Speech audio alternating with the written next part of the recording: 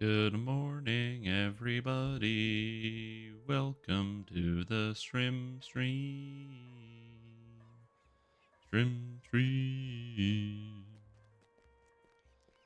I hope you're all doing very, very well today. Because it's a beautiful day. Not just any beautiful day. No. It's patch day. We have a new patch with a new set of balance. New design pieces, new tools, new toys, everything you could ever want to beat the game Dungeon and Dragon online. There's a new raid, which we're going to try to be running later. I don't plan on trying to run it right now because there's probably not a lot of people logged in, so that doesn't seem like a good idea to try to get people to go run the raid when people aren't logged into the game yet. But we're going to do that. I should probably put the camera on me, huh? Yeah. Can I get that? Oh, yeah, I can. Hey, what's up, everybody? How are you doing? Welcome to the Stream. I'm your host, Stream Tom, and today I'm going to be slightly zooming in the camera because I'm not in the upper third. I could, move the screen down. I'm just going to zoom it a bit. And then at some point, I'll probably adjust this to be in a better camera angle. But we'll just do this for now. Anyways, yeah, and so this is cool because we've got some new stuff to look at today. I'm most excited about the Warpriest and Dark Apostate changes, which I can go over for you right now. You see, the Warpriest and Dark Apostate got two major changes. The Dark Apostate, and now it's a D8 damage on the spell power scaler, which is really cool. I'm very happy to see this because this is one of the worst imbue dice trees in the game. And so this is a major buff to this character, and I'm really excited to see how it ends up going. I'm unfortunately not taking Ultimate Heresy, but we will be going all the way up for Enhanced Curse. And then on top of that, we have Divine Vessel, which is now an attack. Oh, it has a cooldown of 5 seconds. I was wrong. I thought this would have a cooldown of 12 seconds. And it's a one-pointer. Wow. Okay, Divine Vessel looks like it could be pretty good. At 12 seconds, this was kind of whatever. But at 5 seconds... Oh my god. That's kind of crazy, isn't it? Title, New Raid, question mark. A new raid. Oh man, I hadn't heard about any new raids. What a stream prize. I know, there's a new raid that just came out. I don't know if it's going to be in the thing. New raid, Fire over Morgrave. I don't know if there's enough people to do the raid yet. I mean, I have raid reset timers, but I don't think there's enough people logging in to run the raid. Although there are people already running the raid. You can see them. They're running the raid, they're running the raid, they're running the raid. Yeah, you already have, there are people that have already logged in that are currently running the raid. You can see them all. I don't know if this is one group or two groups of people running the raid. This may be one group. It looks like one group of people running the raid. But yeah, man. Is this the time? This may be the time. To be fair, I'm not playing a pure Warpriest. I'm doing a Dark Apostate because Axel has a Warpriest that uses the Radiant Servant. And I don't think that's good because the Radiant Servant doesn't give you any damage. And damage is important for damage characters. And so his build is garbage, and it sucks, and he's worse than me. I'm just kidding. But his build has a few things that kind of... obviously, he prioritizes in a different way than I do. And so it's one of the reasons why I think that there's a lot of different ways to build Warpriest right now. And I think that the tier 5 of the Warpriest with the new Divine Vessel change, plus being strength-based with Divine Power, plus being able to take the strength from Implacable Foe as well, I think all of this will be quite interesting, and I'm very excited to see how that ends up going. Yeah, I will be doing the raid in a little bit. Hopefully the raid is not going to get shut down because people break it. But yeah, so Divine Vessel, by the way, used to be an attack that required 25 charges to use, and now it has no charges.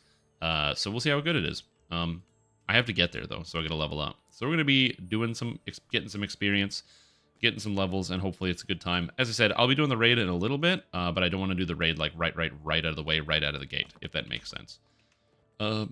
Instead, I'm going to do Waterworks. So let's do some Waterworks, I think. Kobold. I believe that's what it's called. Kobold Clan Gnashtooth. That's right, we are playing Edgy Cleric today. This is Edgy Cleric. Overall, I'm very excited for this character. There's also some buffs that went through. So we have not the Shadow Shrouding. The Dark Apostate Curse is now a D8 damage. And I have 1 Imbue dice, I think. General Combat, 2 Imbue dice. So I should be doing 2 D8s of additional damage plus my light spell power, which is pretty low. So what's the upper limit on 2d8 at 38%? Let's calculate that out. So 2d8 is 16. 16 times 1.38 is 22. So in theory, I should be able to hit 22 as the upper limit on my imbue. So I'm just going to be tracking the imbue damage and seeing what we get. Oh, nice, dude. Congratulations. That's a great emote. Nice, 69. Quest completed. 5s and 9s and 5s and 9s and 5s Yo, and 9s what's and 5s up? and 9s and 5s and 9s and 5s and 9s and 5s and 9s and 5s and 9s. Welcome Almost 60. back to the stream Almost team, old enough young to man. retire. Isn't that We crazy? don't retire from subs. No, you don't retire from subs because much like growing economies, or not growing economies, large economies around the world, I'm going to be extending the retirement age up.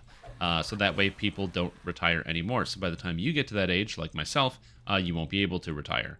That might sound sad and wrong, but unfortunately, it's the way things are. So deal with it.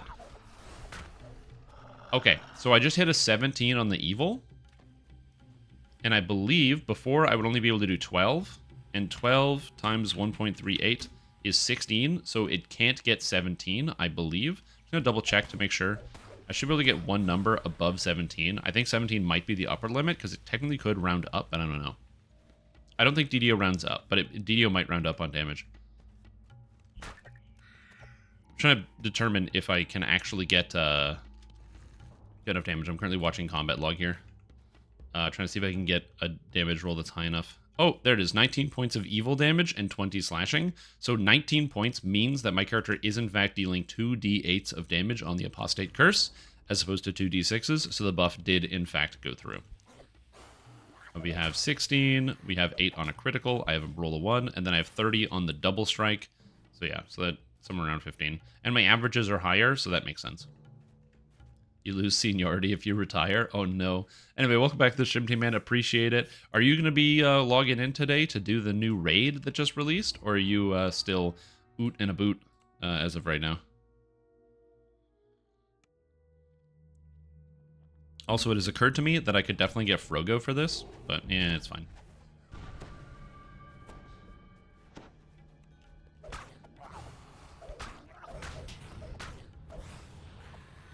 Alright, let's get this guy. Welcome. Do I care about this? Nah, I'll just take the hit. All good. The only thing that's annoying in this quest are the oozes, and also the double reapers. Okay, it's fine. This is fine. Yeah, double reapers on a melee is not ideal. And our plans for the evening will hopefully be logging in Friday or Sunday. Oh, nice. That sounds good. Don't worry about, like, trying to make it in time. There's going to be lots of time for the raid. I don't think that's going to be an issue, in my opinion. I don't think finding time for the raid is going to be that hard. Because it's exciting. It's new content. People are going to be running it a lot. Plus, also, presumably there's some type of secret because the developers have been hinting about it repeatedly, which means there's probably secret extra loot in the raid, much like all of the other raids that we've gotten, which I actually really like. I like the secret unannounced loot. It's cool because it means that, like, one, there's more items in there. I'm not jazzed with the distribution of loot with skeletons in the closet, like most people, and how, for many, it's, like, just literally impossible to get many of the items that come from that raid. But I am very happy that, you know, they're still going to be adding new loot to the game, so we'll see. Until DDO sunsets? Yeah, you have until then, yeah. Yo, what's up, Symbiart? How you doing? Today, I am doing good. There is a new build on the horizon for me, which is the Dark Apostate. So I'm going to be playing around with this one because it's been pretty fun, or, you know, it's hopefully going to be pretty fun for the total of the leveling process. And also, there is a new raid releasing today, and if we can get a group together, not right now, but we'll be looking into it later. We'll see if we can get some runs on the new raid. Yo, what's up, Everil? How you doing?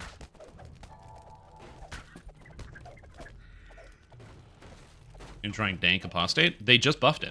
So they increased the Dark Apostate damage by 1d8. And the reason why the Dark Apostate damage increasing by 1d8, or 2 1d8 is a big deal, not by 1d8, but 2 1d8 is a big deal, is that currently right now, all of the Spellcaster imbue trees all get a d8, but Dark Apostate didn't for some reason, and being evened out now means you don't feel bad playing a Dark Apostate versus like another Spellcaster imbue, like an Arcane Archer or an Alchemist or an Eldritch Knight. So it's cool. Yeah, so it's huge. It's like a 28% damage increase, which is a really big number. 28% is huge. That's a huge increase, so we'll see how it goes. Also, Kutsal Ru, thank you so much for gifting out 5 subs to the stream team. Welcome to the stream team. Flashtone, Salamatactics, Kingle, Bilgax, Demigod, and Got No Nipples. I hope you can go to doctor for that one. Thanks, dude. Appreciate it. I hope you're enjoying your day. I hope you're as excited about Warpriest as I am. And again, the goal of this character is to be a Warpriest. I might look like a Dark Apostate, act like a Dark Apostate, sound like a Dark Apostate, and do things as a Dark Apostate and with the abilities of a Dark Apostate. I promise you something. This character's damage is... Oh, Radiance. Nice. This character's damage is also going to go up pretty tremendously as I get a couple of levels. At level 5, I'm going to be able to pick up the Ring of Summer's Fire. What that ring does, is, or Summer's Heat, is it'll give me fire and light spell power, both spell powers that we'll be using. And at level 6, I'll be able to put on the Coalesced Coinage, which is a orb that gives me not only 4 Charisma, but also extra Insightful Radiance spell power. So my Radiance should be around 150 or higher, so my imbue damage by the time I get to level 6, with all the extra dice, should be hitting dramatically higher than my actual physical damage, but we'll see how that goes. I know, they've been doing a really good job. I will say this, like, I don't agree with every single thing that SSG does, but the balance changes that they've decided to make recently are, like, right on the money for me. Like, that's exactly what I want to see. Just some small, minor balance changes to make things, you know, just a little bit more exciting. So that, like, you know, for me, I like playing the video game. I like playing Dungeons & Dragons Online, but I don't log in to, or, like, I personally don't log into the video game for, like, new content. That sounds really dumb and weird, but, like quests and stuff. Because I like the new quests, and I enjoy doing them, but I just kind of rotate through all the different quests that I like to do generally. So adding more quests to the pool doesn't really move the needle for me. It's new ways to build characters. That's what really draws me back. That's where I find the big draw is. And so whenever they do like balance changes, like, hey, by the way, we're changing up this character, we're making this adjustment, that's where I get like really excited. 110% more damage. Well, didn't I post the damage comparisons in the Discord?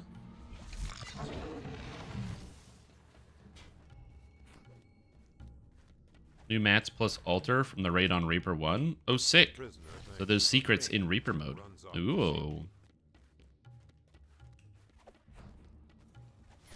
You have your set leveling route? Oh, yeah. I don't like having a set leveling route. I do different stuff all the time.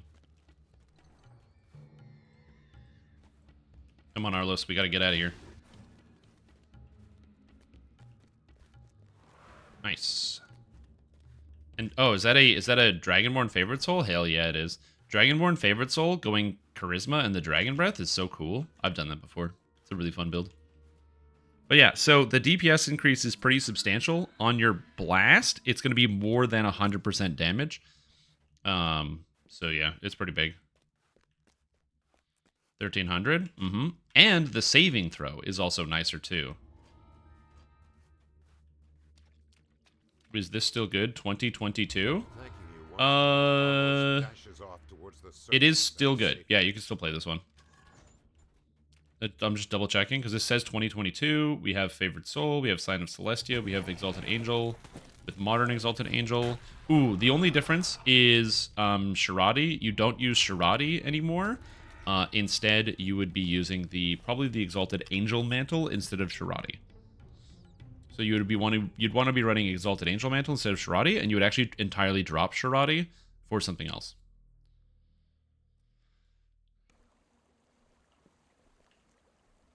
Okay, part 3. I'm going to grab an extra imbue dice here, and it makes my weapon an implement in my hands. So now it's a spellcasting implement, gaining me an extra 3 spell power. 6k at cap? Oh, dude, absolutely. Well, when you think about it, 1600 spell power. I got mine back. 1600 spell power on that ability. Like, if we just look at, let me just do a quick calculation. All right, so it's 210 base damage, okay, times 1600 spell power, so that's times 17 damage. Now you critically strike, and your character with buffs will have 225% extra critical damage. Criticals already deal double damage, so that is 325% or 355%. So times 3.55. So you should be able to deal over 12,000 damage on a critical hit with Arcane Blast. What time did I roll it yesterday? 4, 5-ish? Around 5-ish. 5 p.m. Somewhere around there.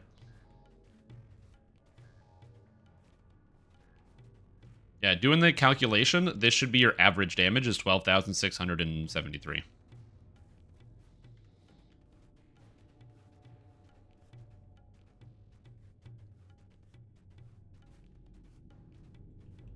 You know, I could have just used a move fast device. I just decided not to.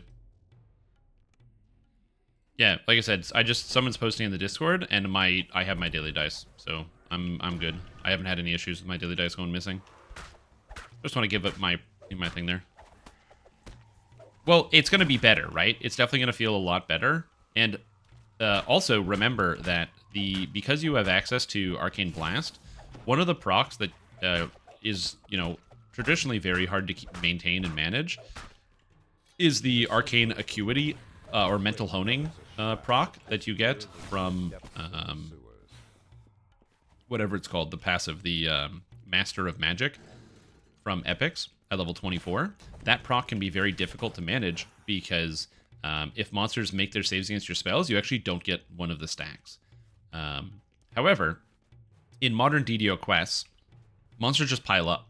Like, that's the way that it works. So in a modern quest, you go into it, and then there's like 30 monsters in front of you, and you just hit the spell one time, and that gives you a whole bunch of stacks. Arcane Blast gives you 1 stack per monster hit. So it's very easy to maintain stacks. It means that you kind of have to open with that a lot, which is a little bit more challenging if you're in a group. Because when you're solo, it's not a big deal. The way that you would do it is you would just like cast a mass hold or some other type of crowd control. Like you go full enchantment, cast a mass hold, and then lay it down. However, the solution to that problem, yeah, I need to put a point in a double. I know that. The solution to that problem instead is you could, in like a group setting, you cast the mass hold, and the worry is you're not going to get enough hits. Like you're not going to be able to actually kill the monster or kill anything because you won't get enough hits because you're going to cast the mass hold. Half the monsters die before you can even get out your second spell because of modern DDO questing. However, I do think that, you know, if the monsters are dying, it's still going to be good anyway, and the fact that it's so much better while solo is also very, very nice. And on R10, you should still have a fairly good amount of ability to keep that up. Also consider if you're playing like an Enchantment Wizard, picking up an extra, you know, 90 spell power and 60 crit multi is really, really good. It just means that you need to make sure you get enough flat crit and you can kind of do anything. Especially if you decide to pick like an element. So say you go with like fire or cold and you're running that plus like cold damage specifically. That allows you to pick up the extra cold crit from the filigree set, the extra 5%, and allowing you to get your critical hit chance over 60%. And then, with all of the extra critical multiplier, you can use 2 spells that don't really have saving throws. The Magus the Eclipse, tier 5, you can blast down with that. And then also, like, Iceberg, maybe have Evocation on the side. So yeah, it's interesting. You've got a lot of flexibility. I think that the Force build is not a pure Force build, but I think that a Force hybrid can do some interesting stuff with Wizard. But I'm excited to see how you build out the Force character. Hopefully it's good. Ooh, I leveled up. Nice. I think I might do Catacombs on this character, which sounds weird, but I think that when I take 5, I'm going to go do Catacombs. Like, go put on some gear and then go run Catacombs.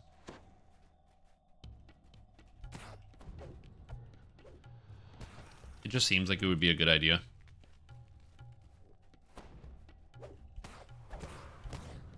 Because I have all the turn undead on this character. I have the ability to instant kill undead, which is cool. Yeah, like I said, mine is not missing, so, yeah, have you guys considered that you just need to have your gold roll? A shamanic-looking kobold shrieks nonsense at you. I mean, that's the other thing, too, right? Is if you go Archmage and Pale Master, you don't have as many points for Eldritch Knight, which means you might not be able to fit in medium armor. In fact, you probably can't fit in medium armor, which also makes it complicated. Am I ever going to update my quest run guide? Probably at some point, but honestly, it's still good. Like, there's literally nothing wrong with it. If anything, I don't think that the new quests that have been added have made anything faster. Scraping of bones against bricks. Nice, let's get them. I don't think anything has been made faster. Gonna take 5, get some gear, then do some catacombs. So I can just turn undead everything. You might be saying, how do you turn undead effectively on this character? 31 charisma. That's how we do it. 31 charisma. That's how we turn undead. 31 charisma, 31 strength. Let's go.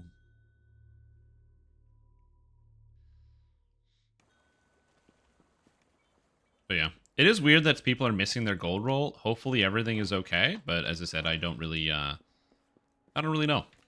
I'm just really excited about these patches. Also, I am going to take a point in tumble because I want to tumble, and I keep pressing the key and I don't go anywhere. So I'm going to go level up, take a point in tumble. It's worth it for the 1 spell power loss. So we'll do the balance because I need to make sure I have 7 balance total, and then we'll do tumble. There we go. Oh, improved domain of war. I am proficient with any weapon, which doesn't matter because proficiency with weapons is irrelevant for a Dark Apostate because you have to use a favored weapon. So the war domain doesn't matter. Also, for Warpriest, you also have to use a favored weapon. So war domain is staggeringly bad. It's kind of interesting. You don't have your gold roll today? How am I the only person with the gold roll? Oh shit. Is this like streamer privilege? Oh, yeah, mine disappeared. Oh, it's gone now.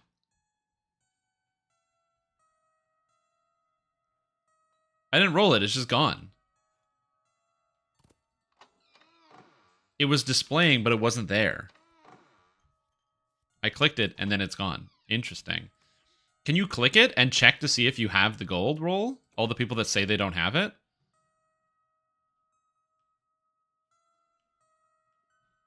I'm just double checking. Yeah.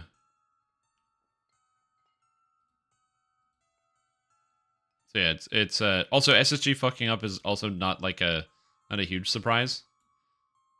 It's like a what they do this time sort of scenario for me. Probably for many others. You had yours? Interesting. Warson, welcome back to the stream team for 30 months on a 30-month streak. Appreciate the support. I hope you're having a very fantastic day, and I'm glad to have you here. Thank you so much for tuning in. I hope you're stoked about losing your gold roll, and I hope you're just doing super good. Spell lore or just defensive stats? I think I'm going to go with defensive stats. As much as I like the spell lore, I think the defensive stats are like pretty good. We'll get the medium armor in here as well, which seems pretty good. Ring of Summer's Heat is one of the core rings here with the light lore. It's pretty sweet. Also, thank you for the 30 months. Also, what's up, Mist? How you doing? Hopefully you're doing good. Crown of Leaves, Deadly Accuracy, Profane stats. That's pretty good. I'd like to take this. Belt of the Ram is good because it gives me Constitution, but most importantly, it gives Ram's Might for extra damage per strike. Do I have a charisma item? I do. I have a charisma ring, which I will use. It gives me sheltering. Dead Ringers gives me extra mana, which is just nice to have. And then for bracers, I can go with the cold iron bracers, because I don't really know what else I would use. And I don't think I really need anything else. There's technically a necklace here. I could grab Winter Court, which gives me negative amp, which is pretty good. Plus it gives me profane spell focus, which I'll take. I'll delete that. And then this can go back in here. So that should be nice. Just clean up my character inventory and stats a little bit. Character's feeling a little bit stronger. And then everything should be cool here. So now my character is up to over 100 light spell power, which then works with enhanced cursed, and then I'm going to be getting resilience of battle this level as well. Yo, what's up?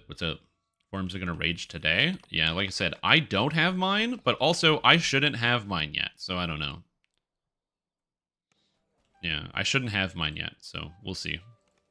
I'm not saying that it didn't break in any capacity. I'm just saying that I shouldn't have mine yet, so I don't know what to tell you. I have Seek Eternal Rest. I guess I'll take Lesser Restore. That might come in handy. Maybe. And then 3s. I like Circle. I like Prayer. I'm going to get the Prayer SLA probably. I think I'm going to take Searing Light. Because Searing Light, I have lots of spell power. So I think Searing Light's going to be pretty good. Also, I just realized I can actually straight up trip things because my strength is huge. That's kind of cool. So I think I'm going to grab Searing Light, and then I'll grab Prayer later. Because my plan is to get the Prayer SLA here, which just saves me on mana, and is also how I get up to here on the tree. In theory, Cursed Words is okay, because the curse deals Bane damage to undead per imbue dice. So it's a huge undead burst. But, I don't know. I will have a lot of imbue dice, so it's something to think about. Okay, so now we go to Catacomb. Does that work? Oh, it does! Wow. All right. Heading to the Catacombs. Get your size, silver dice. Logged on my character. I stored gems. Did the free gold roll a few hours earlier than it should be up. Yeah, I logged in. I had it. I clicked it. I had the gold roll. I closed it. I clicked it back on, and then it was gone. It's 20 hours. It's 20 hours between your rolls. Not 16 hours. It's 20 hours. So you have some flexibility. Yeah. I actually really like that because it means that and it's one of the problems I had with Elder Scrolls Online with their daily login rewards. Oh, I don't need strength potions. With their daily login rewards that they would do is that, like, you log in and then, you know, you get home from work and you log into the game at like 7 o'clock after making dinner, and then you click your daily reward. Well, now tomorrow you have to log in after 7 o'clock. So you log in, you're playing, and then you hit it at 7:20. Now 7:30. Now you hit it at 7:40. Then 7:50. Eventually, you're going to get to the point where it's like basically nighttime, like, you know, late at night by the time you're hitting it, and you're going to have to miss a day. But doing it so it's like 20 hours means you still hit it every day, and some people might game it for an extra use every 6 days, but even still, that doesn't seem very likely. And the majority use case is people just being able to make sure they actually collect their thing if they accidentally use it like a little bit later on one day. Along with something else. Destroyed 45 damage on the imbue at this level? That's kind of crazy. The dead here are days old. There's something on the floor in this cell. Oh yeah, zombies. Hastily scrawled note left amid the carnage. Keep up with remembering once a day. I only do it because chat tells me to do it. Alright, I got you. I am turn god. Look at that. 35 charisma. 38 strength. My god. See, this is why I did the 2020 build. You guys were like, I don't know, Tom, 2020 seems silly. Yeah, it is silly. Look at my stats. Look at the numbers. I get the know the angles for the extra +6 on my hit damage and tactics DCs. And then I have 8 +14 damage from strength. I mean, come on. That's so good. I will be excited to replace this orb, though. But on a couple days, and you don't have mine? Okay, that's odd, yeah. They like, again, I'm not saying that they didn't break it. I don't know. I don't have enough evidence. I rolled mine yesterday. I don't have mine today. So, you know, hopefully that there is an answer for this one. And I'll also, hopefully, it's something they can turn on without having to bring the game servers down. Because if they can't turn it on without bringing the game servers down, they're going to have to bring the game servers down.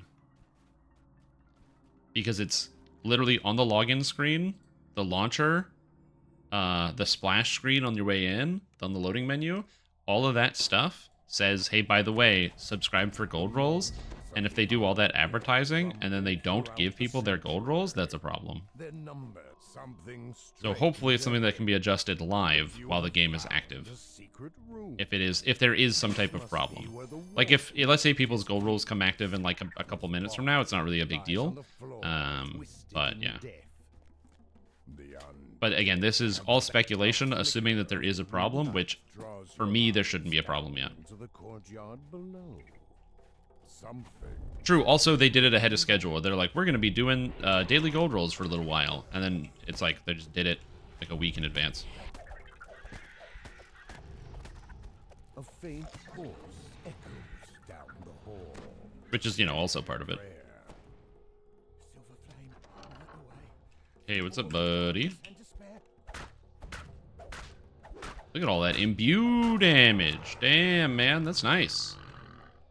You know, I should go get a ferrocrystal sword for this character, but I have yet to do that. But that would be a good idea. Oh, I can heal this guy, right? Oh, he's too far away. Oh, I didn't take cure. Whoopsie. How much do I heal me for? 16? Oh, I'm probably in combat right now. I'm in combat right now. I can hear the combat music. Ah. That's why I'm in combat. You hear another portcullis clatter open. You know, it's funny. There's not as many undead in these quests as you would think, especially not this one. Also, like to say they didn't even care about gold rolls. Yeah, it's the duality of mankind. So I was just talking to my roommate about this because I was staring at the cat on the ground, and the cat, interesting creature, has a lot of power, has a lot of control, you know.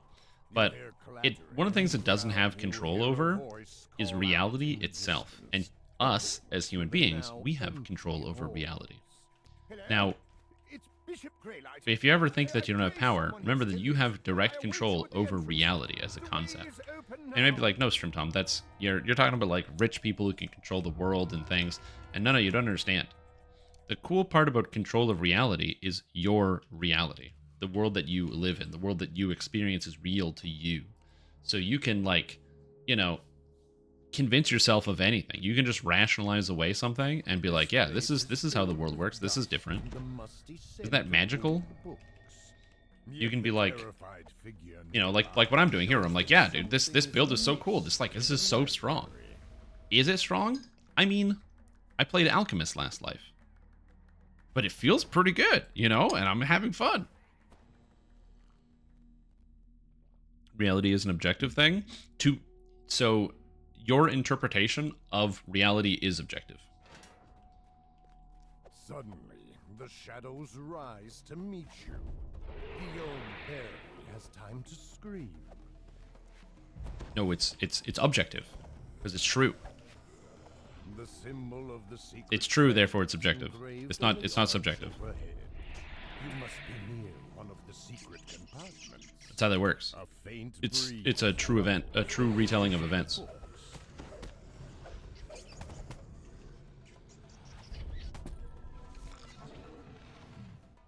Objective means without a mind. What does that mean? Oh, let me try to interpret this. So, you're saying... Oh, so then nothing is objective. Because everything is seen from the lens of humanity. So nothing in the world is objective then.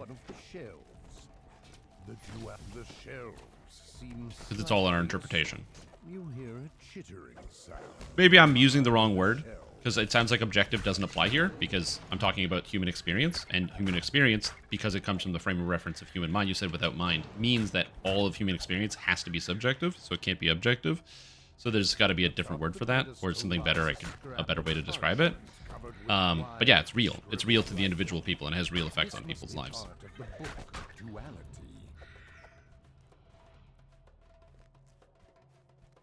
Philosophy in your undergrad? Yeah, it's just frustrating. Because, like, it's not what I'm saying isn't technically correct, but we all understand what I'm saying. And then you have the philosophy rules lawyers who come out of the woodwork to be like, well, actually, which again is very important in like the legal field and specificity, contract law, and you know, understanding, you know, a lot of important things. But it's not helpful to me right now. And then The shadows move to block your way. Behind them lies a Also, I'm not saying that, you know, or trying to insinuate anything negative about what you're saying. It's just, you know, oh, hello, Grey Light. Oh, just referencing more what Neresos was saying. Like a shield using EK tank build. So I think you can use shield on Eldritch Knight. It's just difficult without multi-classing because getting all the shield proficiencies so you can take the feats is really tedious.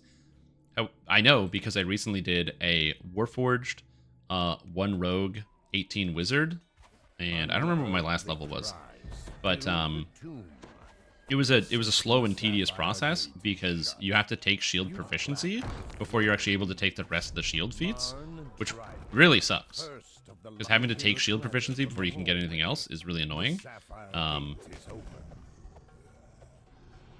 And so trying to play a shield using Wizard was complicated. However, it's actually very easy to play a shield using Wizard if you just multi-class a level of Fighter or a level of Paladin. And a level of Fighter on your Wizard is actually quite powerful in terms of getting access to a bunch of great utility because the bonus feats are just abundant. You will have to on the floor Especially because if you have some tomes and stuff, right? If you got the tomes, you can also do oh man, I'm gonna run out of turns before this quest is over. That's interesting. You could do 2 fighter and not only pick up the attack speed, still have the imbue dice, so you're not really giving up a whole lot on the imbue dice. But also get offhand shield strike chance from like shield bash. You could probably go, if you have enough strength, you could take 2-handed fighting and shield mastery and have both of them at the same time and use like a bastard sword or something to apply AoE damage. The scratching sound from Gerard's tomb reaches new frenzied heights. The amethyst gate is shut. Saves on a mage, like a heavy hitter dual wielder.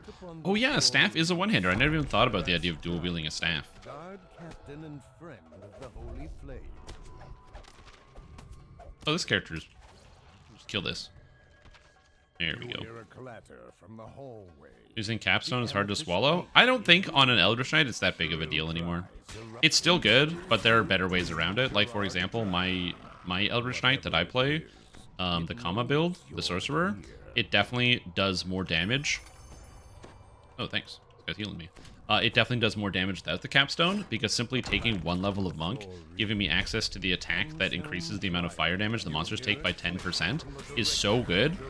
Like, the capstone is not 10% increased damage, and that is. Hit people with a Bard Flute. You can do it with a lute. There's items for that in this game. The Moonhowl Axe is one of them. Yeah, it used to be, when it was scaling up dice size, that was a major issue that you had to deal with. On the floor, Paschal Dryden, Marshal of the Militant Clergy and High Paladin of the Flame. You hear it with a shriek of rust. There we go. The Sunstone Wizard, do you feel that as well? Well, it's not an increase in dice anymore. So the capstone gives you 1 more imbue dice. And then also like the buff when you use your attack 5 times. But if you can find something that replaces that, it's not really that big of a deal. Like, for example, if you take 2 rogue on a wizard instead of taking the capstone, you can get 3 imbue dice out of 2 rogue. So you actually get more imbue dice from the 2 rogue. And you get evasion. And you get to disable traps. Again, it's not a 1-to-1 because you don't have like the universal spell power from the capstone and other things. But, you know, there are considerations, if that makes sense. It's not just you have to be pure or bust, which is what it used to be. It used to be pure or bust. You could do Dark Hunter. You would need 3 Dark Hunter, though, and that one's a little bit harder, because then you miss out on the 5th core of Eldritch Knight, and you miss out on the extra imbue dice from being an 18 wizard. That's why Rogue is nice, because you can be 18 too. The holy flame before you holds signs show that a battle Case boost and attack speed from Rogue? True. And the 15% attack speed is going to be better anyway. The duality pulses in the air. power of the The main duality. altar lies ahead. 2 levels of rogue. From the assassin tree, you can get something called poison blades in tier 1, and in tier 2, it upgrades to add 3 imbue dice. So for 8 points in the rogue tree, you get 3 imbue, or for the assassin tree, you get 3 imbue dice, which is the most cost-effective imbue dice in the game. Nothing else is as cost-effective as that. Like, think about Dark Apostate. I get 2 imbue dice for 12 points. Like a soft sigh fills the chamber. I guess at 6, I can take Enhanced Shadow Form, so I can get 3 imbue dice for 13, but 3 for 13 is less than 2 for 8. Or 3 for 8. Yep, and it's early on. Agree. You hear a clang from the nearby portcullis. With a rusty shriek, the Man, that was good timing. I didn't even have to wait. Conflagration Chapel rock. Words are I love that name, the etched Conflagration the Chapel. altar of the conflagration stands before without an undead guardian.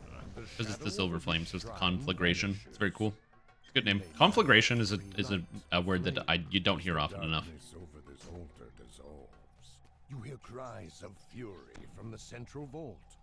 The main altar's guardians have awakened. Yeah. Anyways, so there's imbues that changed from when they weren't imbues, where it was just added damage on hit that each class had, to now changing it to the universal system that is imbue dice. Was really, really good for DDO. In my opinion, it made a lot of builds more viable. It made multi-classing more fun. It made it so, like, if you want to be like big poison or rogue, now you can just do that and get things to stack up your poison and make cool themed builds. So again, I really like it. I think that the imbue change was really good, and also apparently that was not why the change happened at all. The reason why the change happened was simply because SSG wanted to simplify procs, and apparently having everything be on like a separate channel is really bad for game performance. And so by putting things on one distinct channel, by getting rid of all these extra added procs and just making it the imbue, and having one imbue thing running in the background, it makes the game way more efficient. And that's why they did it.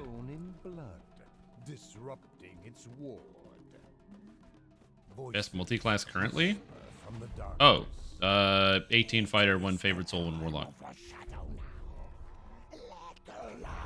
Before you stand, the ward on Not even a the question. third sarcophagus is restored. It doesn't look like you'll be able to get back to the room above from here. Yes, lock? No, it's a razor claw shifter fighter. 18 fighter, razor claw shifter, hand wraps. You use 1 level of favored soul to get access to trance. You use 1 level of warlock to get access to the aura from light and spirit. Yeah. For the aura, for the passive for arcane warrior for 23 melee power. Yep. How's Warpriest going? Honestly, really good. Because Dark Apostate tree still gives you the ability to turn undead with Mighty Turning, these things get destroyed. Dude, I destroy undead. It's not even close. These guys got nothing. What a bunch of morons. Look at this. It's crazy how much more powerful my character is. Again, my stats are a little goofy because I have like past lives and other things that kind of help make things feel really good. But overall, I'm having a lot of fun so far, and I haven't had any struggles whatsoever. I also have a bunch of past lives. I might have to turn up the Reaper mode to make the game a little bit harder and to make it a little bit more exciting, because it is it's very straightforward. It's just a lot of leveling. As I said, we'll be doing the raid a little bit later. Once some more people log in. I guess these people are already doing it. New raid, Fire over Morgrave. That's not the name of it. It's not called Fire over Morgrave. Wait, is it called Fire over Morgrave? Wait, they changed the name of the raid? Wait, what? I didn't know they changed the name of it. It had a really good name before. Oh, this sucks. Maybe they got in trouble and they weren't allowed to name it what it was. Oh, what was it? It was because the previous name sucked. Wait, how did the name suck? Like, I honestly can't remember what it is off the top of my head, which is bad. It was too long. It was too long for sure, because you'd have to have like some ridiculous acronym. But it's a raid. You don't raid very often.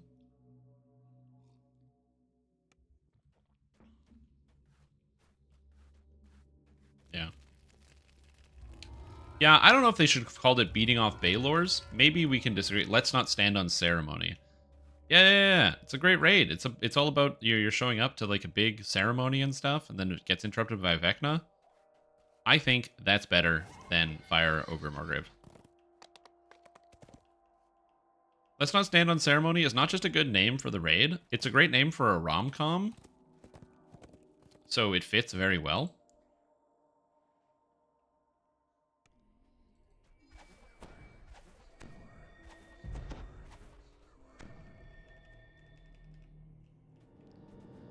Gives it theme and idea of what to pack, what pack it is. Oh yeah, because it's called Fire of Morgrave, so you know it happens in Morgrave for sure. But like, I don't know. I don't think it's that hard to figure out.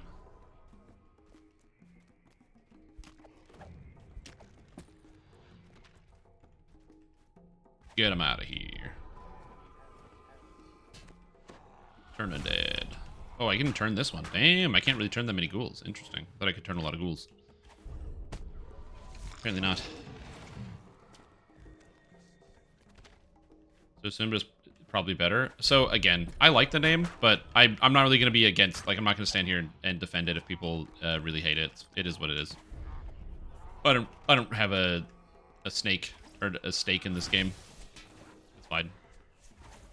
I like the fact that because I scale Radiant spell power on this character, I can actually really effectively use my, like, Searing Light and stuff. It's nice. We have 7 more turns, then we have to Shrine to get more. And get him. Searing Light. Oh, yeah. I gotta say, this is satisfying. Just being able to do this, my god. Really hits the spot. It's a DC on Searing Light. It doesn't have a DC. It's a ray spell. So in Pen and Paper, it's a ranged touch attack. So you have to like hit the target with the spell. You have to like roll an attack. But in DDO, it's just a ray, and rays don't have anything like that.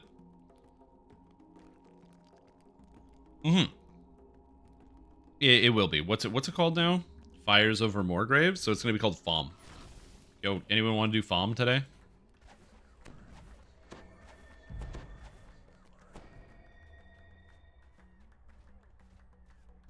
Yep.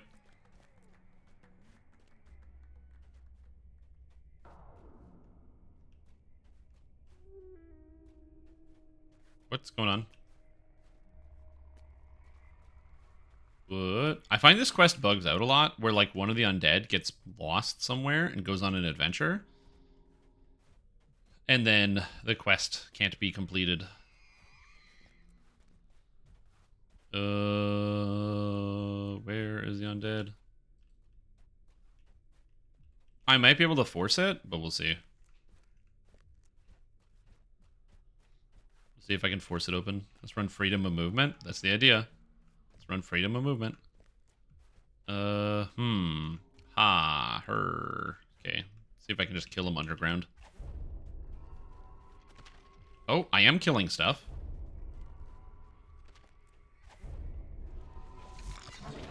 Okay, so it is letting me kill things. No turnable targets in range is over here. I'm still killing monsters. I don't see them. Okay, I was able to unbug the quest. So several skeletons just didn't spawn for some reason. But fortunately for me, Turn Undead lets you hit skeletons that are underground for reasons I don't understand. So I was able to turn them and kill them anyway. So yeah, that's how you fix those quests. Also, because you can turn monsters while they're underground, you can brick a lot of adventures with Turn Undead, because you can kill things before they spawn, so they don't spawn properly, so therefore the scripting breaks. There we go.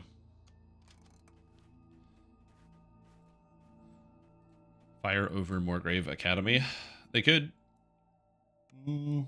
Archbishop Dryden stares down at you. Well, it's also because we have Fire on Thunder Peaks already, so having 2 raids start with fire, I mean, I don't know.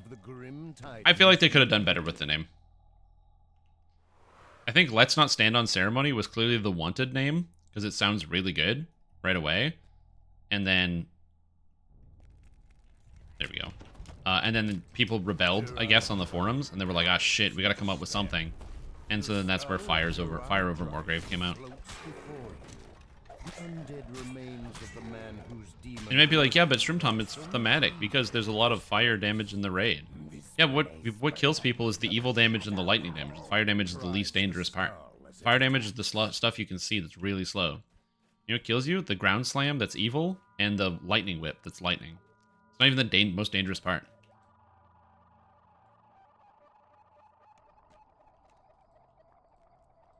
So, like, I guess, if you're talking about trolling, if the SSG trying to actively troll the player base, you know, they can leave the name as is so that people go like, "Oh yeah, dude, that's so cool." Fire Over Morgrave. Let's do Swiped Signet and then Sacred Helm plus SDK. Long Reeks of Forum Warriors. Again, I don't. Maybe SSG didn't like the name themselves. This is all speculation. I didn't even know that Raid had changed its name until today. Signet. Should have been called Fly You Fools. Which is funny, because that's what the Baylor says. The Baylor says Fly You Fools. Fly You Fools. Also, I got another Imbued Ice. And DR5. This ability, by the way, Resilience in Battle, is crazy. If you're playing as a First Life character, like a First Life Warpriest, if you want to try to emulate this build on a brand new character, I highly recommend Resilience in Battle sooner than, like, pick up the Imbue Apostate Curse and then go for Resilience in Battle right away. As opposed to, and then fill out the rest of the stuff over here in Dark Apostate. And the reason why I recommend that is because the 5 DR is incredible. It makes this you take so much less damage per hit. Absolutely massive. Kill elementals too. Oh, I didn't realize you could do that. That's kind of cool. For a few moments, then falls abruptly silent. All right. Anyway, let's roll around. Roll out. Oh, right. That's you still take damage from that. Duh.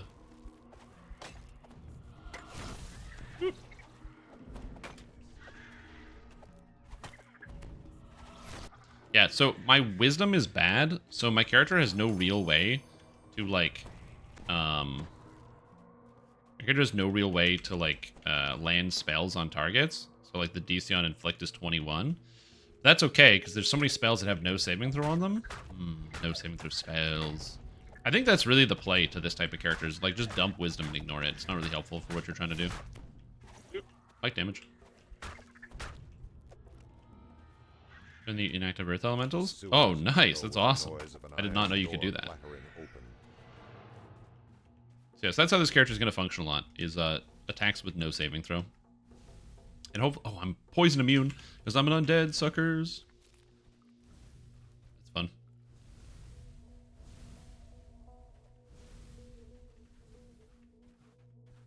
But yeah, I'm excited. Today is, this character's looking like it's going to be a lot of fun. Oh, now that there's more people in here, we can talk about this. I'm just adjusting my music here. We can actually talk about this because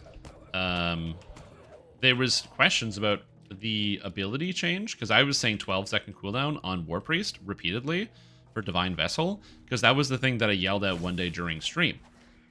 Divine Vessel has a 5-second cooldown.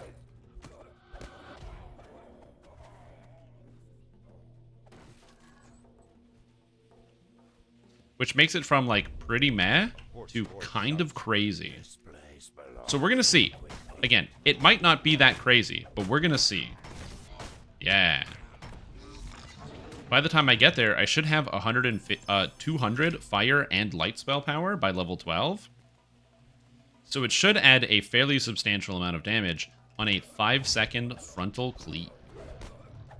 Actually, it says Great Cleave, and I believe Great Cleave is 270 degrees. But we'll see.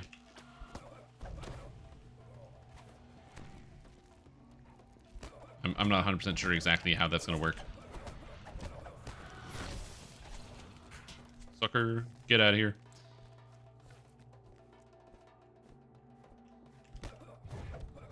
And I also will say, having a 32 DC trip because I'm all strength and charisma is kind of sick. It's not expected, but it is nice. Also, damn, I just hit that guy for a lot of damage. I mean, freedom or Canadian? I don't think that there's a specific American degree. Also, it's been a long time since I used any other forms of measuring, like, angles. Oh, man. I remember being in university and actually understanding what radians meant. Of cleric stuff? I don't know. War Domain, in my opinion, only has one effect, which is it gives you access to Holy Sword. Anything else that War Domain does is really not important. I guess technically I get 2 melee power when I turn undead. Ooh. But yeah, not really relevant to what I'm doing. I do get a lot of hit chance, which is nice, but yeah. Fire spell power and temperature. Oh, you were making a funny. Oh yeah. Sorry, I'm a little tired today. For some reason, I like tried to sleep, and that's not the weird part, but I tried to sleep and I was very unsuccessful in my attempt. I like tossed and turned a lot. I don't know if it's because something I ate or something else happened, but yeah, I was just really restless. So I only got like a couple hours of sleep last night. So I'm a little out of it. Yeah.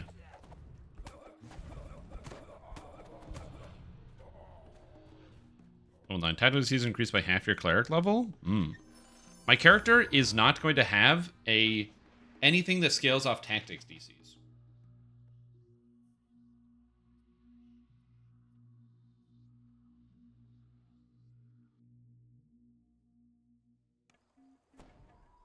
Not running the raid?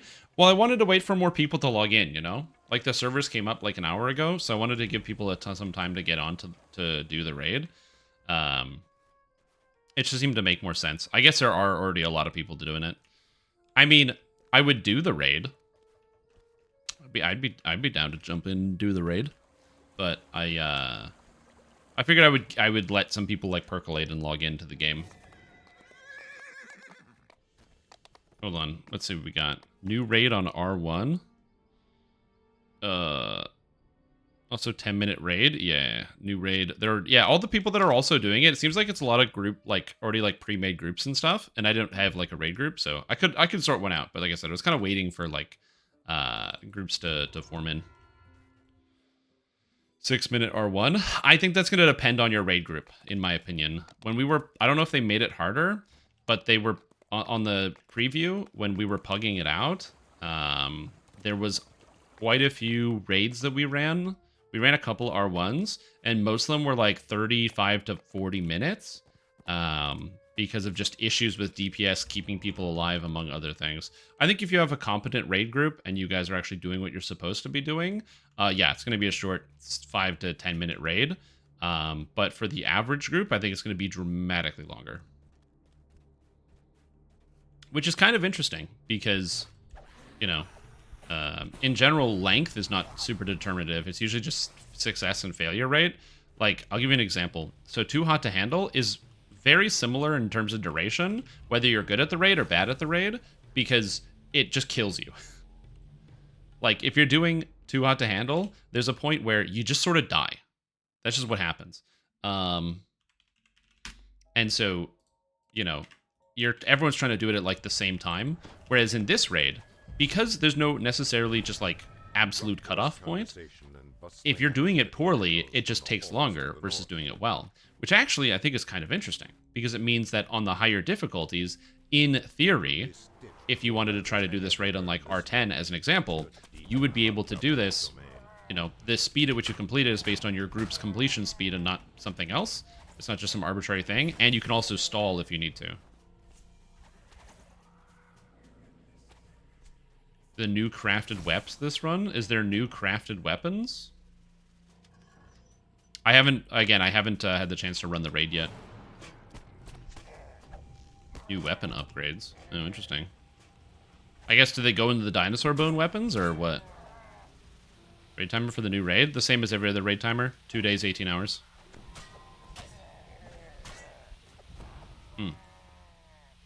Only Vecna items. Interesting. Oh, so there's new raid gear with new crafted components on them. Interesting. Alright, that's interesting. So we'll have to see what the new raid gear is and then see what the new items get. Replace Taint of Evil?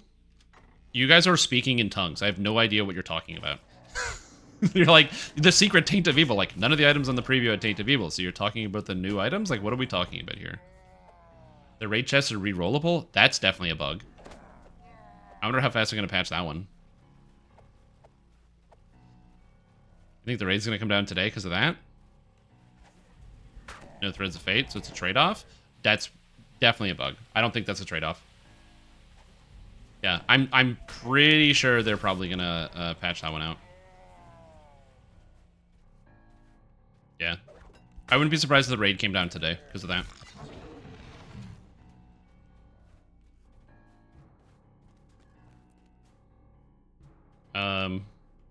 But yeah, yeah, I'd be down to run the raid. I think after I finish running this quest chain here, I'll probably pop over and see if I can get a raid group going. So we'll see how it goes. Like I said, I haven't ran the raid yet, and like on the preview server, obviously it was the preview, so I wasn't sure what kind of groups and what people would be around. But we tried our best, and I think it was also like tanks. We had a lot of people that really fundamentally did not understand how to tank the raid when we were doing it. Like they were trying their best, so like not trying to say that like they weren't trying or anything, but they just like it was a lot of like I don't know. It was like herding cats, like telling people to do stuff that you shouldn't have to tell people to do. And so I hope that if you have some better tanks and stuff, it'll go a little bit easier. So we'll see. I would tank the raid, but I don't really have a tank for it, so.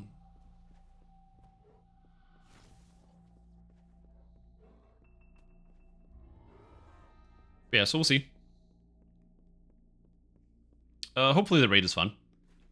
My plan is also to make a raid guide for how to do it, so see if I can get one out as soon as possible. So looking at all the different mechanics of like what each individual thing does and how you're supposed to avoid it, so that people can easily understand what their roles are.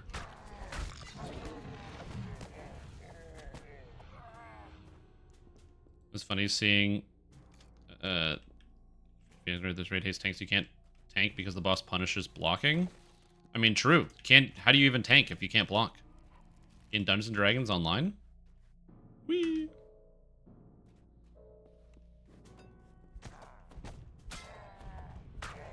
Dude, this skip changed my life. I don't remember who it was that told me about this skip, but this literally blows my mind. This quest is so much faster now. It actually saves like 2 minutes out of the quest. It's crazy. Maybe like 2 minutes. Yeah, but the quest is only like 3 in total. It's a huge duration. There's no one at cap right now. Yeah, I think it's a lot of people doing the raid. That is the thing, is like I started questing, and when I logged in, and there was like literally not a single person online at cap. And now you got people doing the raid, so.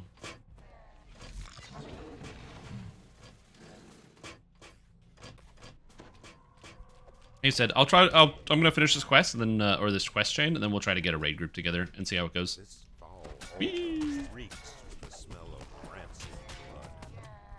I have raid timers, so I don't know what difficulty people are doing the raids on.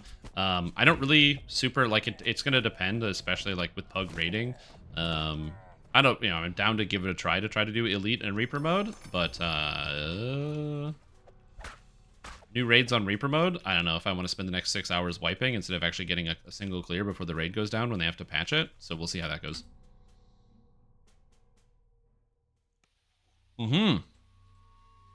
Major Warpriest buffs, by the way. Major. 3 or 4 different materials. So this is only on Reaper mode, right? So the regular raid doesn't drop any of this stuff. It's only on Reaper mode where there's a special material. Is what you guys are saying?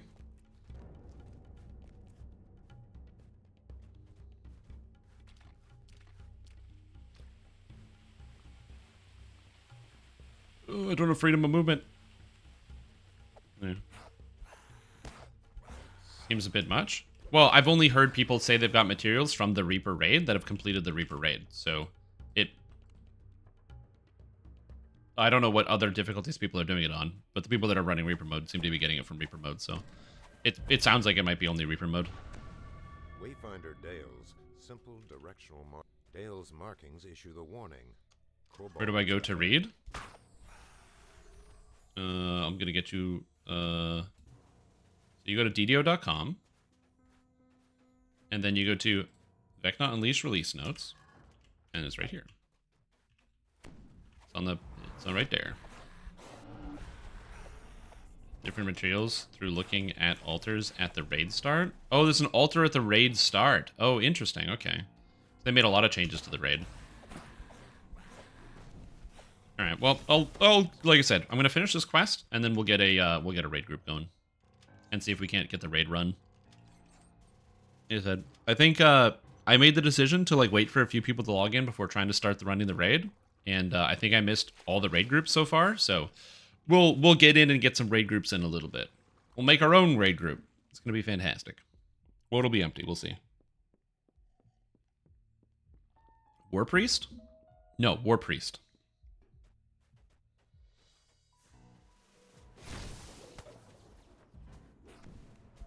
Oh, did I link you the wrong release notes? Oh, I linked you the wrong release notes. Anyway, it's 61.1. This must be the blockade Dale mentioned. The Kobolds seem very intent on keeping anything from the depths below from coming up into their tunnels. Then I don't know where the actual release notes are. The Wayfinder's last set of markings becomes a bit cryptic. Avoid powering before. As the rune hums to life, you hear the grind. Yeah, I have to add a 1 to the patch. Gears. A chill passes through your body as you pick up the barrel. Is it? I guess it's not on the website. I was pulling it directly from the website, and those are the most recent patch notes on the site. The way the DDO website is now organized is weird. Yeah, it's in the launcher. But yeah, there's 2 buffs. There's the Dark Apostate buff, where they increase the damage of the Imbue by about 28%. And then there's the Warpriest buff, where they made it so Divine Vessel no longer has a charge mechanic. It's just a 5-second cooldown, which is a little crazy. So we're going to see how this actually plays out.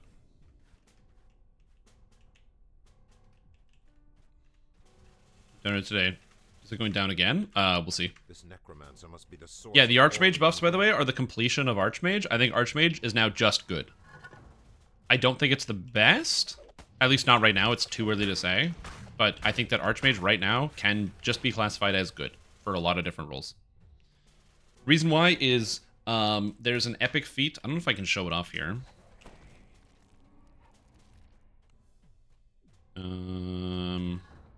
Master of Knowledge, which gives mental honing, which gives you 90 spell power, 90 universal spell power, and 60% universal spell crit, which is so crazy it means that Wizard might actually be able to deal some comparable damage.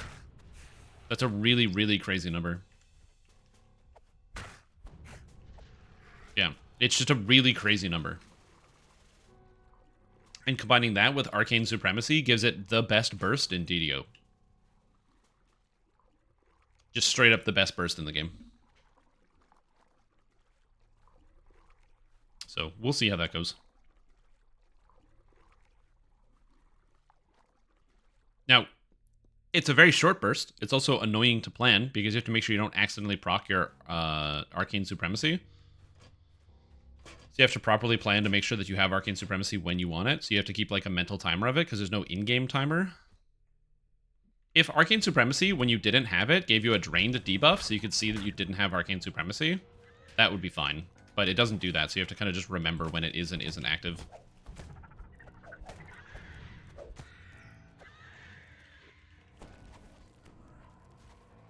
Just gonna heal this guy. Get back up to full hit points. Full hit points. There we go. The nice thing is, even though my character is undead, I have so much healing amplification, because you just get a lot of it, that I'm still not too hard to heal. Which is really dumb. Alright, get him out of here. You hear the sound of heavy footsteps rushing toward Is Belson not wanting to proc Arcane Supremacy at a bad time? Yeah, it does make it a little complicated, for sure. To be fair, Arcane Blast is actually just not that bad of a spell. So even using it as a filler is also okay. But yeah, it is complicated because you have to balance both of those things at the same time, which is not ideal.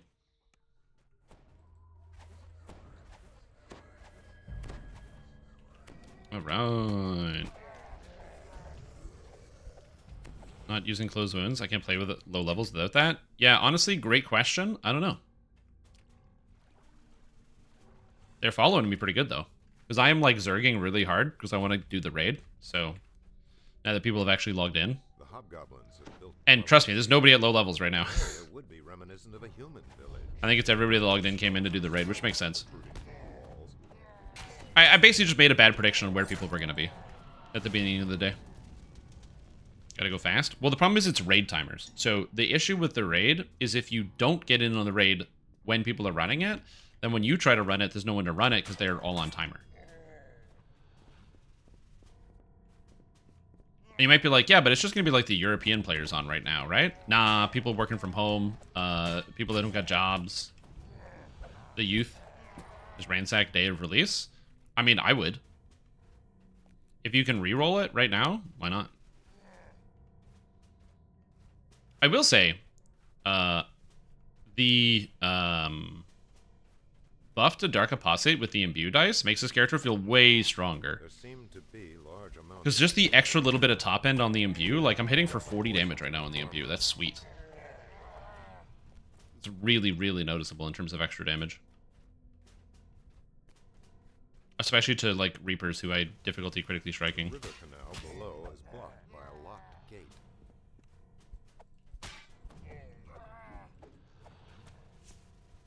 Get to run the raid at all for like a week. Yep. Honestly, it's literally true. It's crazy to think like that. But that's what happens a lot of times is it's one of the downsides of Raid Saturday is because Raid Saturday exists. Then what happens is that Raid Sunday is really rough because all the people who, you know, would normally raid, they're all on cooldown because of, or on timer because of Raid Saturday.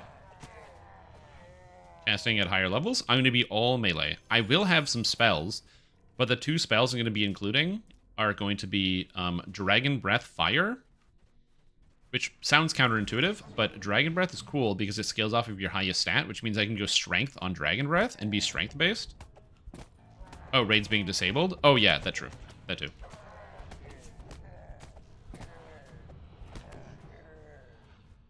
And then also Holy Fireball, because Holy Fireball, oddly enough, doesn't have a saving throw on it.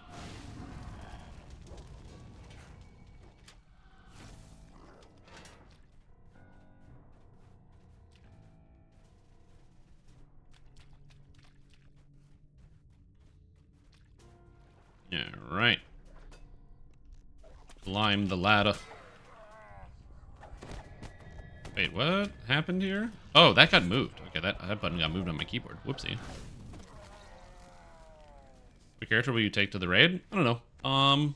Depends on what people need. I'll probably try to bring my Sorcerer, because I think my Sorcerer is my best character that I have. And then outside of that, I've got a Bard. Bards are always good, so if you don't have a Bard in your raid, having one Bard is just tremendous, because it increases the effectiveness of everybody by so much. Because I have, like, a full buff Bard. And then, yeah, probably just those two characters. And if there's a need for range, maybe I'll bring my Sunflask build. That's about it. Just as much stuff is immune to negative as fire. I have more fire spell power, that's why. Also, I'm going to have more evocation DCs than necromancy DCs is the other thing.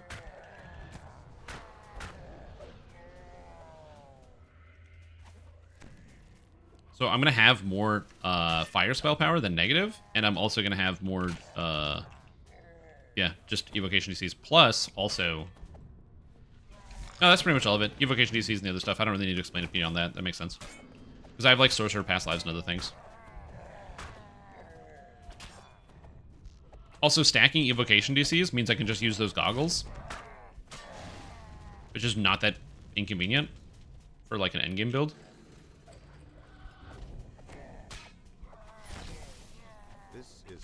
Although, maybe I don't use the goggles. There is also the library card from the new expansion. And the raid cloaks. There's the Sacred Quality DC's raid cloak. Sealed which is is also something interesting to think about. walls of Canto Core. Soon we use it to bargain with Bergman. Yeah, we'll see. Still need the library card, eh? Did I do this whole quest in 5 minutes? Not bad. I'm really zerging right now. Again, I don't normally zerg this hard, but I'm fiending. Knowing that the raid is bugged, I want to get in a run before it gets shut down. So I really want to go. Zoom. You may be like, well then why don't you like stop doing what you're doing and just like go do the raid? Because I'm like a creature of habit and I like completing things. You know what I mean? Group forming right now. Yeah, I gotta finish this run. You know that feeling where it's like I gotta finish this thing before I go do something else? I gotta do it, man. Yeah, you can reroll the chest, and they're not dropping threads. Past life for Necro? Yeah, they might change that. Honestly, I'm surprised there isn't one past life for each spell DC. Evocation, there's a Transmutation, there's Conjuration, there's no Enchantment, there's no Necro. Honestly, if they changed Bard past life to give enchantment DCs, and they changed like Dark Apostate to do Necromancy, that'd be kind of sick.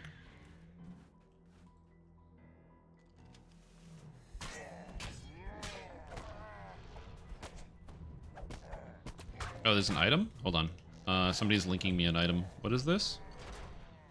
Oh, it says... Oh, Warp Souls. Dude, what the fuck?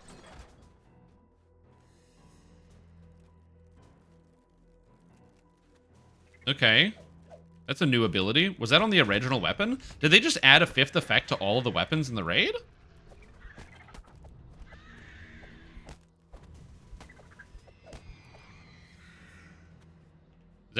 That's crazy. If they did, they were just like, yeah, you know what? We're just gonna add a 5th effect. Oh, that's the upgraded club. So you had to upgrade the club to get that. Oh, so they just don't remove the effect. Okay, I got it. So it has the effect that says leashed power, and when you upgrade it, it gets warp souls, and it still leaves leash power on there because there's more upgrades. It's like different tiers of upgrade. That makes sense. Sort of like how they had the completed artifact weapon or the completed weapons and stuff from Sharn. That makes sense. I gotcha.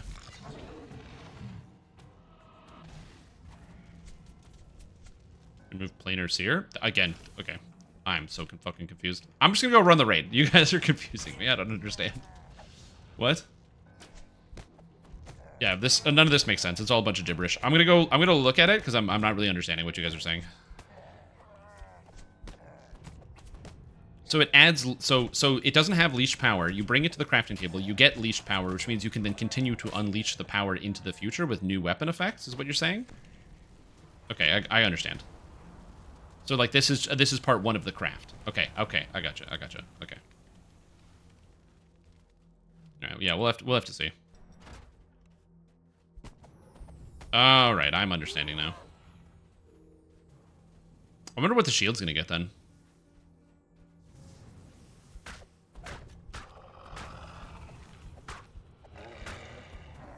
Oh, I gotta save him.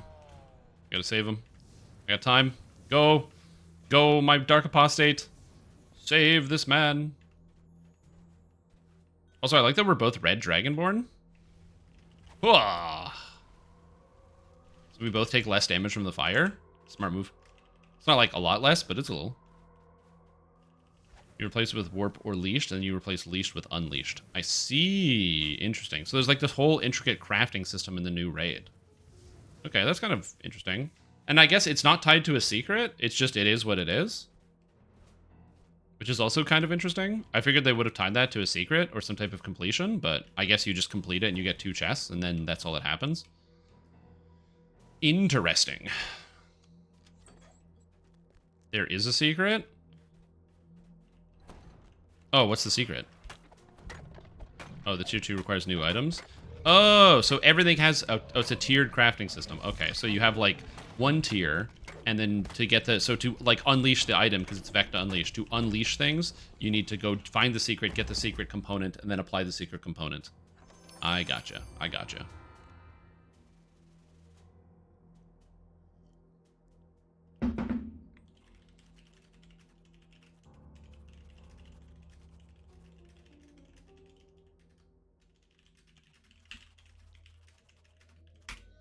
It is kind of like the raid crafting. That's cool. I don't mind raid crafting, but yeah. Secret component is codex pages. That'd be interesting. Could you imagine if they did that? All right, let's see what we got. Let's go do some raid. I said I got 2 characters I can bring right away. Oh no, everything unloaded. I need to tumble through these login screens, or these loading screens. There we go. So I'll probably just end up buying timers and running this character a bunch today. But we'll see.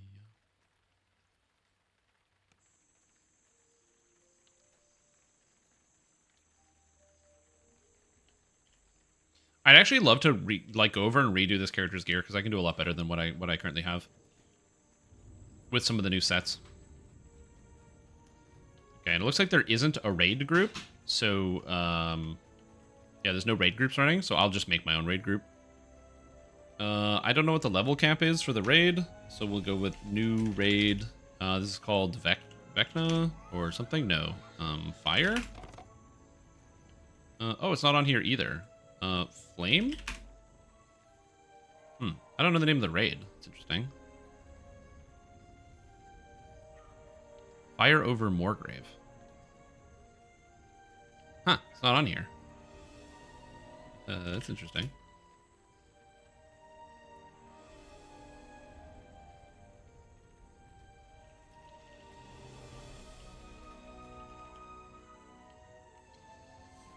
Ooh. Alright. Let's go run the raid. That's weird. I saw it in, like, the tab, though, so that's kind of strange. Might not be findable? Maybe.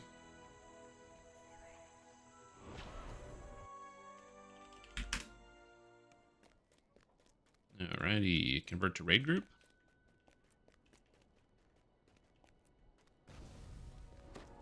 Hey. And we'll see if we can see if we can get the raid group going. Hopefully we can, but we'll see.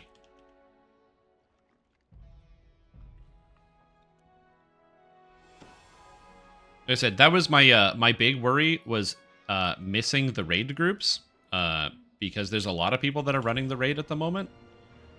I don't know why this person's doing the Defiler of the Just, but anyway. If you just look at people, you got they're running the raid, they're running the raid, they're running the raid, they're running the raid. There's a lot of people running the raid today. I because the new raid came out and nothing else, I wonder if there's going to be a spike on the DDO audit for level 32.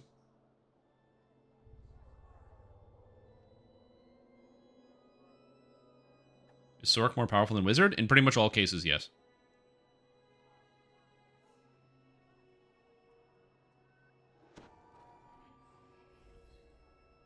In pretty much all cases, it is.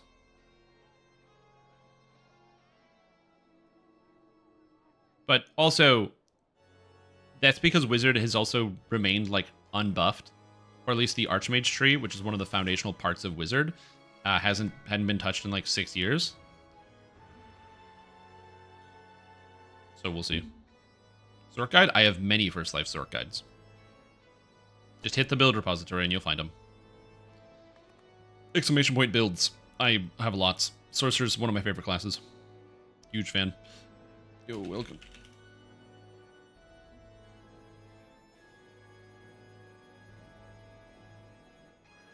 You might have to go to the old repository. The old repository isn't like the builds are bad. It's just that the builds are old, or sorry, the builds are on the old forums, which they shut down, and I had to use the new forums. Anyway, then we'll see if we can get it going. Do some new raid. Hey, my gold roll is back. I have my gold roll. So that's kind of cool. Might as well get this done and out of the way while we get the day started.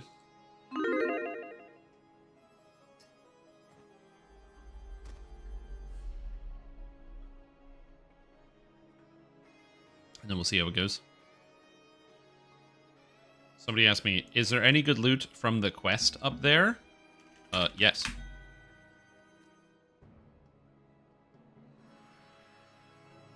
That's my answer to that question. Is there any good loot? Yes, there is good loot from the quests in this expansion. I don't have like a tailor-made list of each individual item, but yeah, generally when whole expansions come out, there's good loot. You will let me know it's fixed? Oh, that's good. I guess, maybe. Oh, is that the thing where you could bug it out, where you could like activate multiple hallways at the same time and then just instantly finish the quest? Or a ranger or a monk? Probably.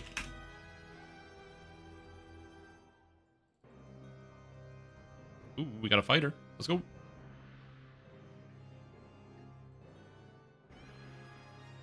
Well,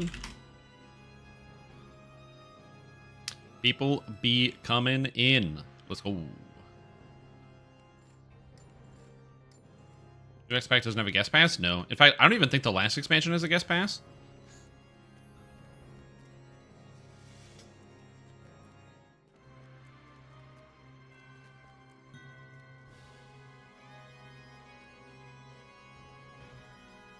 Here we go. It's fun.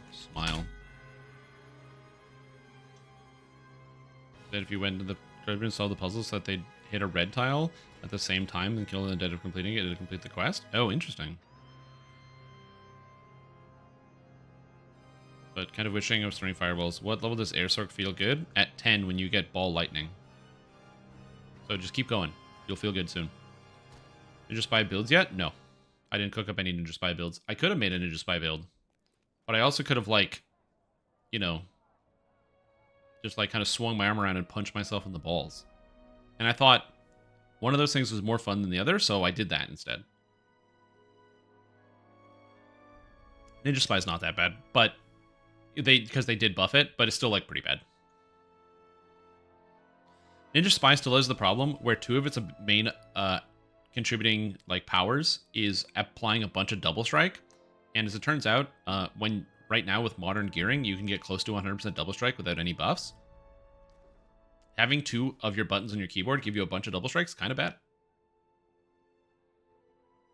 So if you're like a low life character, so you don't have a lot of lives or past or stats, you could probably make a better Ninja Spy, honestly, because you can actually use stuff like Shadow Double and other things. Yeah, maybe they just don't want guest passes for the expansions. They just want people to buy them. I don't know.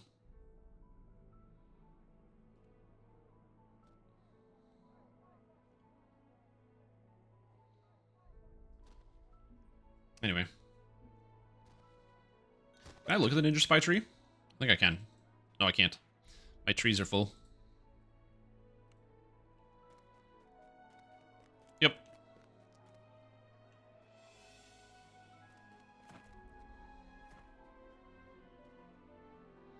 Anyway, we'll get into the raid group eventually. Ugh, it's a good time to hang out. Melee benefit from over 100% double strike? Probably. If melee could go over 100% double strike, a lot of abilities would change. But yeah. We shall see.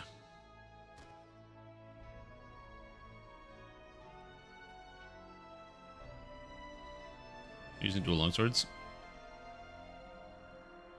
Yeah, maybe. Yeah, range can get 400% double shot. It's the same cap as strike through, actually.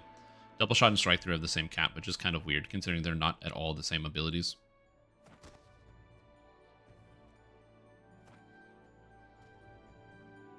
So it's really bizarre. Have you done the raid? On Lamania. I decided to wait.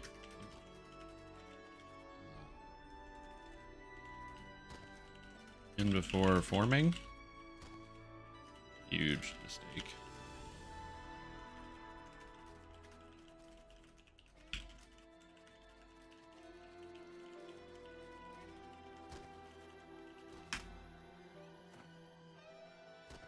Are past lives account wide or character? It's just one of your characters. So, for example, this character has way fewer past lives. Because I just haven't run a lot of them.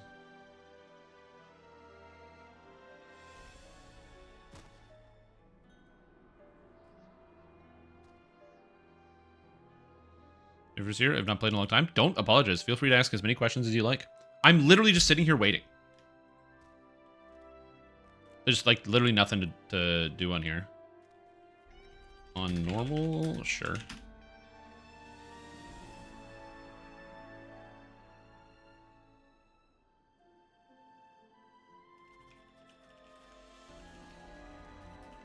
Ads.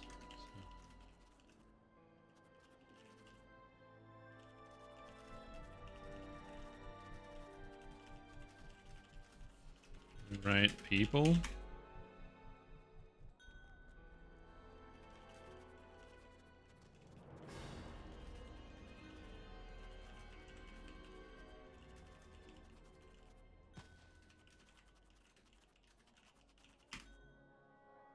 we go. Such a long way since pre-launch. Oh, dude, the game is basically entirely new. Aiden still plays. She's been trying to talk me into playing in for 10 plus years. Probably mentioned her you are now. You probably should. She's probably still playing right now and be like, what? What server are you playing on?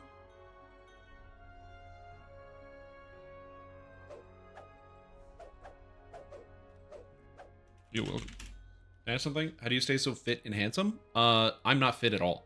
That's the real secret. It's you can't see in the camera, but I have a gut.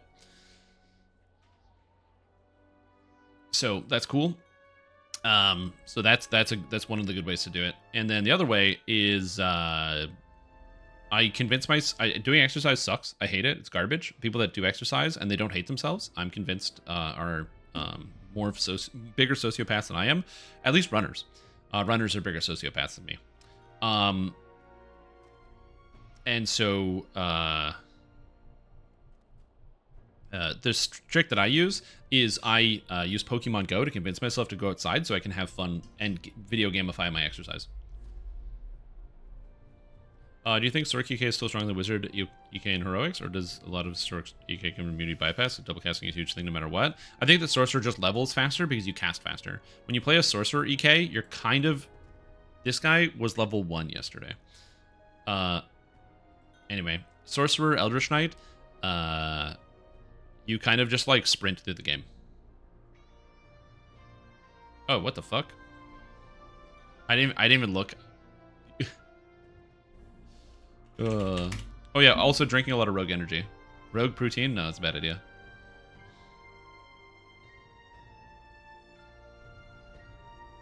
But yeah, it's just gonna level faster. Is it better or worse? It's gonna level faster, but that's about it. Like Sorcerer. If you can cast spells at twice the speed, you're just leveling faster. There's no ifs, ands, or buts about it.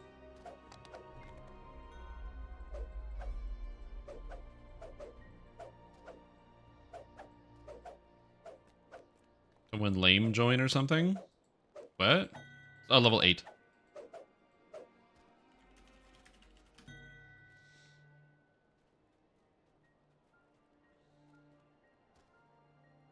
Yeah.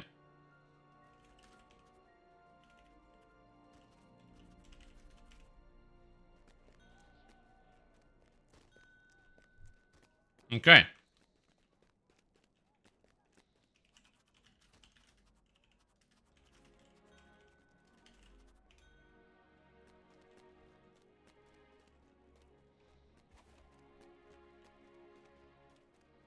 I'm gonna have to swap to my board, probably.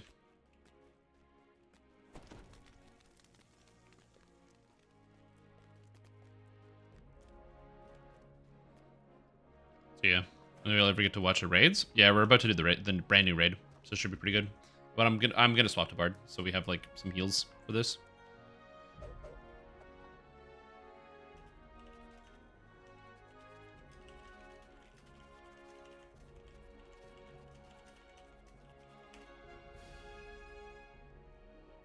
I just have to make it fun and set up small goals. Small goals is also really important, dude. Small goals is huge. Never set a big goal because you're going to fail and then you're going to demoralize yourself. Big goals are like a huge trap. Baby steps. There's a reason why that term exists. You want to go with small goals. Step by step, just a little bit at a time. Work at it a little bit at a time.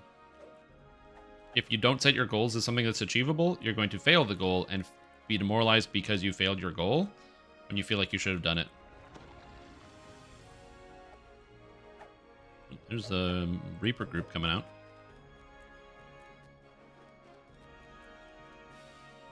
So you can feel accomplished along the way. Yep. Also, breaking down your goals into mini goals is unreasonably effective. This is why, if you don't know, why ranks exist in DDO.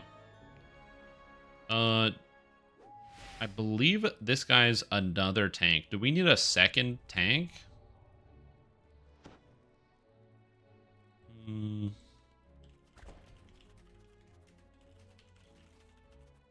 It is nice? Okay. Oh, maybe he's not a tank. He only has 2,800 hit points. Alright. Bard. Then we go. Alright. I'm just going to swap to Bard, and then we're going to go mediocre, bad, you need 2. Yeah. I mean, we can try this on Reaper mode, but I have a feeling we're going to fail really fast, because on Reaper mode, you need a fuckload of damage. Because the boss has, like, 40 million hit points, and, yeah. You need a lot of damage.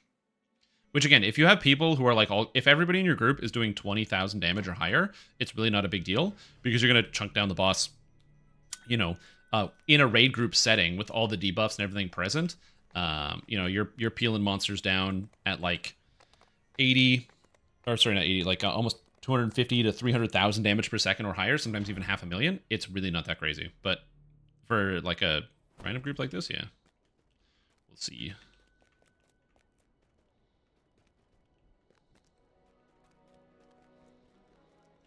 Okay.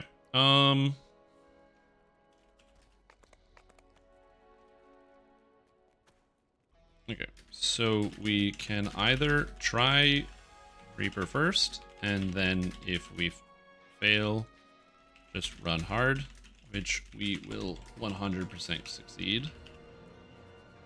Or just run hard. You guys down to try a Reaper? See how it goes. We'll see how it goes. How do you feel about the time stop change? Apparently time stop didn't change.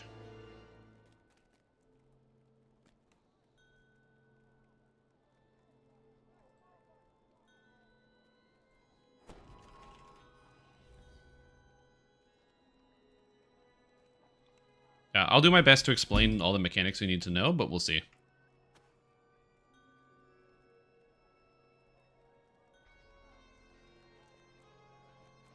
Yeah. Something seems wrong. Yep. Yeah, I got mine back.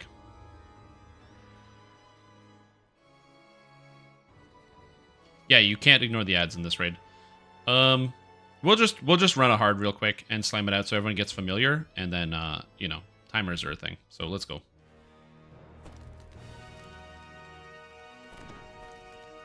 Alright, and then when you get in, you're just gonna go up the stairs to get inside, and we'll buff at the altar where we start the raid. Once we get there, I'll explain all the mechanics before we get started. So I'm gonna explain all the mechanics for this raid. It's pretty cool. I like it. Servants stand idle, clearly nervous. An ominous hush blankets the night. The dean stands on the podium Okay. at a strange light that flickers at the edge of the platform. Looks like the air itself has Okay, so the raid. There's multiple phases to this raid, but they all kind of perform the same. Or like you need to know all the mechanics regardless, so it's not too hard to figure out. So we'll get started with some of them. Oh my god, I hate doing this. Alright, so the first thing you need to know is the boss, the Hezru. The way that he works, or not Hezru, the Baylor. The way that he works is he needs to be turned away from the raid at all times. He has a full frontal cleave and a host of frontal abilities, so whoever's tanking him needs to make sure the boss is always turned away. If you ever have to jump past the boss for any reason, you just don't want to stand in front of it, so move quickly. He has a lot of big frontal attacks.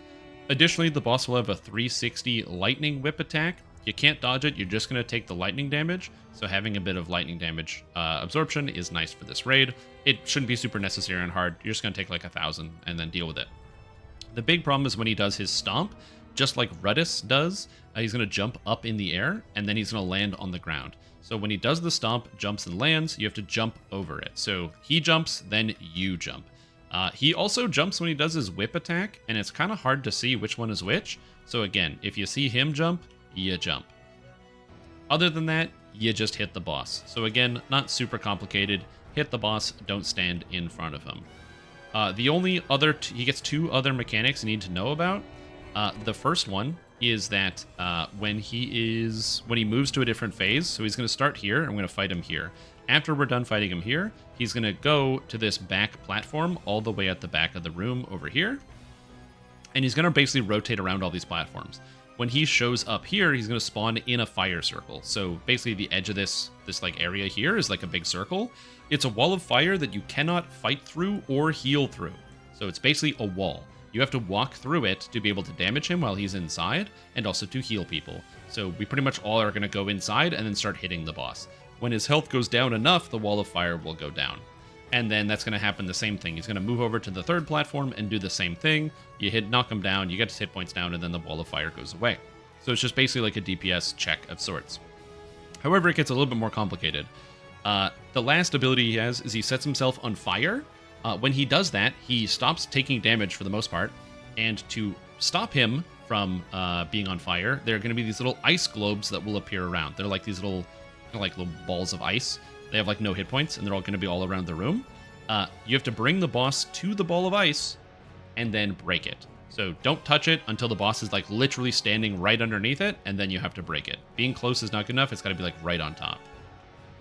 Now, the second part about the balls of ice is that the boss is also going to apply a fire debuff to you that will also make you take more and more damage over time.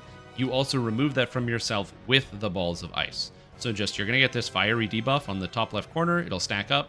Once you get to around 3 or 4 stacks, you're going to want to come to one of these balls of ice, smack it, it gets rid of your debuff, and then you're back in. So that's everything you need to know about the boss. But there's 2 more mechanics in this raid, which are the ads. The first ads are the Dretch ads. They're just like instant killable Dretches. So if you have any instant kills, Falconry instant kills, Assassinate, Monk, Quivering Palm, all that stuff, you can instantly kill them. Which is good because they have like 1 billion hit points. So fighting them down is not a great idea. You want to instantly kill them. However, when they die, they leave an explosion on the ground you have to get out of. It will kill you on this difficulty, so you don't want to take it. You just kill them and then walk away. All the Dretches, you kill them and walk away. They're big, big, big, big, big. So there's that. And then the second set of ads are the rocks. So all around the edges of this entire raid. So every edge here, all these little areas, these rocks will fly in. The rocks will do a channel and basically cause damage to the entire raid. That will wipe the raid because it's just damage over time. Think of it like a Fear Reaper. They're just like a Fear Reaper that hits the entire room. When they come down, you will see them on the map. So if you like open up the map, there'll be dots along the map to show where they are. Those need to be cleared constantly. So if most people want to go around and like just hit the boss, and a couple people are taking the break to go and take care of some of the Vroks around the edge of the map, that's a good idea. The Vroks cannot be instant killed, so you have to fight them, and you can't just shoot them with ranged either, because unless somebody is in melee combat with them, you have a 50-50 miss chance. So you can't just use range, so melee gotta go around as well. So yeah. Is there a way to strip the Electro vulnerability? I have no idea. Great question. Anyway, that should be all you need to know. I know it sounds confusing and I said a lot, but TLDR, don't stand in front of the big bad guy. When he jumps, jump, kill all of the ads, and you can't heal through the firewall, so you got to step through it. And when he lights on fire, we'll explain what to do.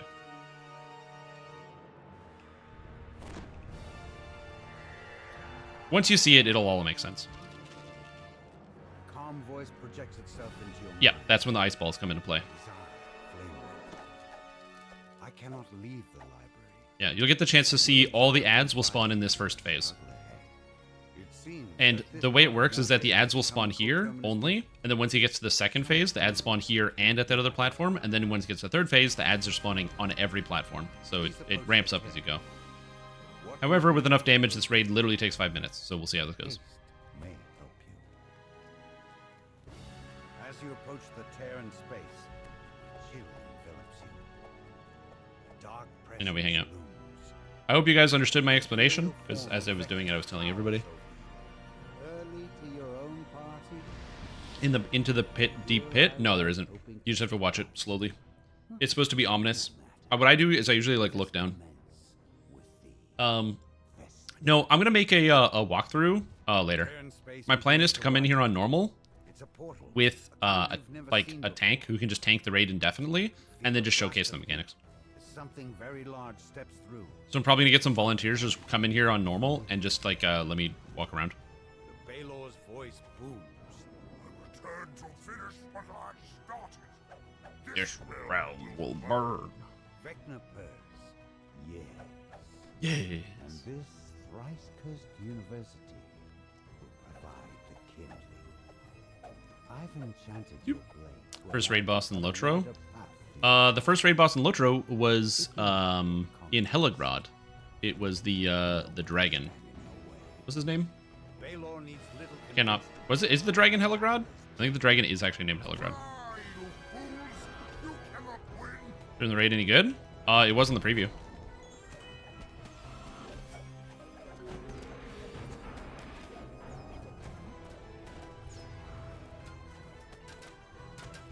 Okay, Vrox are down, so kill the Vrox right away. Ad's gotta go down as fast as possible. There's one right behind the boss, so just watch out when you're going to get it. Like spellcasters, there we go, we're good. Alright, now he's moving, so we're gonna follow him. still close by. So the Vrox are still gonna appear on the platform behind us, but yeah, to hit the boss, you gotta come into the fire, it's gonna do some damage. But everyone's gotta come in, and we all gotta hit the boss.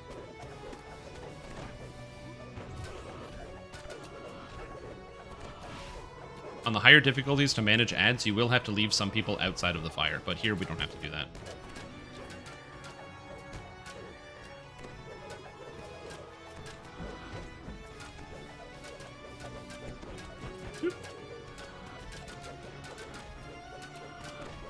No one's taken any damage yet, so we're like doing great here.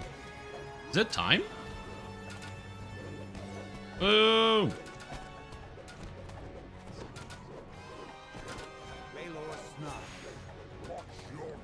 Yeah, that was the whip. Alright, so we're gonna have ads coming in soon here. The ice balls are marked on the map as little stars. You should see this Resia ice orb over here if you turn around. This request is answered with more demons. Alright, good job. Reckless stretches glow. Yeah, no problem, I'll get that. Look quiet. Oh, we got dretches. Okay, watch that explosion. Nice, good job. By the way, the raid's like more than halfway done, so we're pretty close to done here.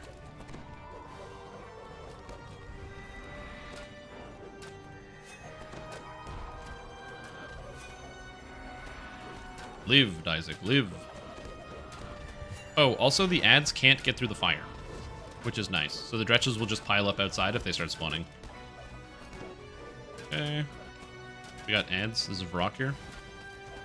Actually, we got a lot of Vrocks. Someone wants to go clear them.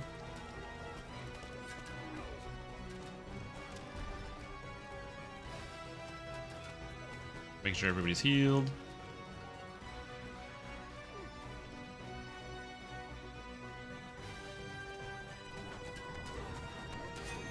Okay, we're all good. Alright, he's on final phase. Baelor falls back to the first portal. Okay, now it's at this point it's just a DPS race, so kill these dretches, and then yeah, when we just kill the boss, that's it.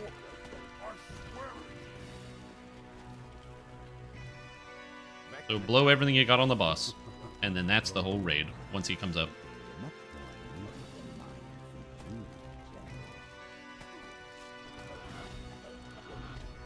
We have a lot of fucking damage, so this was fast.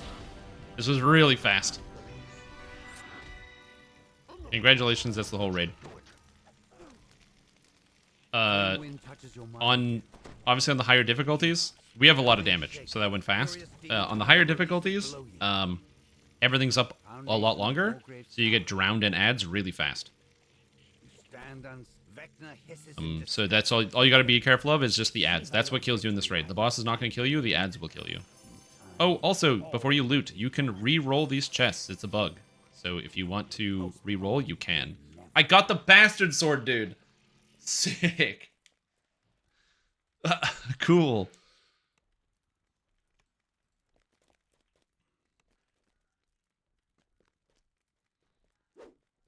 Cool!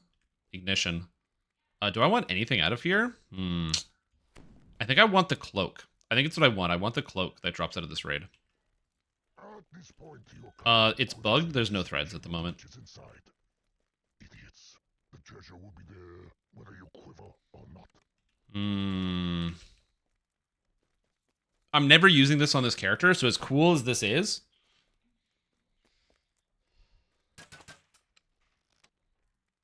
Oh yeah, we can probably do... we can try R1, see how it goes. We have a lot of damage. This should be good. Ignition. The loot is BTA at the moment? Is it? Oh, shit! Yo, I'm keeping it. Oh, the loot is currently bound to account, so if you want to give it to another character, feel free to take it and put it in your shared bank now, before that gets changed. I'm keeping that bastard sword 100%. I wanted to make a build with that bastard sword, so if I can just dump it in my shared bank, that's amazing. Yo. It's so funny. It's a bug. In my opinion, a good mechanic. It's just straight up a good idea. But, yeah. Reroll option? Yeah, you can reroll. Okay. Oh, shit. Okay, go. I gotta dump that thing in the bank. Fast. Fast. Yeah, I would show you what the sword looks like, but this thing has to make it in the shared bank before that shit gets patched. Because once it's in the shared bank, you can take it out. Okay. Woo! One down. Let's go.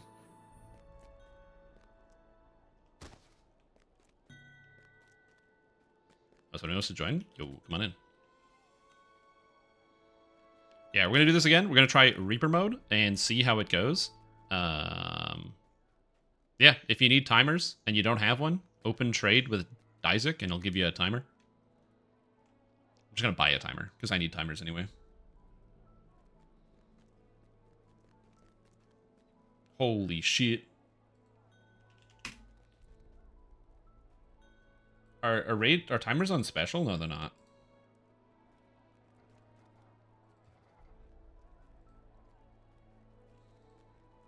There we go.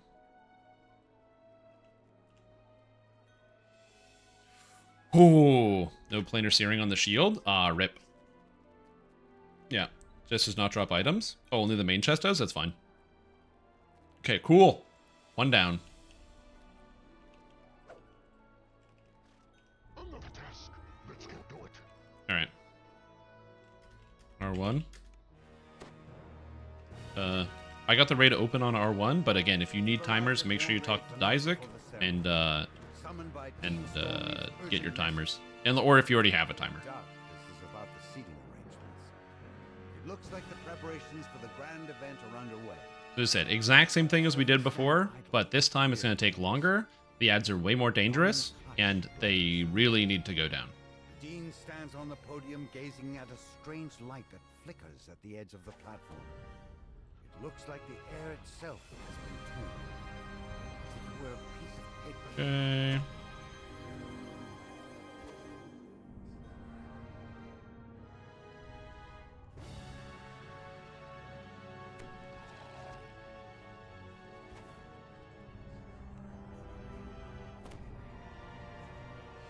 That guy's not here. Are you here?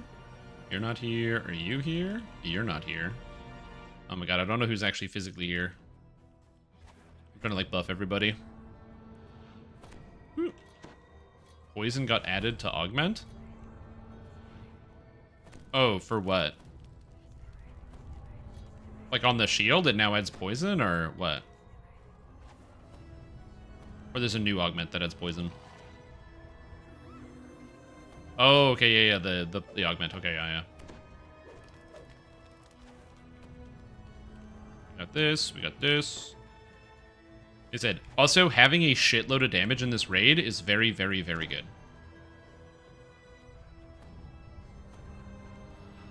Everyone's like, I want deadly. And the artificer's like, I don't have deadly. Oh, dude, don't say that. They just see the artificer class icon. They don't realize he's 12 artificer. RIP.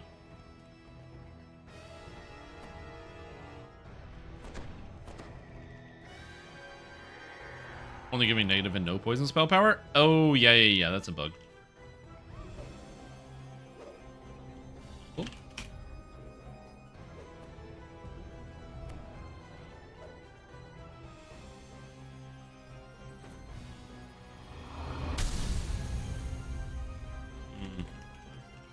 Big away.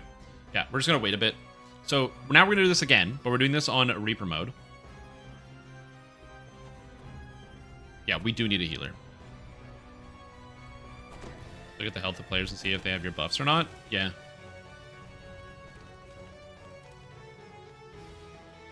This guy's just re-logging to get back in. There's no, like, lockouts on this raid until we click the podium. And we're not going to take 20 minutes to do this. That raid, by the way, was like 3 minutes at most. We just sprinted through that with damage. So let's see what we got going on here.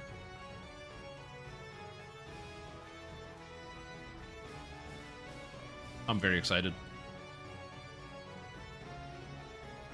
I said, the fact that the weapons and the stuff in this raid is account bound is something that SSG absolutely doesn't want.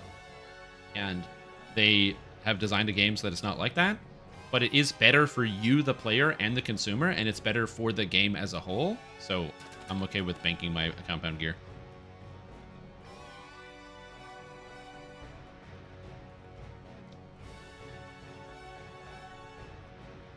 It would be nice if you could see your buffs on players. That's something that you can do in Lord of the Rings Online. You can filter it out. You're fast because you told us what is going to happen. Well, yeah, and I was trying to call out what was going on. My Gimp Blightass doesn't have mass regen? Yeah, you don't need mass regen. As long as you keep yourself alive, who cares?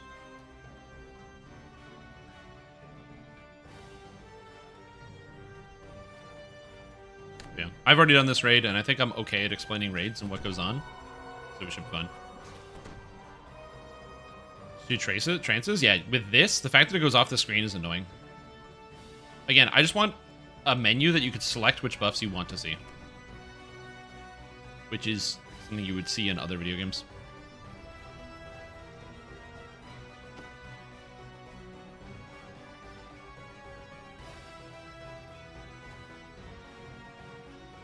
Yeah, I mean, I can see it because you just, like, examine and look for, like, your buffs. So, for example, I got all this.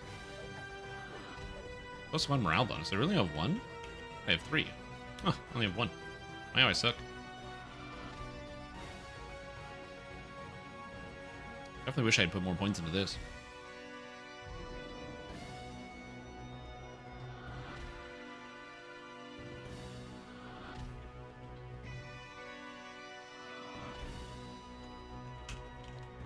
Is a DPS. Raid healer for sure. The menu that shows the short-term buffs. Yeah, like I said, in games like World of Warcraft, you've got like your Bikoras and stuff. Yo, I think Dexler's computer died, or like internet died, and you can't get into this raid. He said our group is really strong, so I think we'll be able to get this. Because our DPS is crazy, so we should be fine. I think he's logging in other characters to try to fix his problem. Take him out of the raid. But he'll come back, I'm sure. Or either that, or he logged out because he punched his computer. Legendary hard raid, and we were getting dunked on. Yeah. Honestly, it's because of my amazing shot calling. You know, I'm just going to take all the credit for this. Not the fact that this rogue has 4,000 hit points. I assume they are re-logging.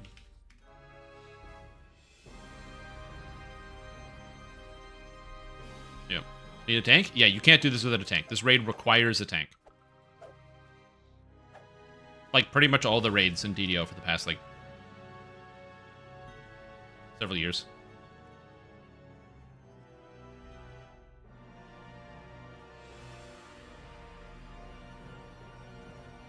Thank you.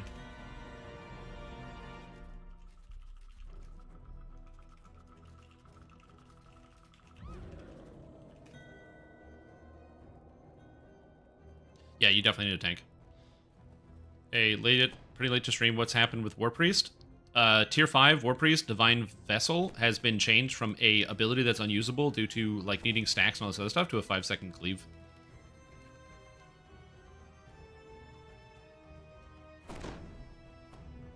Alright. Alright. Alright, we need a new healer. I'm just gonna put the elephant back up. R1 new raid. Need healer.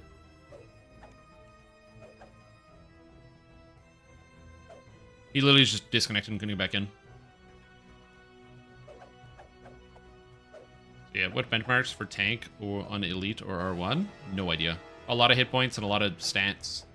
Not dying is really good. You don't want your tank to die. You want them to stay alive. So that's what I'd recommend. Yeah. How do you dodge the lightning? Don't stand in front of it. So if you block in this raid and wait, you're gonna die. So if you're standing here blocking, you're gonna die because he's gonna lightning your ass. So when he does the lightning, you gotta go whoop, and then get back in. You use keyboard and mouse. You'll come on in.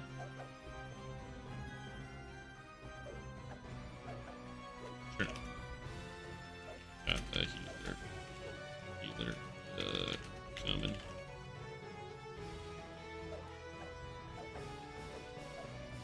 Just sit tight.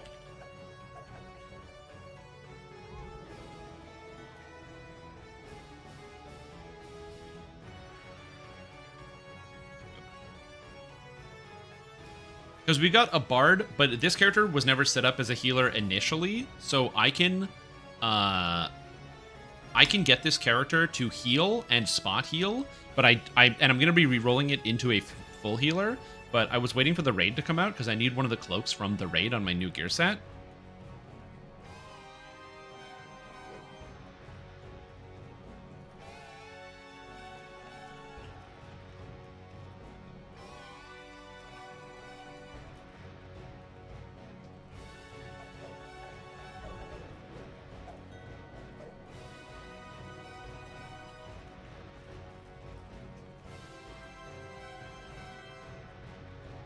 Yeah. Don't you have a quasi? Yeah, but my quasi sucks. It's very out of date. I haven't played that Strim Gym. Here's to give you context as to how Strim Gym is doing.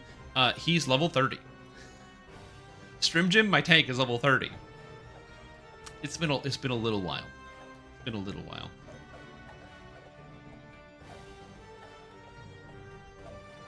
So it's gonna take some time to get that sorted. One second, I gotta message you real quick.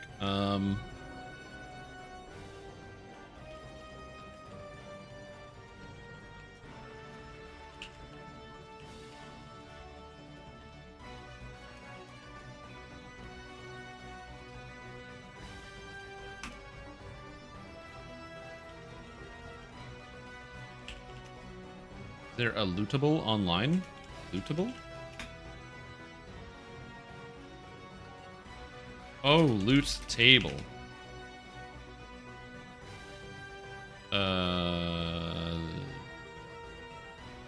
Sort of.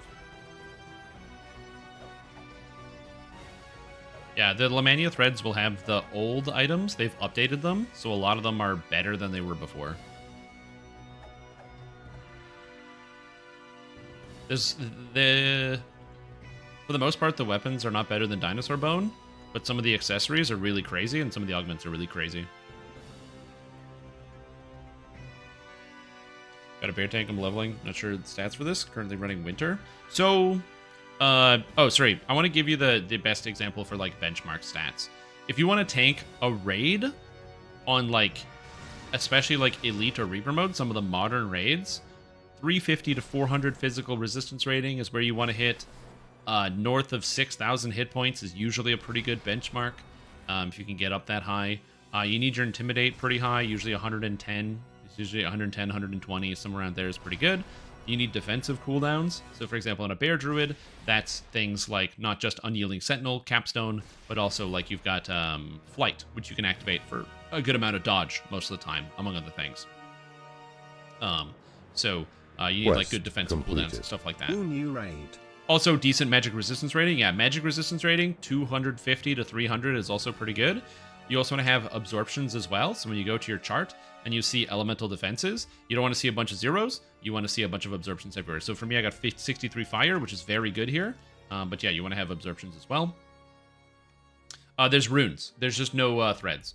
Also, Arcaniverse, welcome back to the stream team. Appreciate the support. What are you doing? Aren't you excited for the new raid? Apparently there's secrets in this raid that I am not going to figure out. Was he here?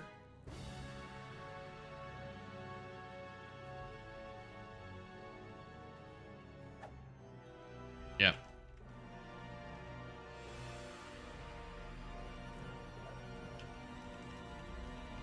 The weapons. All the weapons have new stats on them. And the table is at the beginning of the raid, so you can look through later. Oh yes, also there's bugs. There's no threads dropping. The items are bound to account instead of bound to character, which is amazing. Please, SSG, if you're listening, I want you to fix bugs. Please leave the raid items as bound to account. Do it as like a test to see how people like it. You know, do it as like a positivity test to see if people like it more, and if more people will maybe run the raid or buy timers or something. See if people will appreciate it, you know, and then go from there. Also, you can reroll the chest, which is 100% a bug.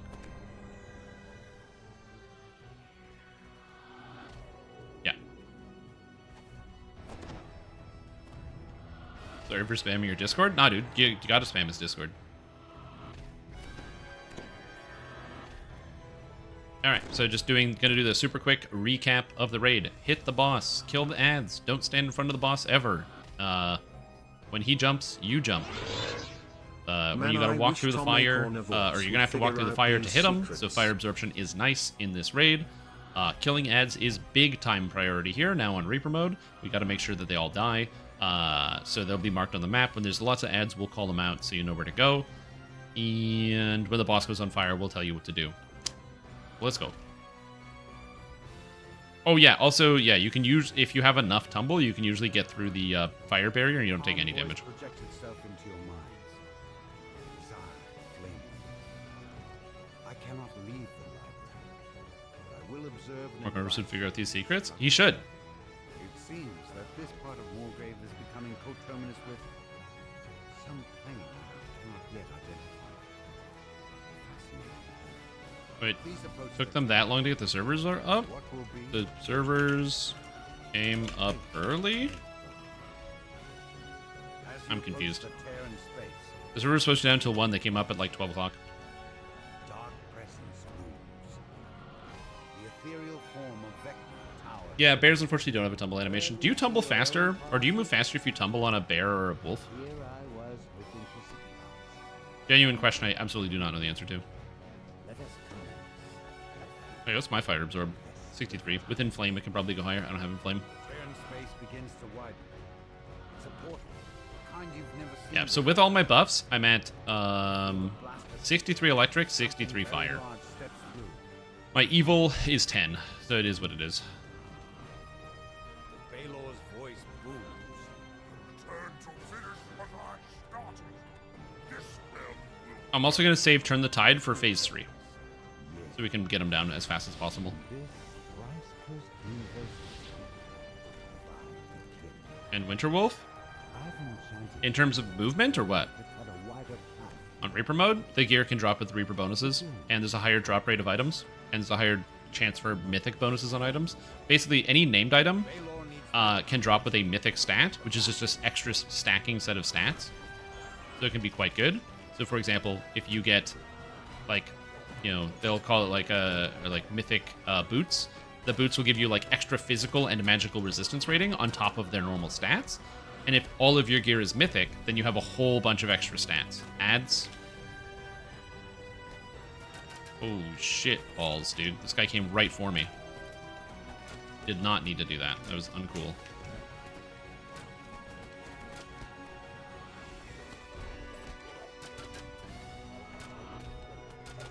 Woo! Oh, that was a lot of damage. Okay.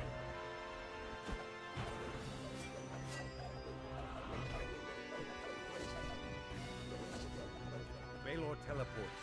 It's still close by. Dead for 2 minutes. You can hear its guttural chant as more rifts begin to form. Okay.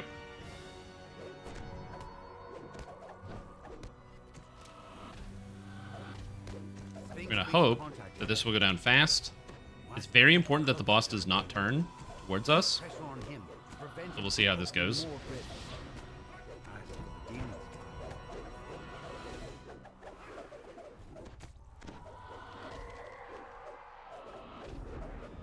I'm just gonna be standing here spamming heals for the most part. And by spamming heals, I mean spamming damage that counts as heals, because this is an interesting character build. Also, I apologize if I'm not talking as much as normal. I'm making a conscious effort, okay, to focus right now on the raid. Got ads on the first platform. Okay, someone's going. Good, good, good. Dretch ads, they need to be killed. Ads next to us.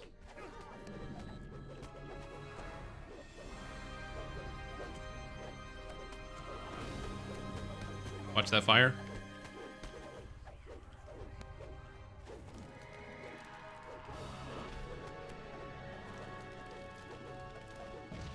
Okay.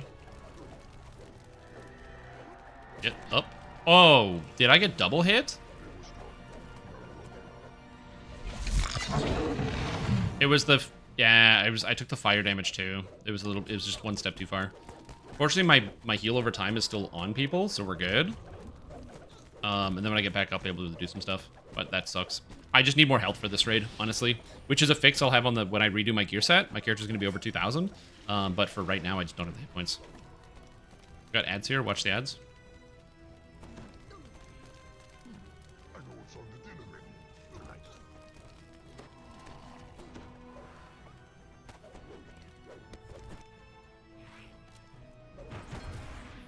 Yeah, this is where you want instant kills, by the way. For the Dretch Balefire Eaters. The instant kills are very, very good for these. Ooh, fighter down. It's okay. We're fine. We're doing fine. As long as we can... We have most of the ads dead, so that's good. As long as the Vrox aren't allowed to stay alive, we're going to be fine. There's no Vrox, so we're fine. Oh, we got one Vrock.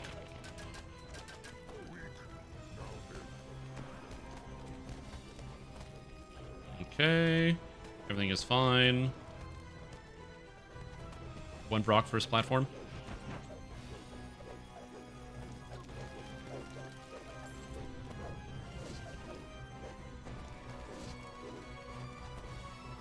Okay, no more fire. 3 more Vrocks nearby.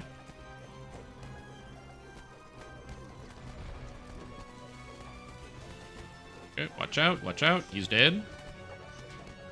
That was the Vrock damage coming down. You want Evil Absorb in this. Oh, tank's going down. I'll be up in just a sec, and then I'll be able to help. Alright,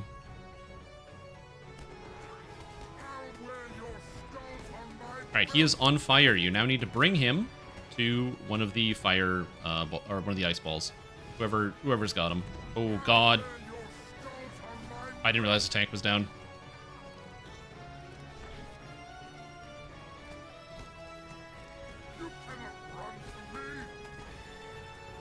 And that's like a wipe right there. Basically, if your tank goes down... Yeah, if the tank goes down, it's bad. Vector says, "Oh, no. You could walk."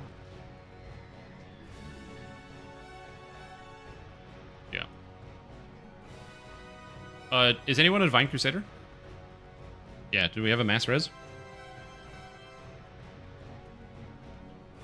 I don't know if we have a mass res.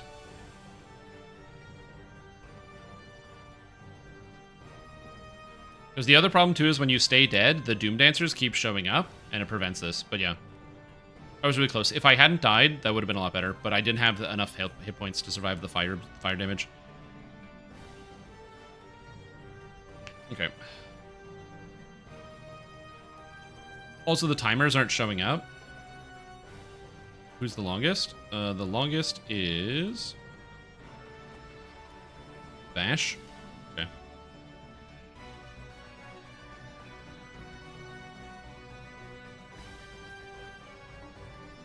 Okay. The hard part is just the Doom Dancers. Because these guys have a constant AoE that is going to be killing everybody when we spawn up, so it kind of prevents the raid fix, if that makes sense. Yeah, this might be we can try once, but this is probably just going to be a reset because of the rocks. Because there's 6.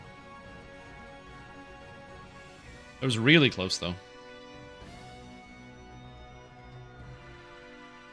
Again, if I hadn't died, that would have been different.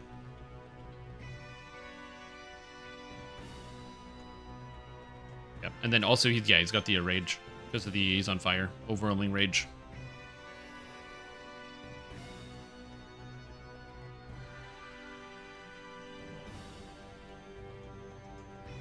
I mean, we already have 7 Vrox out, so I don't know if we want to wait for 2 minutes. I don't know if we want to wait for that. It's a little tough.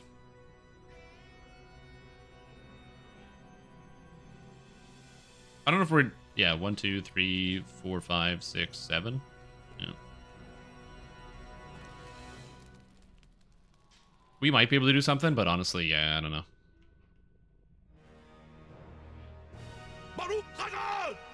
Anyway. Sue, while you play Ghosts new changes, multipliers moved to 12 and 18, will that change a few builds? No, it'll probably be the same. For the most part. Also, Duke, welcome back to the stream team. Appreciate the support. Hope you're having a fantastic day. It means there's just going to be more multi-classes. That's about it. Nothing really crazy. Yeah, now we have 9 Vrox, so this is definitely a wipe. Yeah, because you're going to spawn and then die.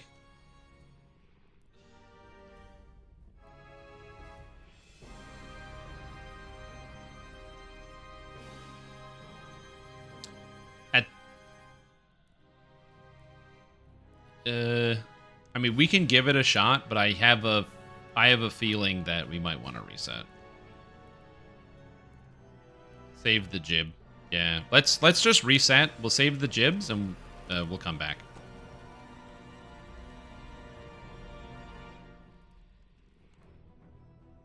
No, we're gonna save the jibs. So, what you guys don't realize about that is that when you spawn, you take 9 times 400 evil damage. Like, real fast. You just get instantly destroyed. So, yeah. But this does give me time. The gold roll! Oh my god, it's time for the gold roll of the day. That's right, we got the daily gold roll right up here, right on the table, top of the mind. That's right, you guys put in your flask. You're hoping to win, you're hoping to lose. Guess what? I got everything you need right here on today's gold roll. Ooh, that's good for me. Nice. Nice, nice. That's what we're talking about. Beautiful. I'm supposed to fail? Look, I can't fail. I'm like the big banks, okay? That's just what it's just me.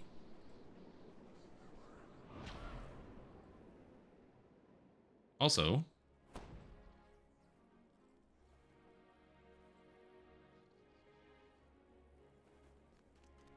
Oh, Kutzal has changed his name.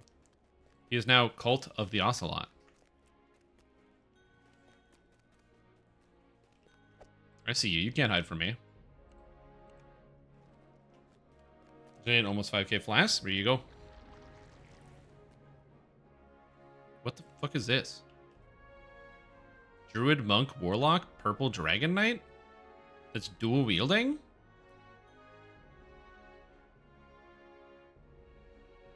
I mean, the gear looks crazy. Sick.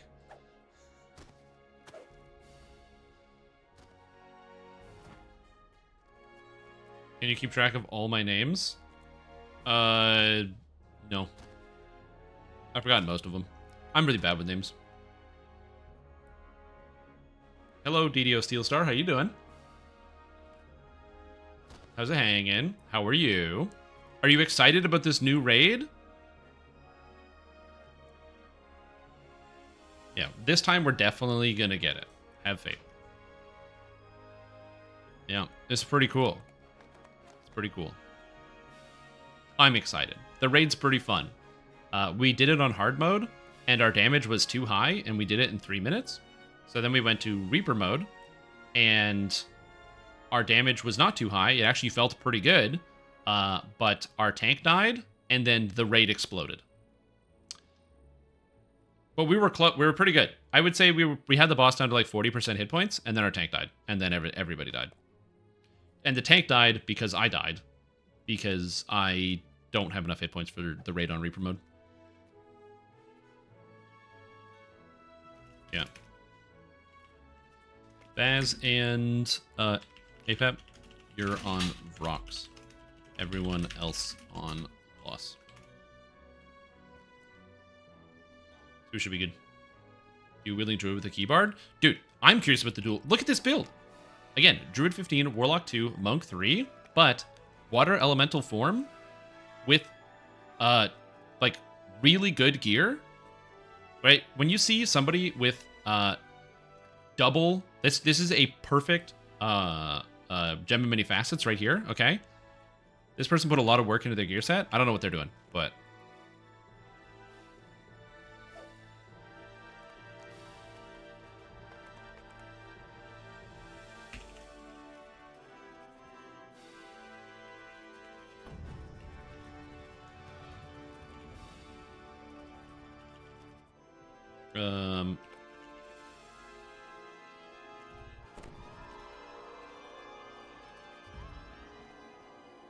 rocks. Yep. Raid without move speed or attack speed? Yeah, you need move speed and attack speed. We're going to be getting started soon. We're just waiting for everyone to show up. Everyone's good. Everyone's here. Hand of Good didn't get mana back? Oh, we don't need to get mana because... Yeah. Alright, let's go. In on R1. Nice. Alright, here we go. You've arrived at Morgrave the night before the ceremony. And this should work well. Urgent message. Doubt this is about the seating arrangements. I guess water elemental form is imbued ice at no AP cost, but what tree are they in? I don't know. I'm very excited. It's cool. Clearly nervous. It's obviously a Vistani build because they're using Sting of the Ninja as the imbue. Because Sting of the Ninja is very, very good. Because Sting of the Ninja can allow you to proc the Ninja poison and also causes the poison vulnerability.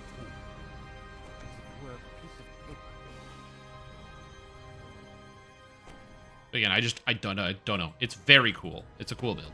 This is one of the things I like about DDOs. You just see somebody with a build and you're like, whoa, that's cool. You just get excited.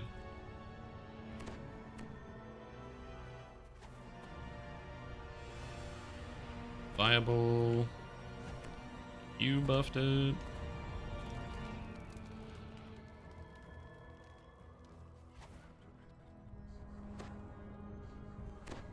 Bashir. I love how our healer is a dark apostate. I mean, to be fair, Radiant Servant, you know, it's not that great, so it fits. Radiant Servant's, like, not terrible, but yeah.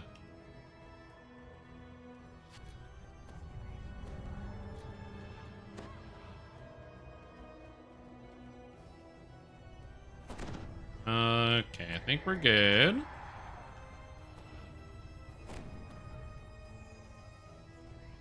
Alright, we are buffed. Calm voice projects Let's do it. itself into your mind. Gotta kill your tank off and raise him as undead, and DA is a great healer? Maybe, yeah. I can see that. I will observe Oh, also in this raid, you have to approach the tear that this part of after Morgrave is becoming it says approach the tear. If you approach too early, like he's doing, it doesn't work. fascinating. Please approach the tear. What will be, will be. It's not proccing. May. Come back to us and go back to the wall. As you approach the tear, Here we go, it's good. shield Now, don't fail. Look, you're asking for a lot. I have 1729 hit points. I don't have as many hit points as I would like. I'm gonna try my best. I'm not asking. Okay, true. You're commanding. You are commanding a lot. You know what? Store pot. Let's go. Blasting Eagle's Majesty. Let's go. Yeah, like I said, the new build I'm going to be running will have over 200 physical resistance rating, 130 magical resistance rating, and 400 more hit points, as well as higher DCs, which will be way better and more mana. And it's just an item build. I actually don't have to change anything else. But I need the cloak from this raid.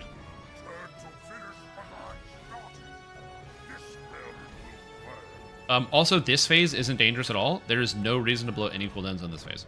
So, you're only on the later phases. As I said, I'm going to be saving Turn the Tide when we get to that phase right over there.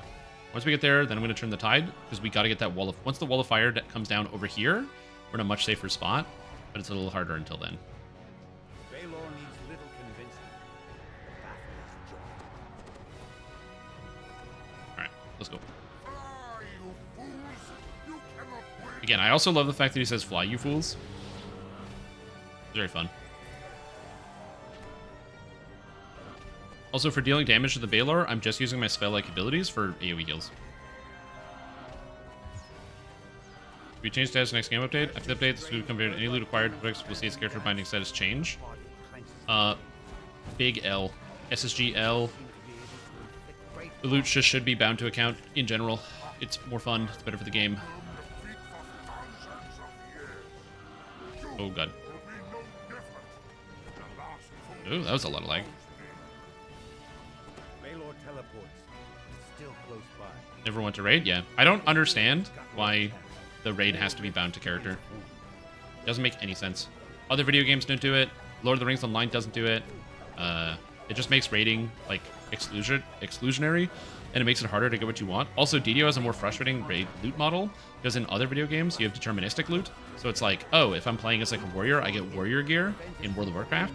Or if I'm playing in Lord of the Rings Online, if I'm playing as a, you know, a brawler, I get brawler gear. Whereas here, I pulled the bastard sword on my bard. Are the reports of your battlefield skills exaggerated?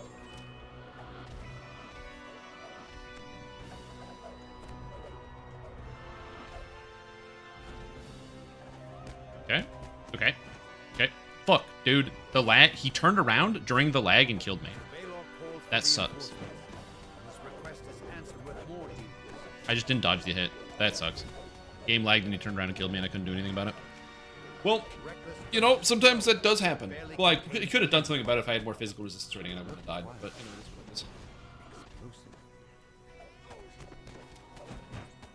That elbow and bastard sword is a caster stick? Yep.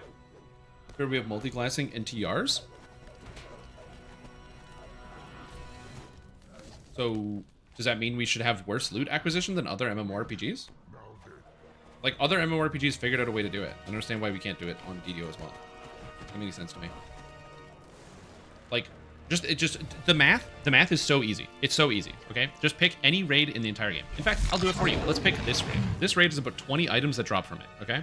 If you do this raid, there's on elite difficulty, which we're probably going to fail here, but let's say you do it. If you do this raid on elite difficulty, there's a 33% chance that you get an item from the chest, okay? If you get that 33%, you have a 5% chance to get like, for each item from the chest. So if you're playing the game on this, that means that you have a 1.3% chance of getting the item you want from the chest every time you raid. Which means that if you raid 20 or 10 times, you can buy whatever item you want.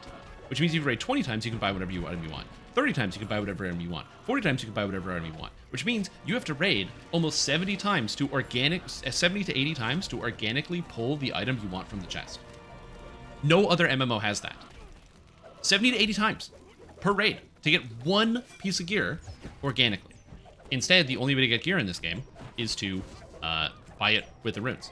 Now, the rune system is good because it means you can get the gear, but it's also why people don't engage in the system. Why would you even do the raid if you know that you have to do it 10 times before you can even get a single item? And that's assuming you're doing elite difficulty, which you're probably not. Oh god, oh god, oh god, oh god, oh god.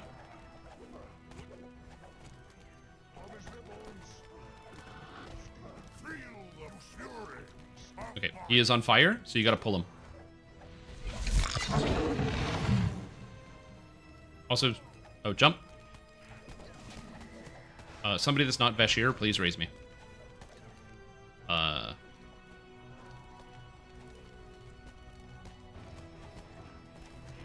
Thank you.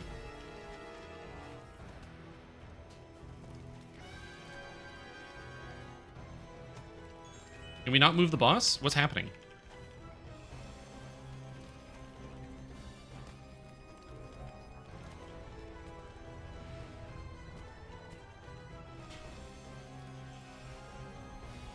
Okay, good. All I'm doing is spamming cures. Nope, you die, you bastard.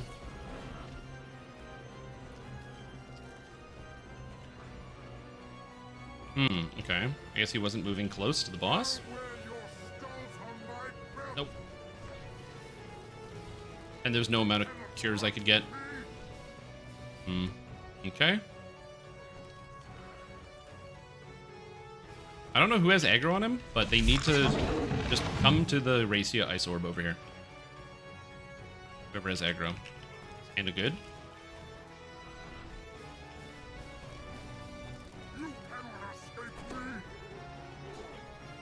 I'm dead. He's like not coming into melee range. He's only attacking with his whip at range. That's annoying. He is attacking, he's not moving to the target, he just stays out of range and uses the whip. I guess you gotta go behind the orb. So don't stand next to the orb, go behind the orb. So if whoever has aggro, you gotta go behind the orb, like far behind it, so he'll run into you.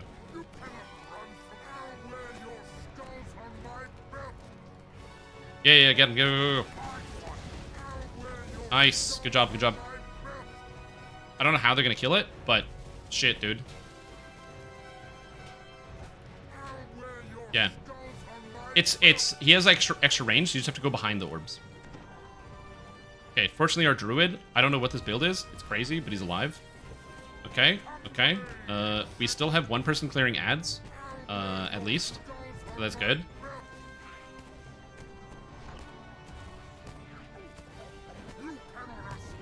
Okay. Unfortunately, we don't have able to do the full race.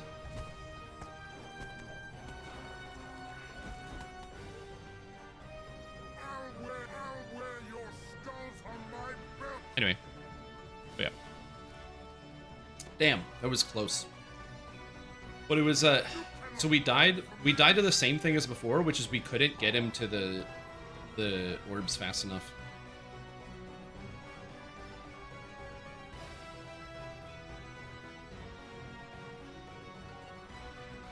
Yeah, exactly.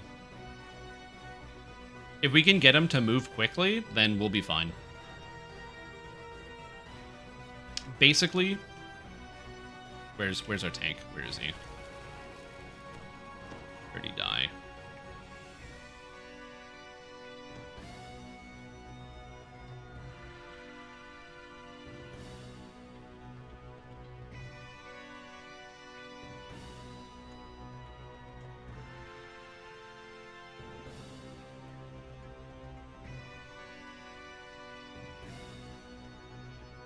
Yeah, so it's the stack of the debuff. Yeah, it goes away when you get to the orb. But here's the best way I can describe especially when you're moving them. So here, come back over to me. I'll show you how you gotta move them. So pretend that these soul stones are the orb. You don't want to stand next to it, because what he's gonna do is he's gonna come to like right here and start whipping you.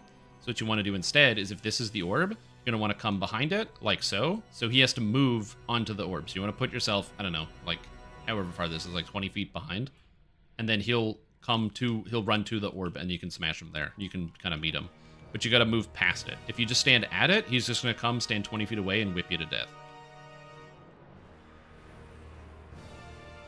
You just got to give it like a little bit of extra range.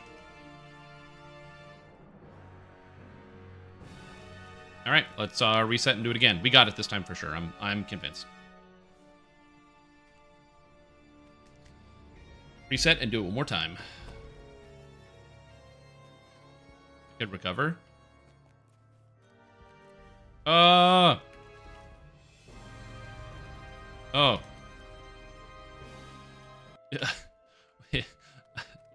I figured it was a wipe, but yeah.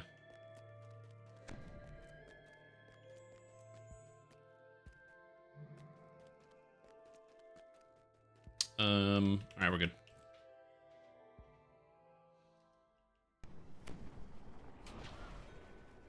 All right, is there a jumping puzzle you have to do in the last phase for the secret chest? There's a secret chest? Oh, for a secret chest? I don't know. If I'm going to discover what's going on in the raid, I'm not going to do it on the higher difficulty. We need a shrine. Oh, just go stand in the tavern. Next to the thing. Or use VOD. I'm gonna go stand in the tavern for a sec. Won't take that long.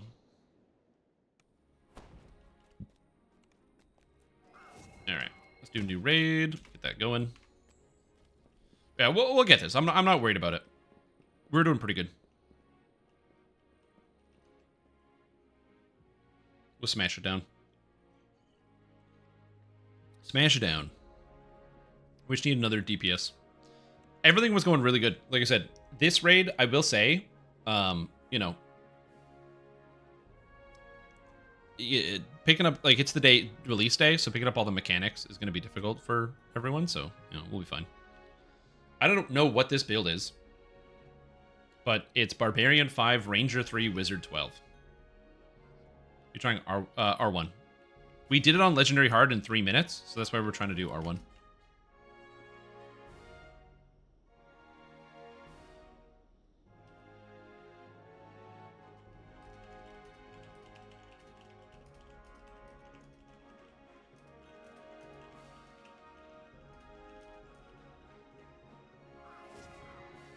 No, I think we should, I mean, if you want to, you can, but I think we should be okay. Like I said, realistically, if both times we died, it was because we couldn't get rid of the Enrage. If we can just get rid of the Enrage, we should be okay.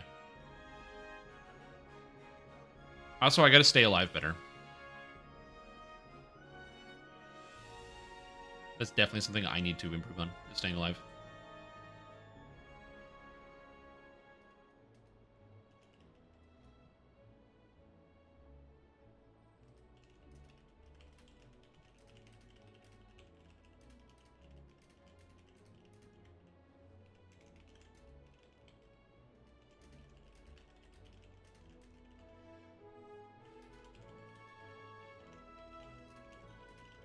Do I have the current gear for my bard? Actually, the current gear for my bard is on the old video I posted a long time ago for the Bladeforge bard. I'll probably add the next one. The new gear is on the new builder.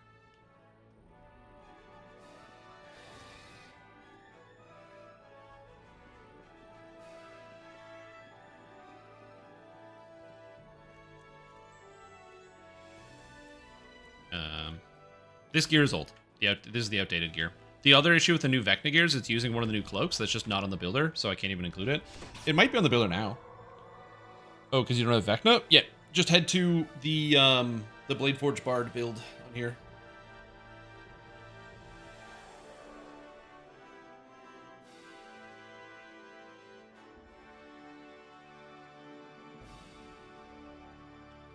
Oh, true. Yeah, we could just hood him during that. Yeah, is Archmage working? Archmage is working, by the way.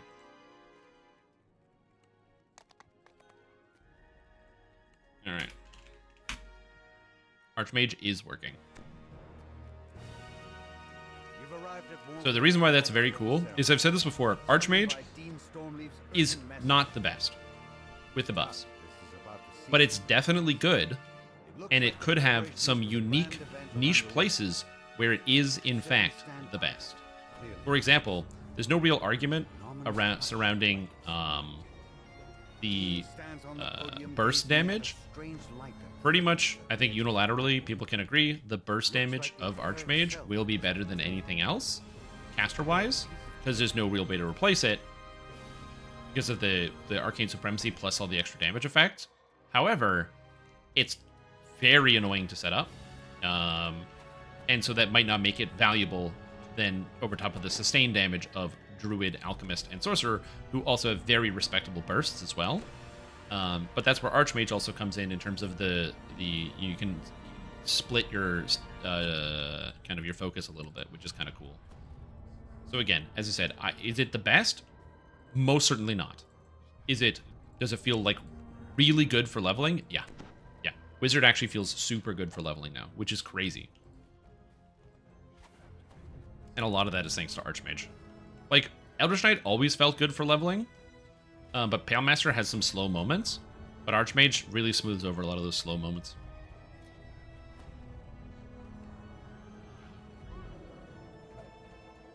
Oh, if you're new? All right, I'm going to give you the 4-1-1 because we got a second here. So, there's the big boss. He has frontal cleave. Don't stand in front of the boss. He'll kill you. When the boss jumps up in the air, he has a slam. So when the boss jumps, you want to jump at the same time. But the game seems to lag every time he does, so just be careful about that. It's fire damage, so make sure you have fire absorption. There's a lot of fire in here. Fire, lightning, and evil. There are going to be ads that are coming down. We want to kill those ads when we have them come up. Afterwards, once we move on to the different later phases, it will be Apep and Hemundal that are taking care of the ads. But if you see them nearby, feel free to slap some ads. And for the most part, your job is to hit the boss. Oh, you're not on ad duty anymore? Oh, you guys swap? Okay.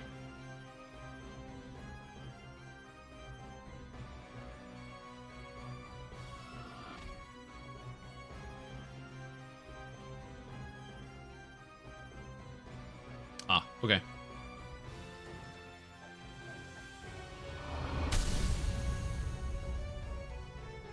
I think 4 seconds-ish is the best I've seen of the caster impressive Archmage is sub 5, but Ruin might get it there. Yeah, I'm not sure, but it, like I said, just the 100% crit damage and the extra 60% crit damage you can get is really crazy, but the prep work would be too much.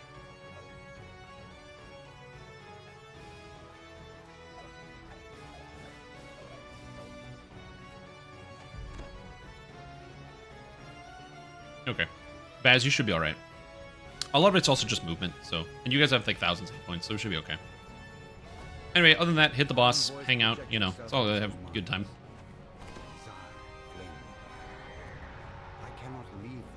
Roll to befriend this Baylor instead of killing him? True. The downside of the video game medium is that you can't just do anything, where it's like you can just make the roll and befriend someone. Yeah, he can't heal through the fire ring, so basically through those phases we're going to hit the boss. I believe we have a time stop. We can time stop the first fire ring, and then I'll turn the tide the second fire ring. As you approach the Terran space, chill envelops you. Dark presence looms. The ethereal form of Vecna towers over. We'll time stop the first one, and then I'll do that. Here I was hoping to You have enough DPS? let us come. I mean, yeah, we can if you want. We can then do it at the first one, so we can stack them both. Terran space begins to widen. It's a portal, a kind you've never seen before. Feel a blast of Alright. heat. Well, then just stack them both then. Very large steps through. Something new. Baylor's voice booms. Turn to finish what I started. This spell will Alright, we should be fine. New strategy. Once everyone gets into the second phase, we'll combine our efforts. Again, we're still learning the mechanics of the raid and trying to figure out the best strategies to use here. Also, this is not a guild group. These are just... I opened up the LFM, so yeah. But we have a lot of really good players in our party, so we should be okay. It's also complicated because we're not, like, on voice comms, sitting here and, like, explaining, like, yo, you go here, yo, you here, you know. So... gets intermittently dicey sometimes. Also, the downside is because I heal through the shouts. Not do that to me. Ads. Because I heal through shouts, the downside is that the... Whoa, I don't like that.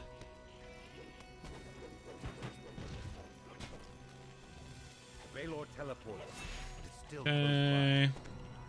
You can hear its guttural chant. Its more rifts begin to form. Go. But yeah, I have to be like sort of more in melee range.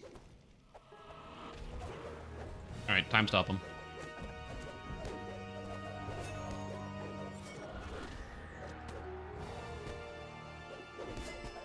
I'm just gonna rush this phase through so we can skip the enrage.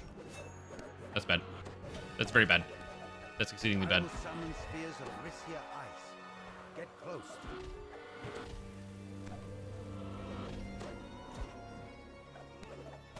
Hmm.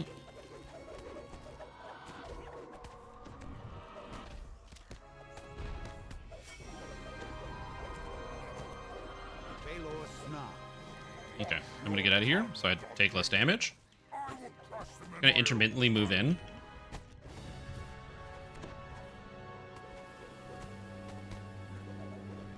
Okay, get this guy. We got ads.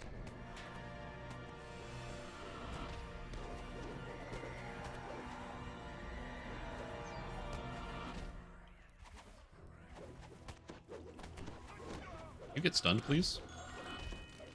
That would be ideal.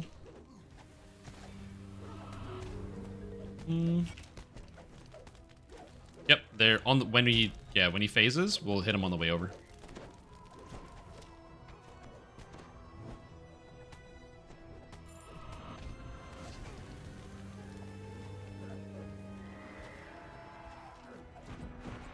All right, let's go.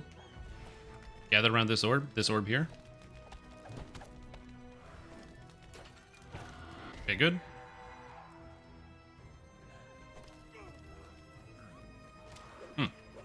That didn't take away mine either. Oh god. Oh god.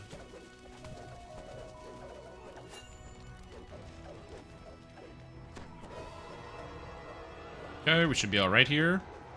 We have people handling the ads outside.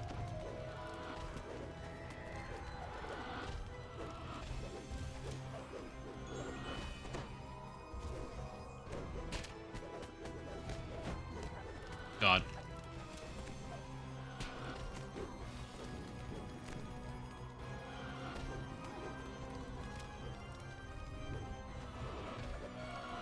We just need to get rid of this firewall. The firewall screws with the targeting, because the camera is on one side of it, so you can't tab. Oh, he's not going to follow you because of the firewall, but you don't want to do that. That was really bad. Okay. That was extremely bad. When the fire circle is up, you gotta stick with them, but it's fine. Just keep going.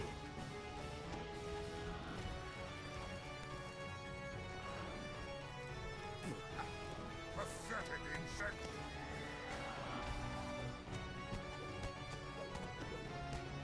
He's not enraged, so we can just hit him.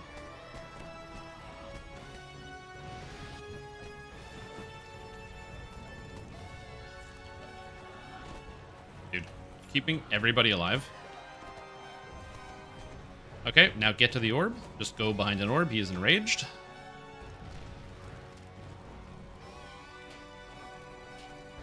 Okay, get him. Go, go, go.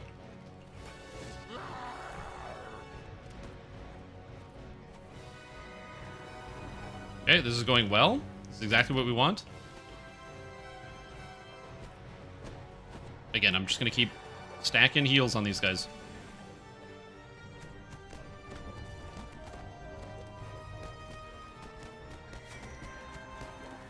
God, the boss keeps turning. Why does the boss keep turning?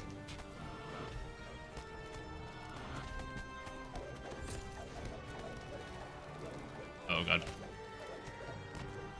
Oh, God. Oh, God. Oh, God. Oh, God. Okay. Fuck. I couldn't get out of the way in time. I didn't realize he was coming this way. I didn't see where the tank was.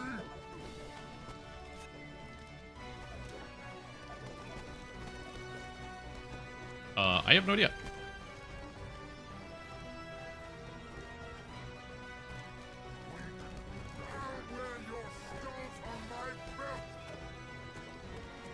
Okay, we're on a timer. We really gotta kill this thing. We gotta kill him. Go, guys.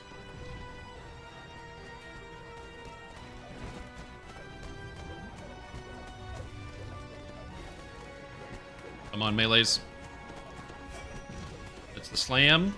I killed one of us. Okay. If we can phase them, that saves us a lot, but we're in trouble now. One of our ad clearers is dead. All the ads are gone.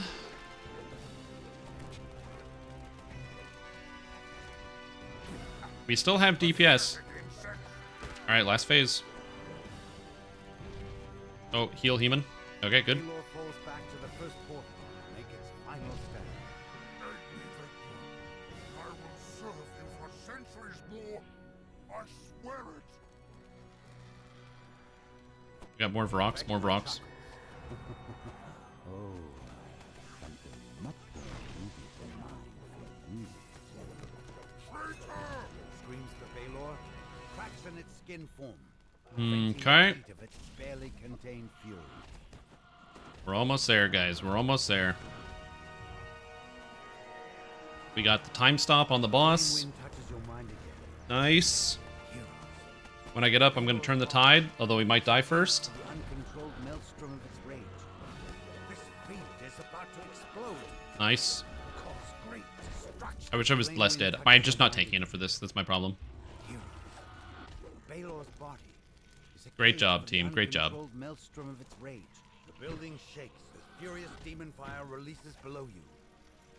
The foundation of Morgrave. A little shaky, but I'll take a day 1 Pug R1 completion. Let's go. And Vecna hisses in disgust as he fades. Savor your Sick. victory while you can, worm. Now do R10? Yeah. All will be mine. Ooh, Marrow, the Bone of Demons. Postpone the inevitable. Am I going to use this? I don't know. Interesting. That one's not bad. Oh, there it is. Colossus. Wait, Colossus... Oh, yeah, Colossus doesn't have a craft. Man, that sucks. Everything gets a cool craft with the planar stuff, but Colossus doesn't? Oh, big sad time. Somebody got the Masterwork Gauntlet with the Assassinate. I guess it's because it's not a weapon, so it doesn't have the special craft. Treatise of Battle, which is very cool.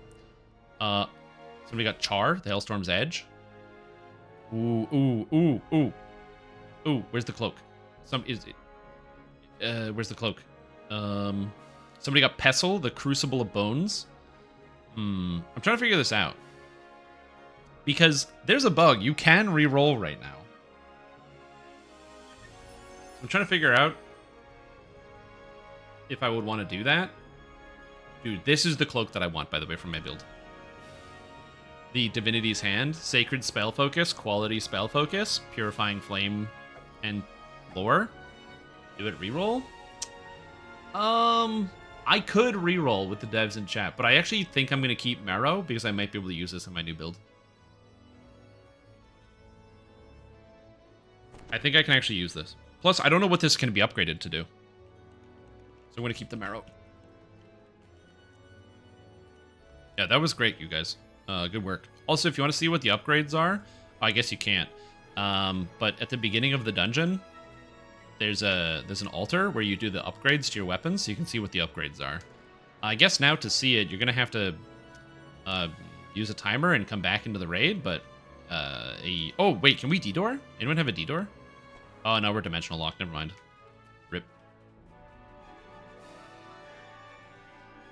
Yeah, I was about to say, can we... Yeah, I agree. Can we drop the barrier once the raid is over? Yeah, that would be good, because I can't even go look at the crafts now that I have the items. So I'd have to use a timer. Yeah, it is bound to account. I got the greatsword from the first run, so I already stashed it in the bank. But yeah, Power of the Firestorm. Greater Elemental Spell Power, Emboldened, Intensified. This is a mana item if I ever seen it. Looks higher today? Oh, it's probably just you. It's the same. I haven't done anything different. Yeah, that was a blast. Thanks, you guys. They know the secret boss isn't dead yet? Maybe the secret boss is in there. Maybe you have to leave someone in that room when you start the raid? Maybe that's the secret?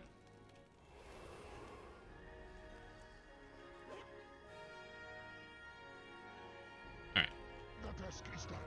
Was the friends we made along the way? It's never the friends we made along the way. To be fair, I guess we did learn enough about the characters in the the Isle of Dread raid, Skeletons in the Closet, that it's like we made friends. Oh, yeah, my Reaper Unbreakable Storm Rage helmet.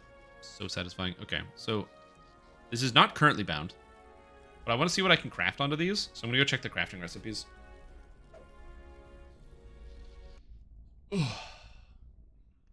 Gotta check the crafting recipes. Don't tell me we can fight the Traveler. Yeah, why not? Maybe it would be like a secret extra boss fight. Is it a joke and not a hint just for clarity? Oh, no, that's fine. What you should be doing is throwing out hints left and right that mean nothing.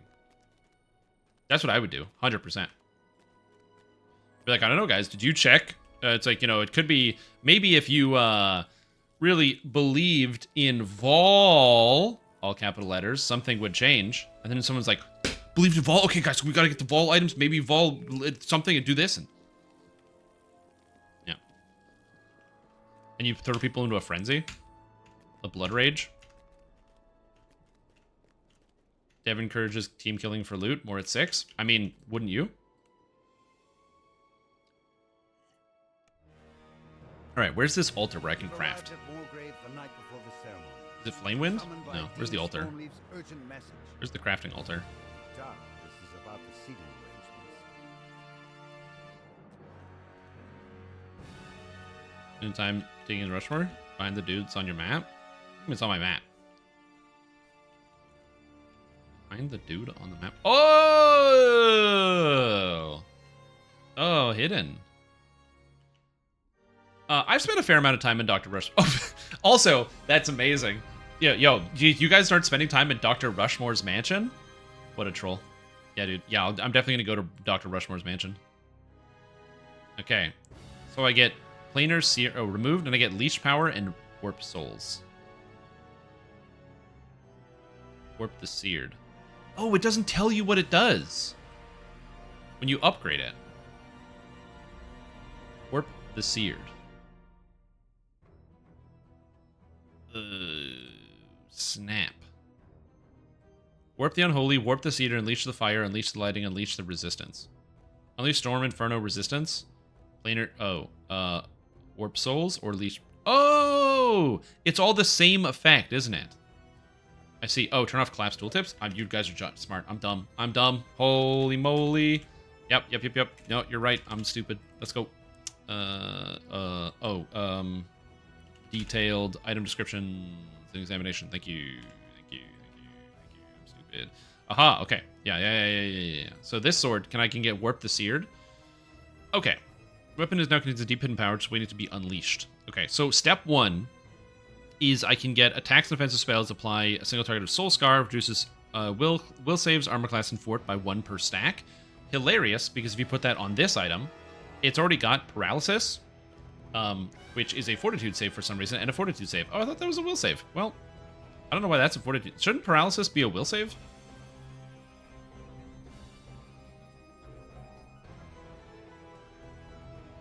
Anyway. And I guess that's the same here as Warp the Seared. Okay, so this one also has Warp Souls. Okay, so this one is also the same. So you have Unleash Resistance. So you can get, while wielding this weapon, you gain 20% competence bonus to fire and electric resistance, so it's 5% profane bonus to fire and electric absorption. Okay, it's interesting. You can get lightning, which deals a gajillion lightning damage with no save. Honestly, is that even a lot? That's what? 2,000 damage? Let's see. Let's roll 10d440. Yeah. Roll 10d440. Yeah, so it's not really a noticeable quantity, so you probably won't even notice this proc in terms of the damage. It's kind of whatever. But the fortitude save is pretty sick, because it's a DC 110, which is not bad. And same thing with the Unleash the Fire. So these effects are pretty cool. Yeah. Yeah. Well, it's probably going to be same, like 1% proc rate, something like that, like the regular effects, unless this goes off all the time. Because it just has small chance. So yeah. Like, if it's like Vorpal, basically, then this is going to go off all the time, and then it's pretty good. Like, this damage is good. But at, like, 1% chance, again, this is not even going to be noticeable in your total damage. So this is will saves, armor class, and fortification. Will saves, armor class, and fortification. Oh, because there's evil weapons and searing weapons. Interesting. Okay. Cool, cool, cool. These crafts are cool. Yeah, I like these crafts. These crafts are interesting. These are interesting. Yeah, I can't wait to see more of it. See what we're going to get in here. Cool. So this one you can get... Okay, planar searing. Okay, this has planar searing. Okay, okay. Are these new weapons? Ah, you say that, but you haven't seen what they are fully upgraded. You're probably still right. But you haven't seen the full upgrade.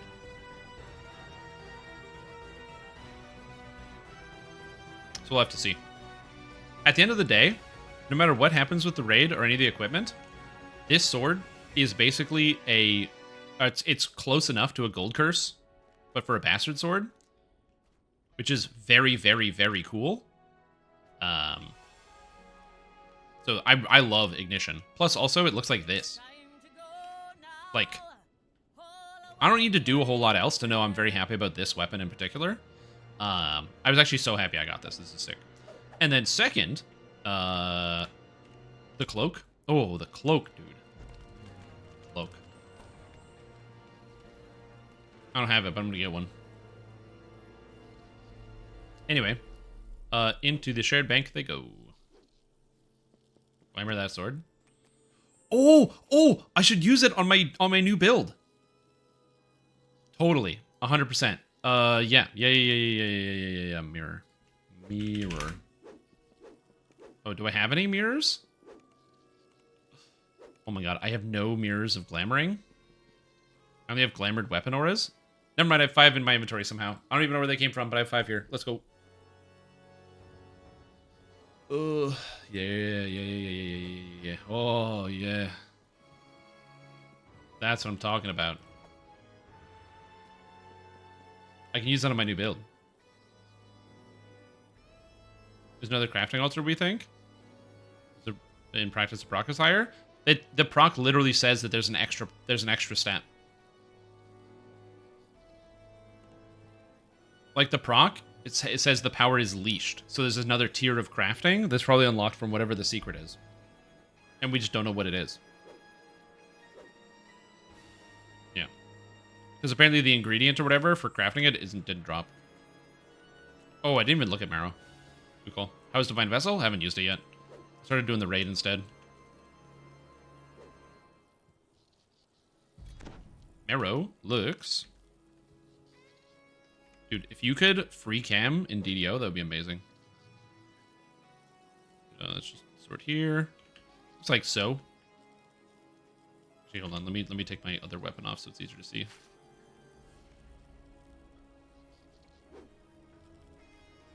Got like an evil face on it, like a scary face. This thing here.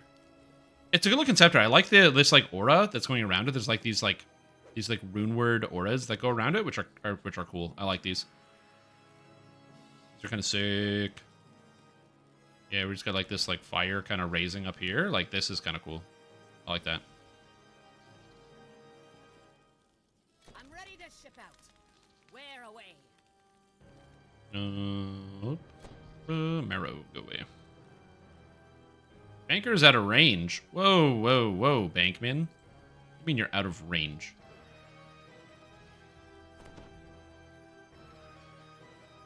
Okay. Let's try again. Great Club no longer small. Oh, is it? Oh! Well, it's gigantic! Dude, the Great Club was so tiny, it was smaller than a regular club. So now it's huge. Oh, cool. It's like ethereal, which is also kind of sick.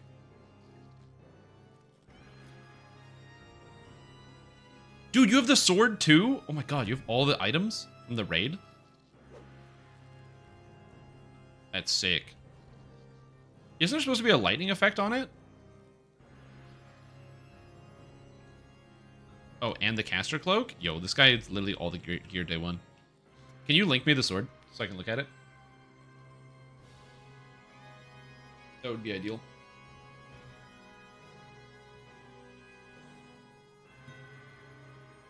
Many thank you. This sword. Very cool. So, dude, this sword is so cool. Okay, so, oh, you got the Mythic 4? This guy with the Mythic 4 and upgraded. So you've got the Warp Souls on it. So you got the Craft, the Mythic 4, Slicing Winds, Thunderclap, Electric Strike, Electric Storm, and the pure electric damage. Did you test it to see if it's actually doing electric damage or if it's still doing slashing?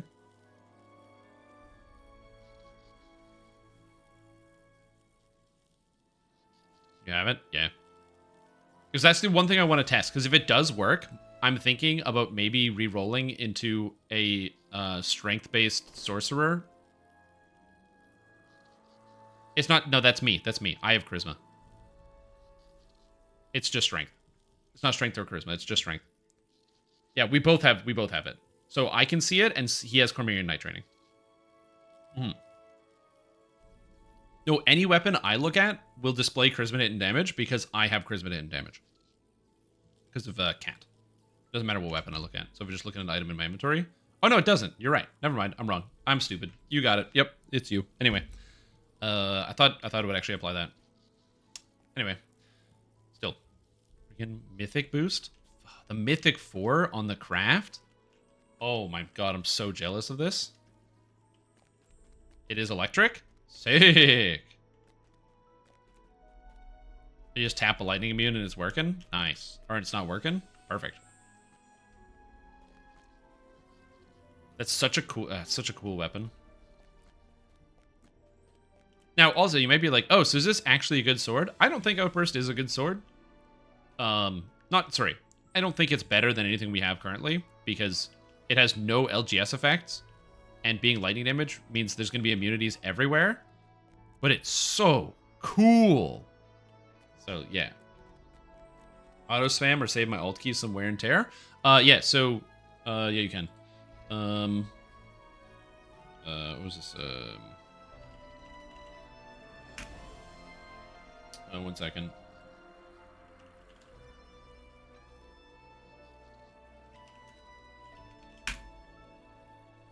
So what you want to do is you want to buy, go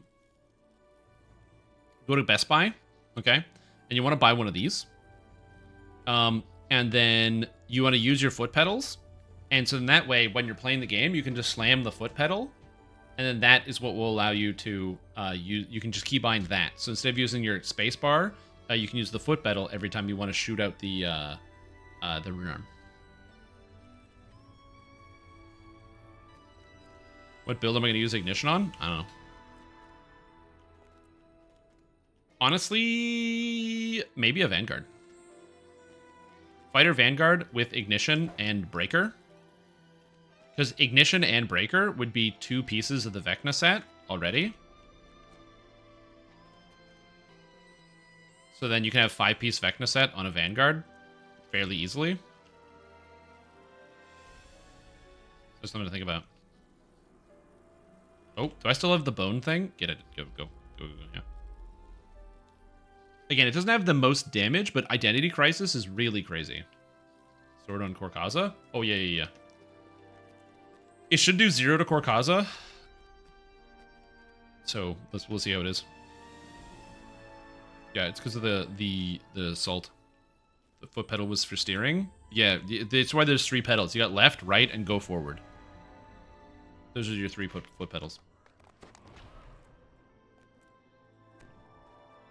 Anyways. So, let me give you my quick review.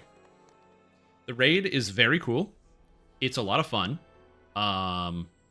It requires... Just like, you need knowledge of the raid. So, everyone... It's electric, she's immune. Nice. That's awesome. Okay, cool. You need knowledge of the raid. So you kind of get a good understanding. You really need fire absorption. Okay? Like, you super, need fire absorption for that build or for the raid. It's very, very handy. I think it's probably the most impactful absorption, fire and possibly evil. But it's cool. I had a lot of fun running the raid. I'm going to take a break from running the raid now because I already ran the raid like twice and no one else is running the raid. So I'm going to be taking a bit of a break from running the raid. But we'll do some more raid later. You know, and check that out. Hand axe, is it had placeholders on both lambs? I don't have one. So I ain't got one.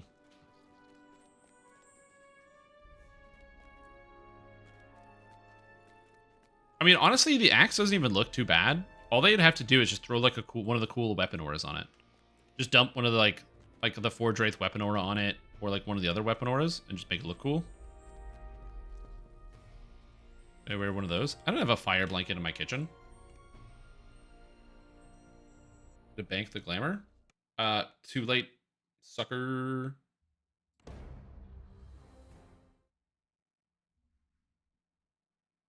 Warhammer and the Insightful Con 7 cloak in your 3 runs. Nice. Yeah, I want the I already did bank it. I should never read chat ever. Ever, ever. Huge mistake. Huge mistake. Reading chat. Never again.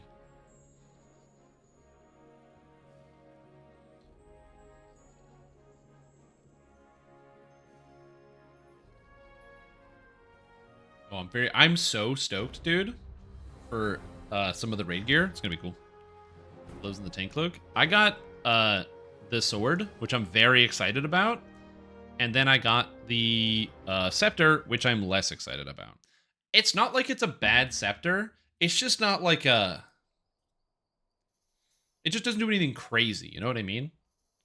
It's not, doesn't have the oomph. Hey Kentos, how you doing? First time since Chronoscope. The problem is crossbow players don't need better models for their weapons.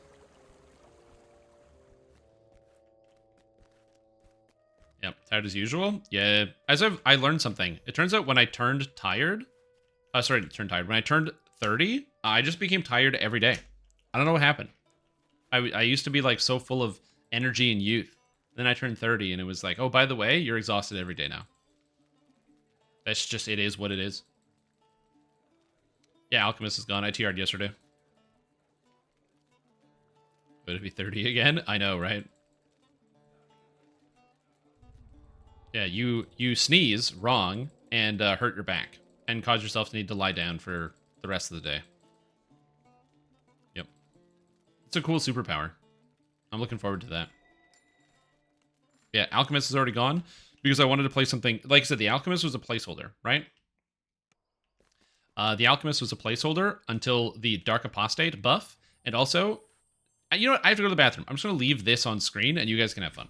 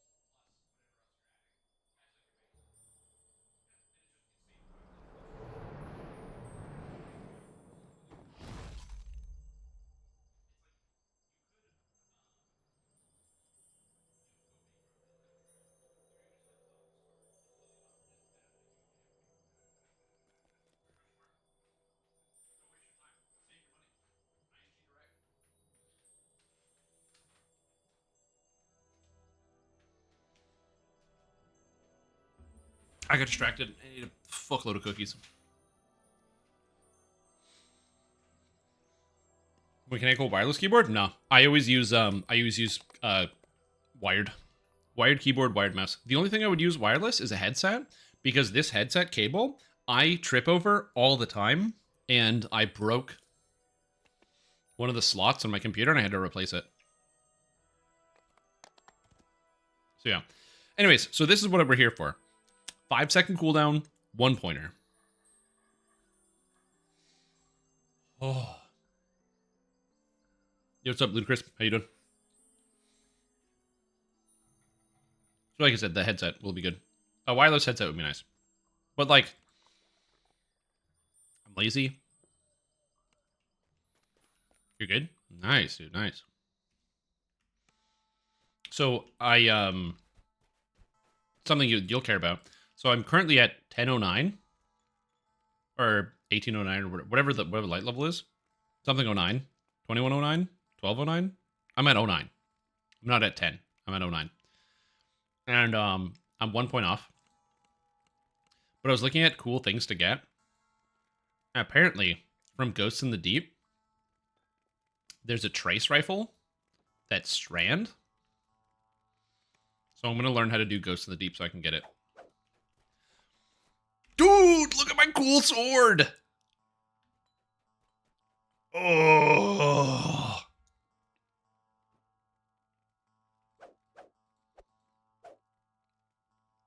That's sick. Imbue? For some reason the imbue doesn't show if you have a cosmetic on. If you need help? Yeah. I'm gonna watch some YouTube videos to see how to do it. So I can be prepared. And hopefully it's not too bad. The sword? This is from the new raid. This is Ignition, the Fear and Flame. It's got salt, it's got paralysis, it's got a bunch of good stuff, but yeah, you're not going to solo it? No. I'm going to use the LFG tool. I'm going to find other people, and we're going to do it as a 3 person. Unless, do you have to solo it to get the weapon? I don't know how the weapon drop works. All I know is I beat, is it like Galahorn, where if you just beat the dungeon, you get it automatically, or does it have like a drop rate? Yep, we ran the raid. I did the raid twice, and it was a lot of fun. I got an Yielding Sovereignty, and I got to get the... Where's Knight's Training? Am I blind? Hold on, I'm blind. Martial Feats? Yep, I'm just literally blind. Yeah, we ran the raid twice. I'm going to be making a guide on how to complete the raid. So if you don't know how to complete the raid, never fear. I will have something for you to help you out to get to learn some of that stuff sooner rather than later, because I think it'll be good for a lot of people, I think. So I'm going to go here and grab the Emissary of Light, get some more light spell power. So I'm taking the Emissary of Light because this gives me 10 spell power. I'm going to take this for 10 more spell power, and my goal is to stack a bunch of universal spell power. So I'm up to 127 light spell power and an extra imbue dice. There's no flagging. How many drop chance boosting triumphs you complete? Oh, okay, that's cool. I like that. So it's like the other raids. Like to get conditional finality, you need to do if you get more triumphs, it increases your drop chance of it. That's cool. I like that. That's a good mechanic. This week, so you can't do it for 2 more weeks. If it makes you feel any better, people will be running this raid because the loot is cool and it's fairly simple and straightforward. But I wouldn't say it's easy. It's easy to fail. Spire of the Watcher. Oh, I still haven't done Spire of the Watcher. I don't know if I care though. The exotic is like a bow. I do like that one of the warlock items is a cowboy hat. I'm not gonna lie. That's pretty cool. Getting a cowboy hat as loot? Kinda cool.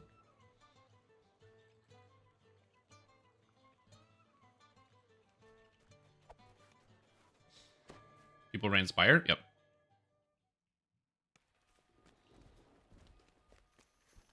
Yeah. And then there's also, I gotta figure out, there's a dungeon that drops a wave frame arc grenade launcher that I don't have. I think that's the one with Rulk that I've also never ran, that raid. 4s are 1. Let's go. 4s are 1. Oh my god, I can't do this. Depth. So yeah, so I've been having a lot of fun with it. I will say that I don't know what happened, but I have been finding the video game, the Destiny 2, much more fun than usual. I think it's also, I don't know if they changed something, but like, it's week 5. I'm only like level 60 on the season pass, and I have all of the current weapons from this season craftable. Oh no, I have done. No, sorry. What was I thinking of? Is it Val the Disciple? It is that one. Okay, yeah. No. What am I thinking of? Is it a different raid? No, sorry. I got confused. I was thinking of the Divinity. That's the one. I haven't done that raid. I want to say Wrath of the Machine, but that's wrong. Yeah, I have to do that one. I've never done it. I'm sure people run it for Divinity all the time. But yeah, I've just been finding that game is like unreasonably entertaining for some reason. It's been great.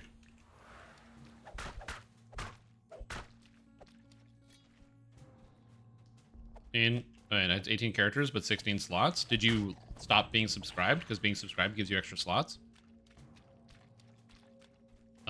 Yeah, I'm having a lot of fun with it. I have like all the weapons, like literally yesterday, like last night after I finished streaming, I decided to like log in and do Destiny for like an hour, and I got like 3 more patterns. And I'm like, damn, I can craft like all the weapons. So I'm like leveling up on my weapons, which is really fun.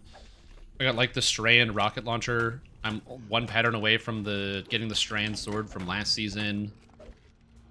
I somehow, within the same 10 minutes, unlocked the pattern to 2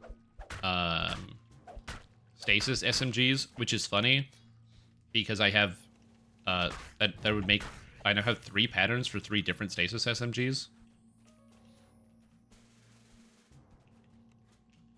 Yeah, the only one I don't have is the sniper rifle from this season. The stasis sniper. I have all the other ones. The patterns completed. I don't know why. I've just been playing the game a ton. It's been very entertaining.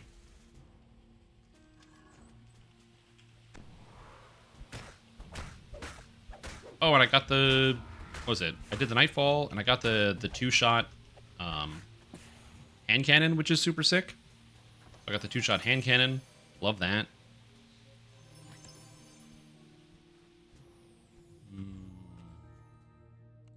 Yeah, but having a lot of fun. It's just a good game.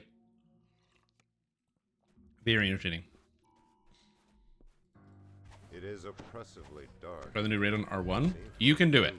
The new raid is not that terribly difficult, but it's also, like I said, it's not easy either. You have to know the mechanics. Yeah, Warden's Law, that's the one. Yeah, I don't think I'm a good enough player for GMs, but I did Legend, which was hard. That was a hard one. Because it's the battleground or whatever, and those are not easy. Turn Undead, let's go! Let's go, Turn Undead. That's so cool. I like the Turn Undead actually works here. Yeah. It's because it's, there's like I was gonna say the deal going on.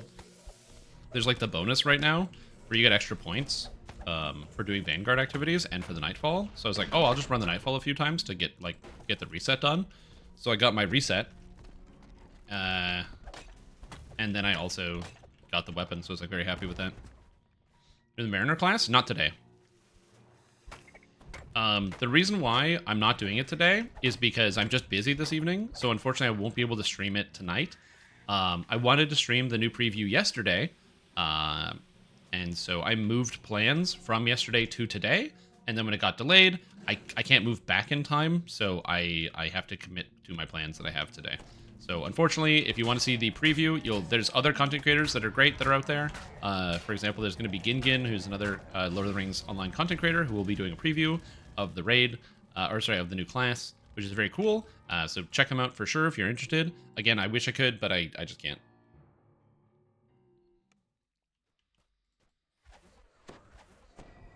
The buffer runs doesn't qualify as busy. First of all, yes it does. How dare you? And two, are you like outside my window? How do you know that? I played Destiny 2 in like 3 years. Yeah, it's fun. I still have the same problem I think with with Destiny 2 that I've always had with the game, which is that it's like really fun, and then there's new stuff, and then at some point you just kind of run out of new stuff to do, and you're like, yeah, I don't want to do any more strikes or do any more Crucible, and you stop playing the game. I got the new guns, I did the new mission, I finished the story mission, and then I'm out. But right now, I'm just really, really enjoying it. I made a commitment that I want to get all the crafting patterns for all of the weapons for all the seasons, or like this season, so I can use them all. And it's going very well.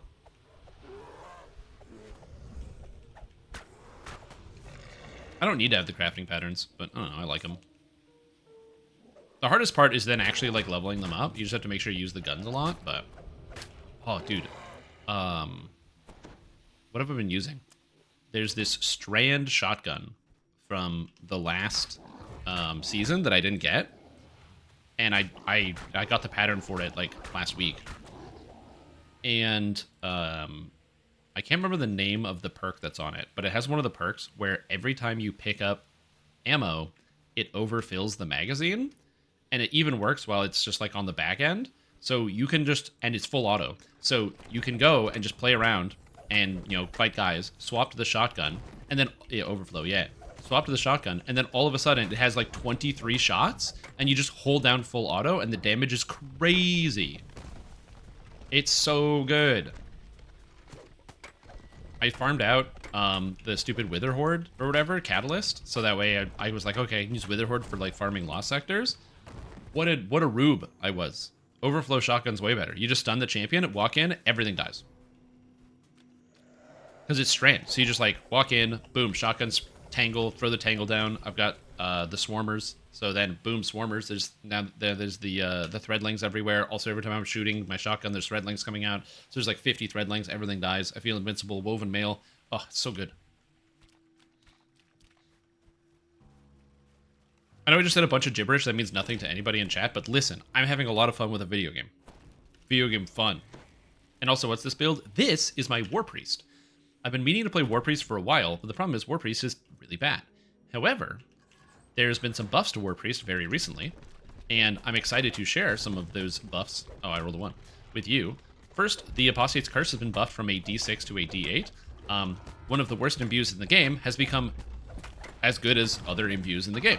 It's not the best, but it is now as good as other imbues, which is very exciting, because now I'm going to do a D8 damage per hit instead of a D6. It's about a 28% damage increase, which is fairly reasonable. But second, they buffed the Divine Vessel to now, instead of requiring you to get these like 25 stacks of some ability, and it's really annoying and silly, instead, you just press a button and have an attack. Is it going to be good enough? I don't know, but we're going to find out. Wait, is this... You need a lever? Oh, you have to lever this? Oh, I'm going the other way. I don't know how to do this. Is there an ooze?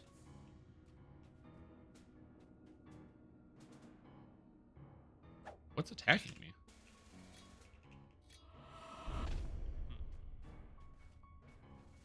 I'm in combat and I don't know with what.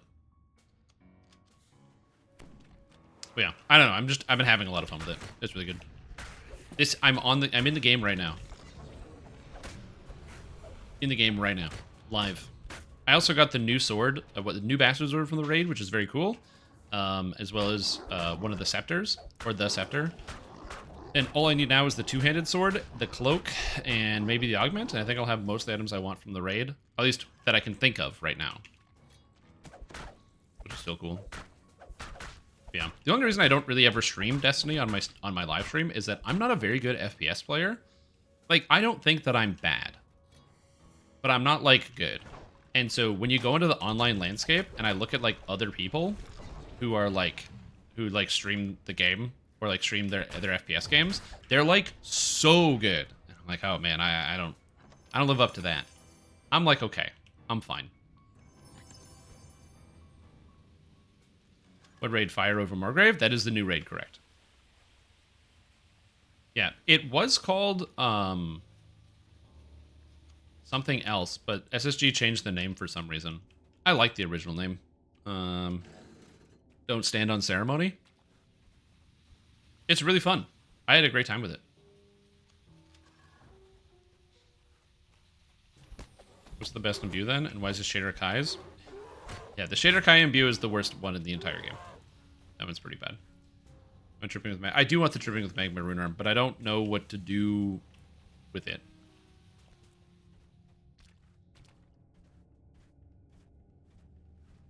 Also, you can't use Rune Arms while centered. If you could, I would find a way to shoehorn that into my sorcerer build.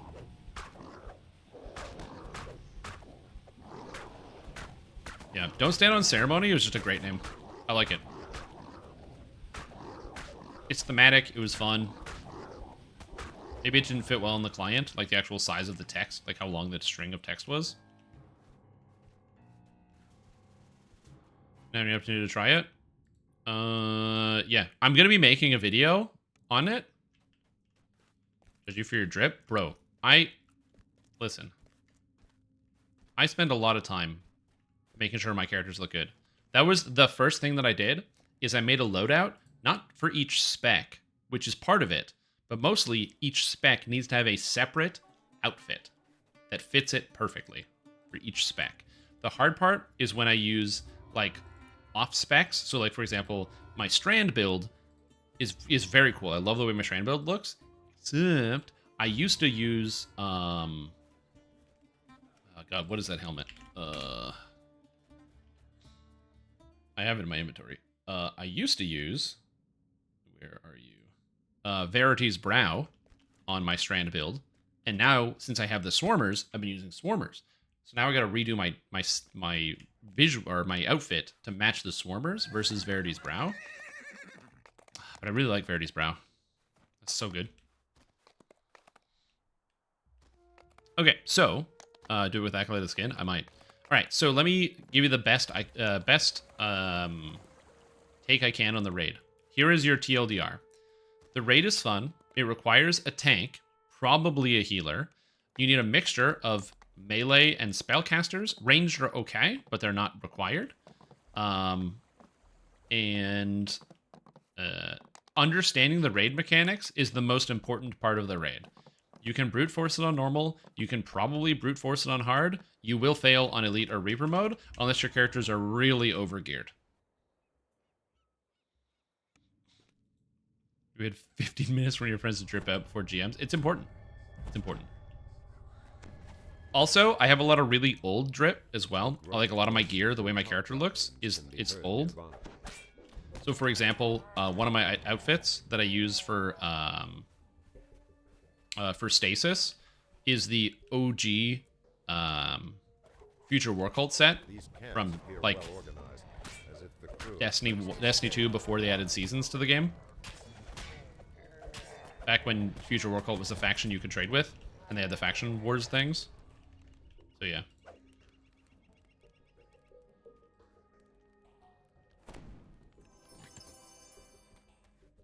And then I have some new stuff. So like my Strand set is heavily influenced by the most recent raid, because I got all the raid, I got a full set of gear from that raid, and then I really liked the way that the Warlock chest looks with the extra arms on it, and I was like, ooh. I kind of changed it up. What's the mechanic? Everything has a mechanic, so it's not just one. What's your role? I'll tell you what to do for your role. What are you playing?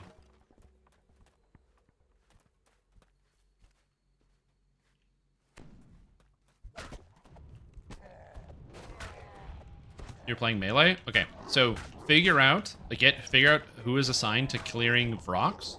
If you're not on Vrock duty, you're hitting the boss. If you're on Vrock duty, you need to be clearing Vrox the entire time. You don't have no more than 2 people on Vrock duty. And you want your Vrockers to be melees. Several patrols are winding through the inlet's valleys. Take caution as you advance. The briny air stinks. Any mechanics for the Brocs? Yeah, kill them. Kill them or you lose the raid. The way that they work is that while they're alive, they deal damage to the entire raid like a Fear Reaper. And the more of them that are alive, the worse of a problem it becomes. So you have to kill them. They spawn on the map, so you can see their locations as little dots. Your party of rockers have lots of tumble.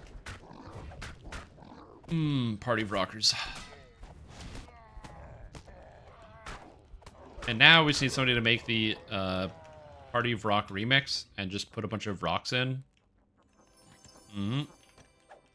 Honestly, tumble does help a lot in the raid because it lets you get around significantly faster. Look at the imbued damage. Are you kidding me? Look at the damage. 40 damage a strike from my imbue. I'm level 6.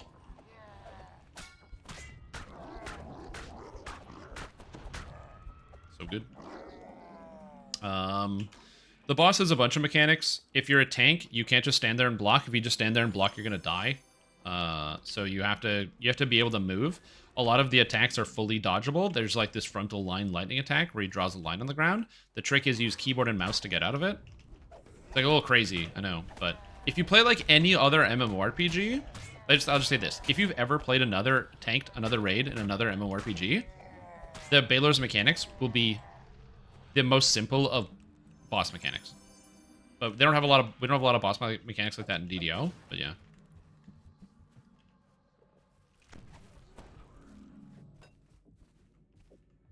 Yeah, you gotta keep shuffling, exactly. Among other raids, where did you put the new raid difficulty-wise? I would put this one probably below Hunter Be Hunted. And in terms of raids, I'd say like 2 Ought to Handle's number 1. I definitely think this is below Hunter Be Hunted. You hear a dire wolf snarling somewhere nearby. I think it depends on the difficulty. I think this raid gets more difficult than other raids as you go up in difficulty. Mutiny yelps pathetically as her vicious life. But if we're comparing normal and hard, I think this raid is probably harder than Hunter Be Hunted on hard. It's weird. It's definitely a top 5 difficulty raid, especially on like elite mode. But yeah. Also depends on what your group makeup is. So for example, if you try to do the raid and you don't have like a healer or a tank, you're gonna lose. Also, the original dad, welcome back to the stream team. Appreciate the support for 13 months. Thank you. Glad to have you here. Very kind. Oh, right. Drive a Kia Soul. No. Yeah, there is also an extra chest that no one knows how to get to. So, I'm sure you can probably explore around on normal difficulty to find it. But, yeah. Probably not today, but maybe tomorrow. I'm going to enlist a few people to help me out. And basically, I just want to make a raid demo video to explain how to do it. In it, it'll basically be just clearing the raid on normal slowly, so I have enough time to walk around and explain each of the mechanics. So I'll probably put out the call tomorrow at some point to be like, hey, who wants to come in? It's just going to be not so much a teaching raid. It's just I'm going to make a video, so I just need people to like, you know, a tank who can tank the boss for an hour, and like, you know, a healer who can stand around and give me like a minute to walk around and show off all the monsters with each individual mechanic. Just so I can put it like an easy guide. I didn't want to do it today, and the main reason is I want more mechanics to be found so people well understand them. One of the mechanics that I don't think is well understood is I don't understand how the tank stacking mechanics work at all. So I'll need to talk to people who have been tanking the raid to find out what they know about it, because I don't know.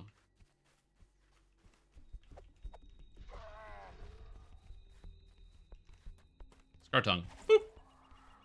At a cook pot in the back of the camp, a kobold mixes up Scartongue flails in agony. I'm very excited because this character at 12 gets so many cool things. I get, what I get access to Divine Power, which is cool. I get Divine Vessel.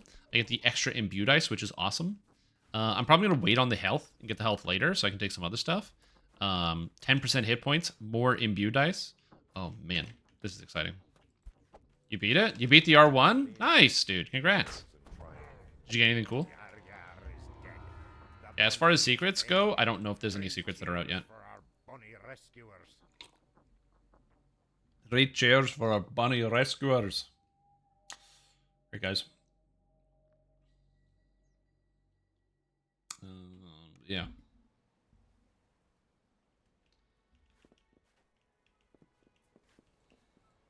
My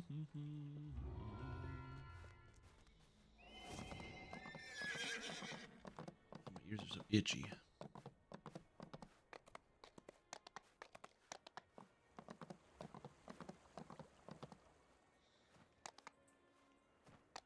Okay. I think I'm going to do 3 Barrel Cove. Because I don't really want to do any other 4s, so I'm not going to.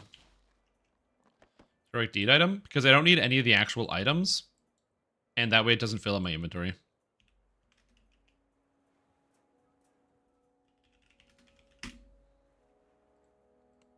Like, I don't need the gear, and I don't need the money, because I have 3 million platinum. If you're on Arganessen, by the way, and you want platinum, I'll give you 1 million platinum. Just tell me where you are, and I'll come find you and give you 1 million.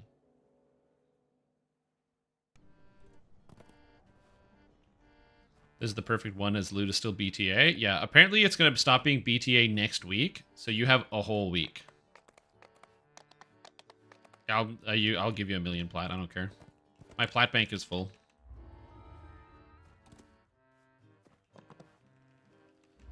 News about them can make further strides. I wonder if you could upgrade the reliquary weapons into something different. So if you bring the reliquary weapons into the altar, you can, and you place them in, it unlocks secret recipes. Has anyone tried that yet?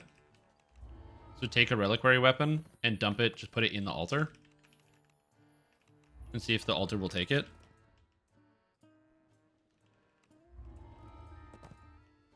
Give them the recipes? Okay, yeah.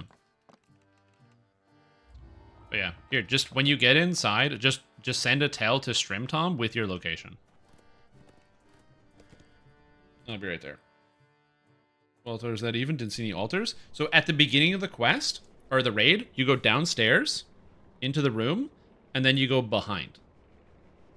You go downstairs in the room, and you go behind.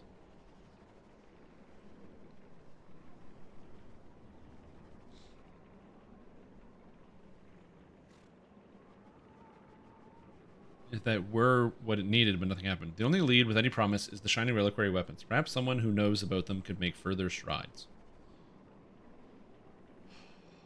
Yeah, maybe you need 3 reliquary weapons and they combine into 1. My favorite weapon? Longsword. Using longsword to go secret recipe for the most amazing chocolate chip cookies.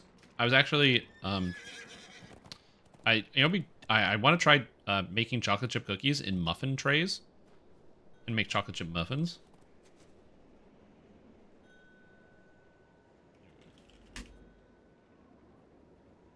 Yeah, this is my current build. So we're good. This is my stats right here, so you can see them. Hey man, this is Twitch. I'm heading to the potion vendor in the marketplace. You got it. See you there.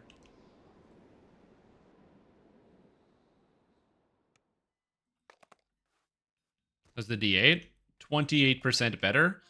Right now I'm hitting for about 40 damage a strike at level 6. It's awesome. It's so good, dude. It's so good.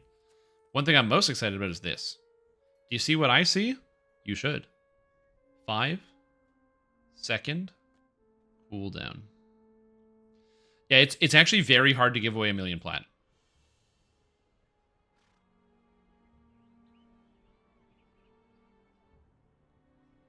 It's very hard. Oh, you know what you need? Hold on. First, we're gonna trade. I'm gonna fix you up. Hold on. First, you need 1 million platinum. 1, 2, 3, 4, 5, 6. Here you go. So you need 1 million platinum. Oh, it's free to play. Keck W can't take the gold. No. We just talked about this. Yeah, free to play is a gold cap, unfortunately. If you're premium, which means you've bought anything, you get access to, there's no gold cap, but yeah. All right, well, I'm gonna make it even better. Here, you know what? I can't give you 1,000,000 gold. I can give you, hold on. How much gold can I give you? 20,000? That should work. I should be able to give you 20,000. Wow, is the gold cap that low? Oh, it's because you're level 3. It's based on your level. Yeah, I forgot. Okay, yeah. It's 10k? Okay. Well, you know what I can do? Join me? I'm going to get you ship buffs. No, it's fine. I'm going to get you ship buffs. That'll help you way more than any gold is going to do, because it's going to get you more gold. So join the party. Let's get you some buffs. All right, and then follow me up this hill.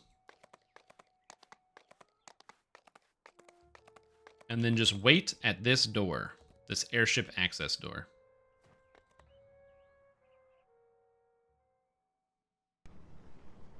And then invite to airship. Welcome. And now click on the amenity bar. And now you're going to have buffs for the next 5 hours. Only in quest time, not out of quest time, so they don't count down in town. XP, bonus to all your stats, health, mana, movement speed, everything. It's free. Also, you're more than welcome to explore the ship. Oh, if you want to leave the ship, by the way, you just go up to the top, and then the captain is up here. And the captain will drop you off wherever you want. And that's how you leave. And that'll help you out a little bit. Oh, other side. Okay, heading out. Make it so, and engage. Yep. So yeah, you're going to be running slow right now, but just wait till you hit the harbor. So, that's where I'm heading, personally. Person-like. And then once you get a couple levels and your gold cap increases, then I'll give you some gold. But you can get dropped off wherever you want. Once you get dropped off, your movement speed's going to go real fast, which is nice. It gives you town movement speed. And also, I am going to remove you from the party just because I'm still questing and filling up the group and stuff. And I'm a little higher level. Little higher level. But there you go. Yeah, I don't know. I'm still a believer, and I've said this before and I will say it again. My recommendation is, kill some time on DDO, make sure you like it before you hard commit. Because it's not a lot of money, but, in my personal opinion, I don't think you should buy anything unless you're sure it's going to be a good time. That's how I kind of try to lead things, and I would never want to lead someone astray or just be like, hey, by the way, like one of those scummy commercials, be like, if you join Dungeons & Dragons online right now, you get a bonus 100k platinum straight from me. Coming in and out of So subscribe. No. I would give you the money, but I don't want that to be the reason why you do that. I'd rather you just keep playing and have fun and then give you money later. Because millions of platinum, by the way, is an hour of game time. So the platinum cap in this game is 4 million. And if you're at the level cap, you can hit the platinum cap in a day. Not grinding platinum, just looting chests and selling stuff. The gold economy in this game is out of whack. All the raid loot is bound to account by accident. Also, you might be able to reroll the chests. I don't know. An opening in the ground reveals another body of water to explore. But yeah.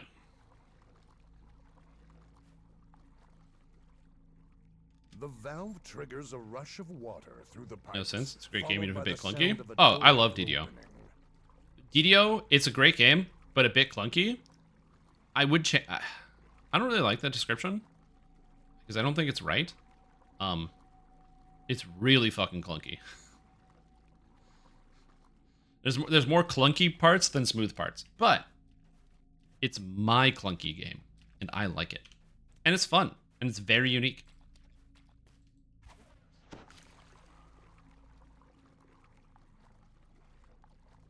What's this? Sonic damage? Pfft, whatever. I'm a dark apostate. You don't think I care about sonic damage? Oh, fuck. That's a 1. Oh, that's so much damage. You think I care about sonic damage?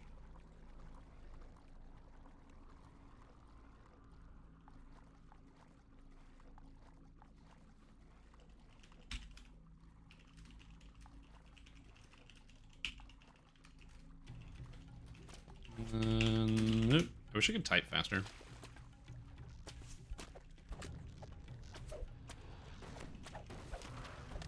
Let's get him out of here. The hedgehog damage. Is that what the kids call it nowadays? Dude, my imbue with the double strike is hitting for over 100. This is crazy. You hear doors. It's just a combination of close Warpriest ahead and behind Dark you. Apostate. You fear that you are trapped.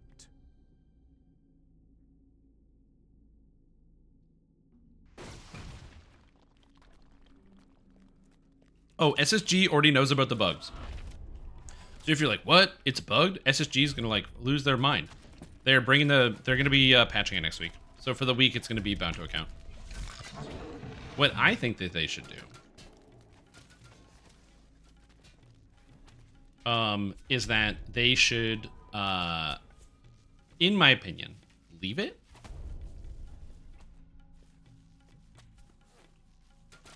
Sounds worse. I mean, you say that, but dude, they're gonna sell so many fucking astral shards. Cervantes, two-toed Tobias's first mate, has been returned to the depths. Like, they're gonna sell a lot of astral shards. So on the one hand, it's probably bad. On the other hand, like, and here's the thing. You know who's buying the astral shards? Everybody. The people that raid constantly will be spending their astral shards on it. The people that don't really raid a lot will be spending their astral shards on it because they're like, well, I don't really raid, so I want to get the gear, right? So they're going to be buying the astral shards because they can get in. And you go, oh, well, doesn't that suck? Because if, you know, the people that are really raiding are just going to be buying astral shards, they're not going to run it anymore. No. The people that really raid in DDO are losers. They don't do anything else. That includes me. Oh, what's that? There's no loot in the raid? Guess what? You know what I still do all the time? Lord of Blades. You think I need any loot from Lord of Blades? No. Do I run it every week? Yes. We just run raids. So the fact that you can re-roll it is not gonna, it's gonna change how fast people get the loot, but it's not gonna change the fact that people are still running the raids. It's basically just free money for SSG. Should they allow you to re-roll in raids? No. But are they gonna make a lot of money temporarily? Yeah.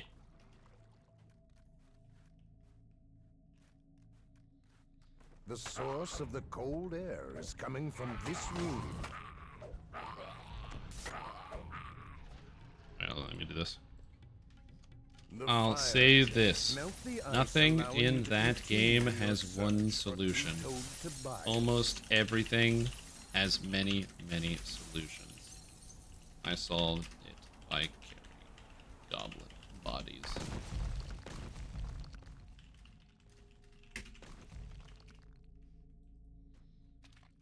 Yeah. 1, 5, and 6 all the time? Yeah. Well, the new raid is a fun raid. I really like the new raid. I like the fact that you have, like, split up your different roles in the group. So you have some people who are on, like, boss duty, some people are on ad duty, all sorts of stuff. I like it.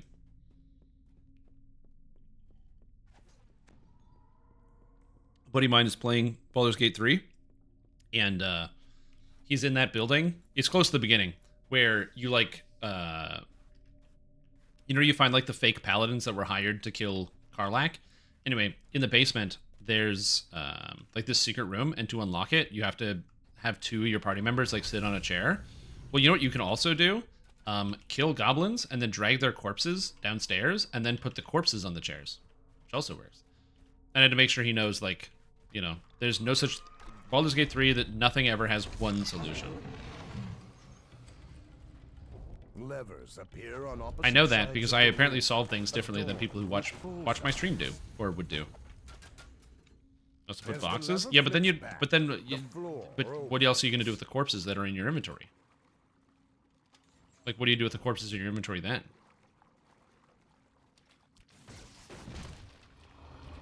The door before Did you them from opens Animate Dead? as if you were expected. Yes.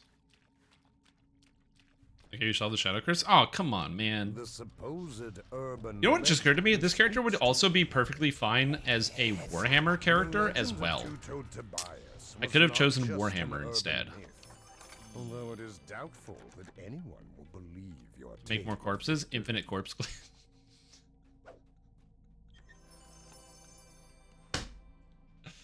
Okay. Cruiser Zero has a new build. He needs to use corpses as weapons to then create more corpses. The infinite corpse glitch. Amazing. We gotta tell him. The Weeping Cove is rumored to be a resting place of two-toed Tobias, This is very an smart. ancient three-barrel legend. To be fair, in my game, Karlach still has 6, count them 6, Mephit bodies in her inventory. You may be like, wait, why are you carrying around a bunch of dead magma Mephits? Shut the hell up. I can do whatever I want. It's my video game. Whoa, I have a bunch of magma Mephits in my body? Or I have a bunch of magma Mephits in my character's inventory? Whoa, who cares? Do they have a use? Well, maybe you'll find out. If you weren't so close-minded to the truth. That carrying around corpses could be valuable. There might be a quest where all of a sudden, imagine this. I go into Baldur's Gate. I head into one of these alchemy shops. And there is some dude alchemist who is like, oh man, you know, I could make this sick +5 Holy Avenger oil that turns any weapon into a +5 Holy Avenger. But I can't because I need a Magma Mephit's corpse to be able to craft a +5 Holy Avenger oil that allows you to pour it onto any weapon to make it a +5 Holy Avenger. Well, wouldn't you know? All of a sudden, I walk out with the Magma Mephit corpses, and then who gets the +5 Holy Avenger? I do. And you guys in your playthroughs get to sit there and go, oh, boo-hoo, where's my +5 Holy Avenger? I didn't know I was supposed to carry the Magma Mephits all the way through the entire game until right before the final boss. Well, there you go.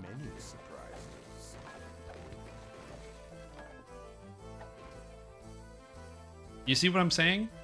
Human beings have the power to rationalize anything. Cruiser, did you hear what we were just talking about?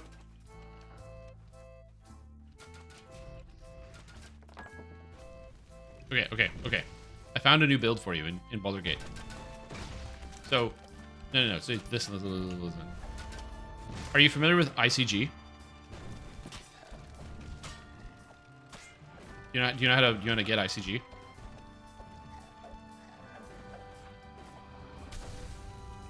Because if you don't know how to do it, I'm going to show you how to activate it.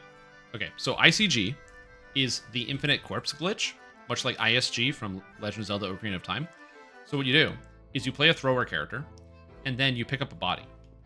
Then you use that body and you throw it at somebody for damage. That body deals enough damage to kill them, creating another body, creating infinite corpses, infinite corpse glitch.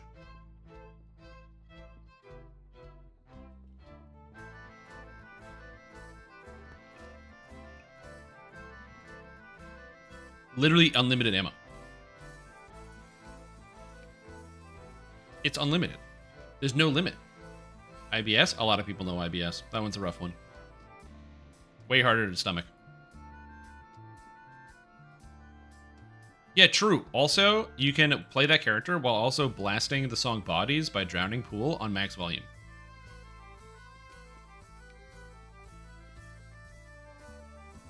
Your muscles are worn and weary from the ascent up the. You can also, while you play the game, blink really hard for like 1 second. So like blink and then open, blink, open, blink, open. So it feels like you're playing a montage. So you can be back in the Call of Duty days. Back to the drawing board. Man, he doesn't like my idea, you guys.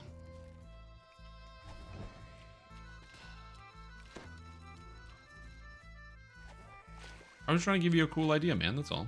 The floor opens up to reveal an elaborate obstacle course.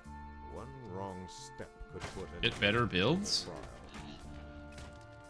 Dude, do you watch my channel? What do you mean get better builds? That's... Oh, God. Got the tactics augment? It's not the worst one. Yo, the tactics augment is... leading you to believe it is a trick. The other components in the room. The tactics augment is really, really good if you are a monk using quivering palm. Oh wait, they patched that, didn't they? What the fuck? Why is this going the wrong way? I didn't even notice.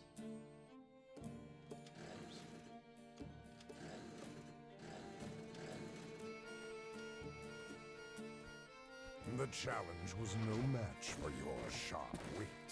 The portcullis rumbles. The Moon Druid focuses on wild shapes. 3 levels of fighter, battle master for action surge. Honestly, the problem with the wild shaping is I just think that it sucks. Like, I don't want to play as like a wolf.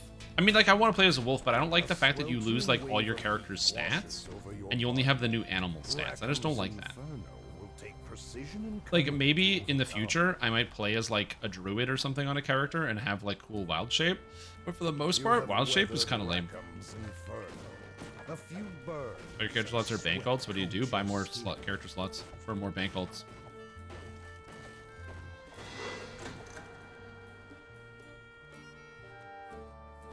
Oh no, it's like cool, but I just don't like the replacement of stats. It's something I've never really liked about wild shape. Is like, I like wild shape in games like the wild shape in Diablo 2, where on a druid you take a you turn into either a werewolf or a werebear, and it adds to your character's stats. So just like, it's an addition to what you already have as opposed to replacing what you already have. I much prefer that. I like things that are in addition to which as opposed to replacing. I'm not saying that it's a bad design, because one, that's how pen and paper works, and two, a lot of people prefer the replacement because it's a different type of mechanic, and most mechanics in the game, like rage and other things, are in addition to which. So druid having like a different type of mechanic is very cool. I just don't like it.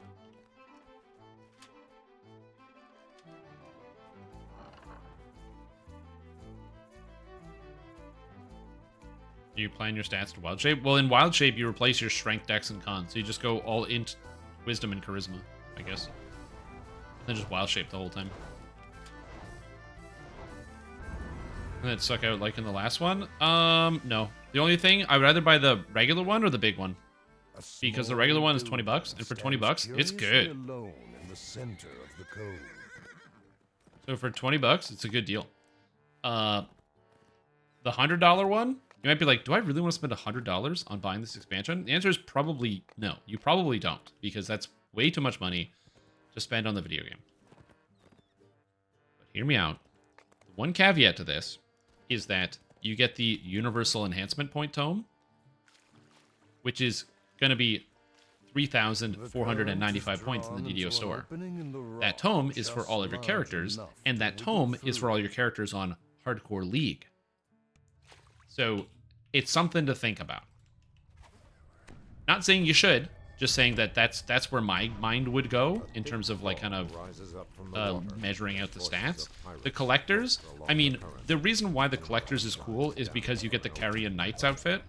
You might be like, what's the Carrion Knights outfit? It's the outfit that you get looks just like the outfit from one of the character classes, or like not character classes, one of the groups in Elden Ring, and it looks so good. I use it all the time. Oh, Cruiser, did you see my new sword? Dude, look at my sword. I'm like the Doomslayer over here. I got it from the raid.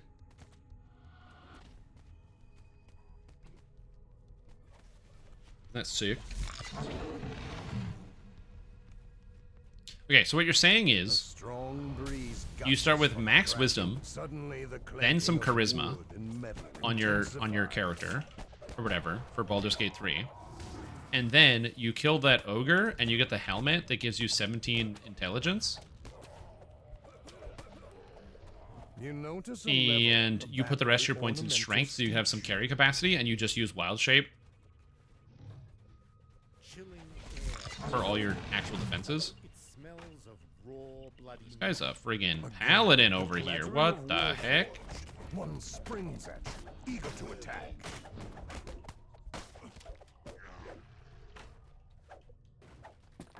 Metal, if we have flaming swords? Great question. When you pull the lever, You hear the sound. Moon of Druid a is really a gate tank rattling. subclass. You have Mm, cleared the interesting. cave of all the spiders. Yeah, I tried to play Druid. I tried to make a character that was a Druid, but I ran into the problem of the fact that Druids don't have like a spell casting Calls out spec, to you. because the spell casting spec is Druid of the Stars, I think, and it's not in the game, so there really is no Druid spellcaster. The Kinda scrag sucks. falls to your unrelenting I like assault. spellcasting on Voice Druid. calls out from the back of the room. Please come in. I would like to make your acquaintance. What are your thoughts on the time stop changes? Apparently they didn't go through. But so let's not talk about numbers for a sec. We'll go outside the numbers. Conceptually, I think that time stop being a buff to your damage that is different depending on the player to player because it's scaled off of your helpless damage is not a good idea.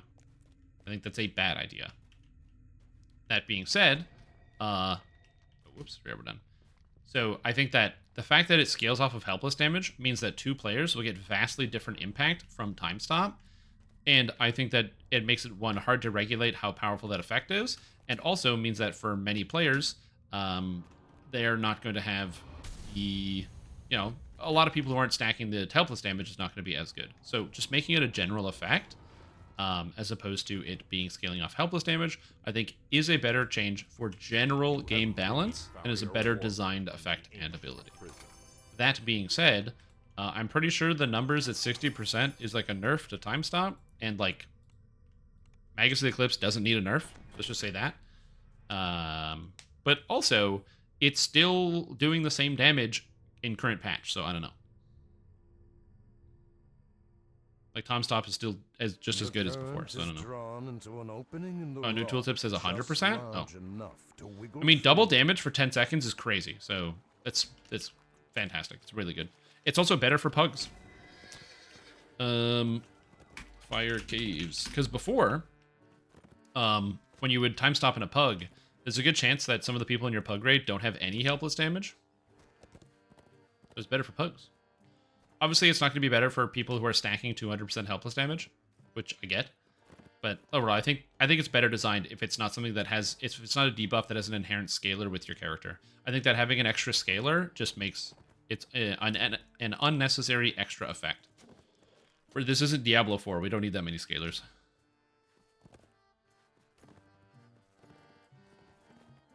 Because you can get a bonus action where you get d6 per spell slot used. Yeah, I've seen that. Because all the druid spells are bad. That was the thing, is I was like, oh, I'll make like a druid, it'll be kind of cool. But all the druid spells are bad in pen and paper, or sorry, in Baldur's Gate 3. It's like, they're really disappointing. So you pretty much want to use all your druid spells as heals. Like, you just want to go into animal form and use their druid spells as heals. Heat and steam. Yo, what's up, Chris? From the How are you cave doing? entrance Did you run the raid before yet? you. Did you get 10 raid gear? No, 20 raid gear? Hot and stinks of brimstone. Horrible? Why horrible? What's happening? Did you stub your toe? Did you... what? Every dem's lugs and cook them? That's a little aggressive. Are you doing okay? From beyond the door come low, chanting voices, and a disturbing feeling like something stirring deep within the earth. Yeah, but you have until next week to get the loot, dude.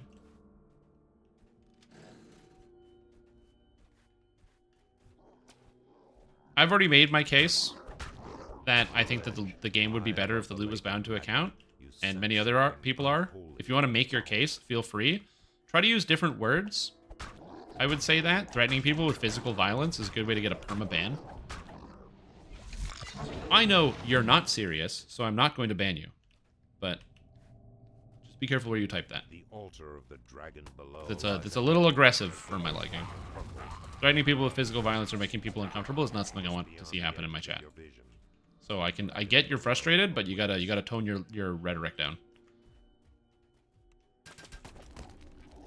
If you can.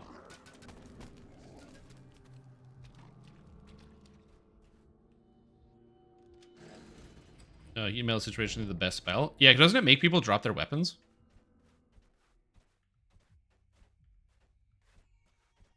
Yeah. You can say I don't like it or I think it's a stupid decision. Just make sure you tone down sometimes the way you speak about certain things if we can. Its power makes bile rise in your throat. Drew's only allowed to heal. Is this classic WoW? Oh wait, can't you play Cat Druid in classic WoW? You feel a faint tremor below your I feet. thought The Cat dragon Druid was stirs. you could PvP some people in classic WoW. I don't know enough about classic WoW. I just know that you can PvP people with Cat Druid.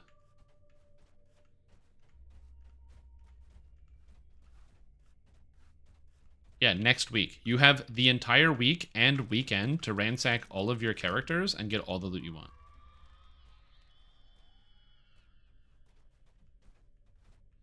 Yes, I have seen the Greatsword drop because Serenist Elf has a Mythic 4. The air grows more stifling. The And I'm very sulfur jealous. more nauseating. The heart of the mountain lies ahead. And yes, it does in fact, they fixed it. It is now a lightning weapon. It does lightning damage, which means monsters that are immune to lightning damage will take 0. Monsters that resist lightning damage or absorb lightning damage will take less. And if you happen to have effects that increase the amount of damage that monsters take from lightning, such as the lightning vulnerability from Grix's Gouger, the lightning vulnerability effect from Monk, Hench and Mystic, as an example.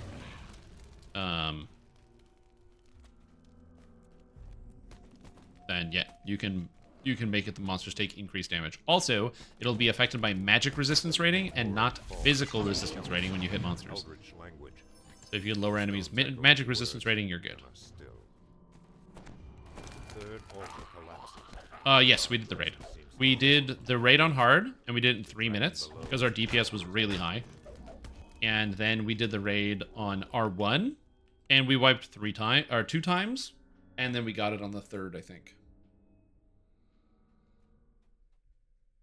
It wasn't 6 minutes. It was closer to 10. No, I'd say probably 8 minutes. I'd say about 8 minutes, somewhere around there. We got 2 time stops. And we didn't time stop for the first minute. So somewhere around 8 minutes.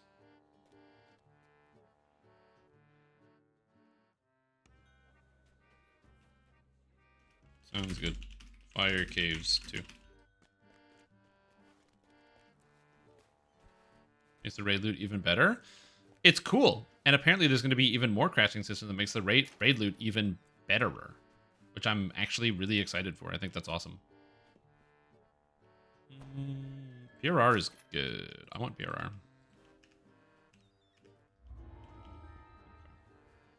So now I can take Sanctuary. Which gives me 2 armor class and 2 fire and light spell power.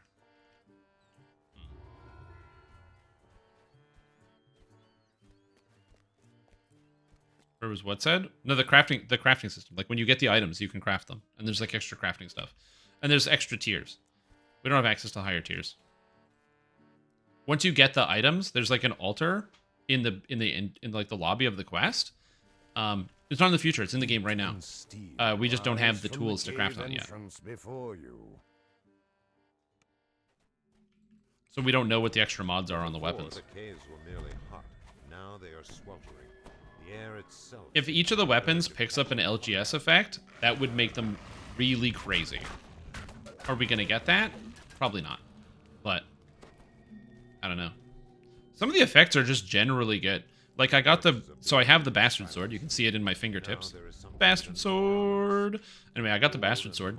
And not only does it already have Salt, and it has Legendary Paralysis, but then it's also going to have like a Destruction effect, minus 10 will saves, minus 10 armor class, which is kind of good. Other ingredients yet? Okay, I'm going to try to put it to the best way I can. In Sharn, all the Sharn weapons have 2 stages to crafting, because they're nearly finished. You have stage 1 and stage 2. This seems to be the same, where there is a stage 1 and a stage 2 craft. So the first stage of craft, depending on the type of weapon, you can apply extra bonuses to. There's like a soul shred effect, there's like a bunch of resistance effects, or there's a fire damage effect, a lightning damage effect, a resistance effect, and then 2 debuffs. That's what you can craft. But then once you have that, it then puts another effect on your weapon called Leashed. When the weapon, and it says this weapon can be unleashed to have even greater power. That makes sense because the title of the expansion is Vecna Unleashed, and the weapons have the leashed property on them. So we don't know what those extra effects are. And it could possibly be because the ingredient isn't dropping in the chest. SSG has said there's an ingredient not dropping, but it could also be due to whatever the secret is in the raid that we don't know about. There's also going to be a secret that is likely going to have some type of like extra loot, which we also don't know. And you have a jewel in it. If you're going to upgrade something, you got to remove the items from it. I believe it gives you a new item. Oh no, I believe if you're upgrading, you're fine. I think if you upgrade, it's good. It depends on the upgrade. You know what? Honestly, I'm not sure. Somebody else can answer chat. I've never upgraded an item that has one. So I'm going to say I don't know, and somebody else might know. I'd rather not sell somebody down the river. I don't know. Oh, the unleashed effects are listed on the altar? Oh, sick. I didn't have a crafted item, so I couldn't see the unleashed effects.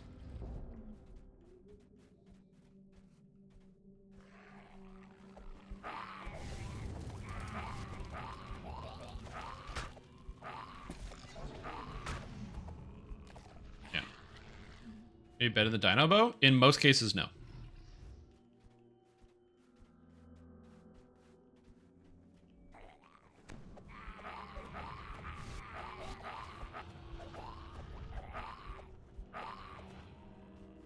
Oh, wait, is that the same thing? Oh, wait a minute. Hold on. Maybe I'm getting confused.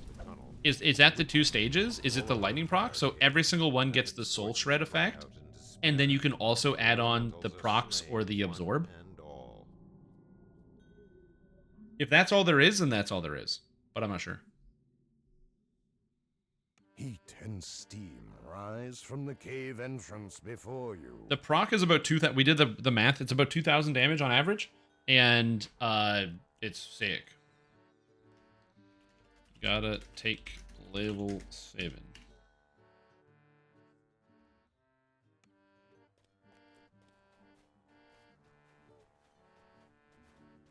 It's pretty good. It is pretty good. Needed for a hard run. A tank and a healer. If you don't have a tank, there's a 100% chance your raid's gonna wipe.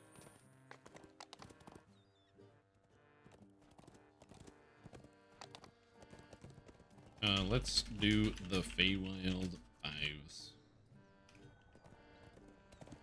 Platform under the raid. If you go down after it started, you die. Interesting.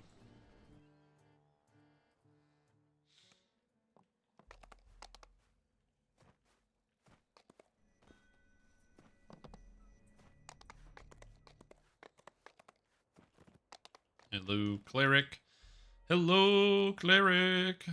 Give me that spellcraft, please. Can I have 4th level spells? Nice. Let's go.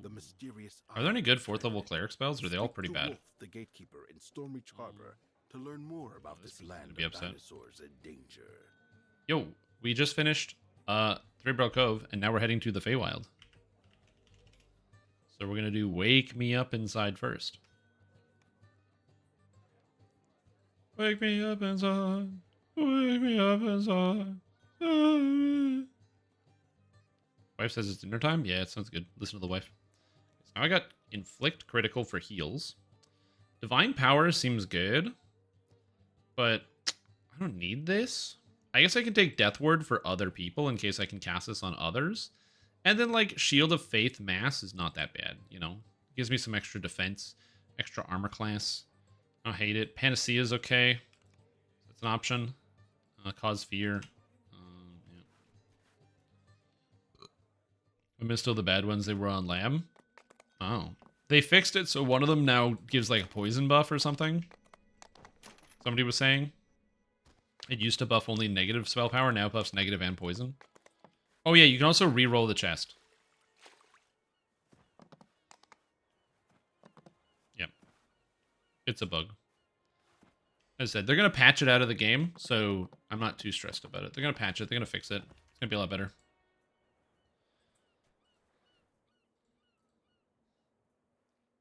Right now, yeah. As I said, the SSG is going to make a lot of money in a very short period of time. They're patching it next week. They already said they're patching it next week.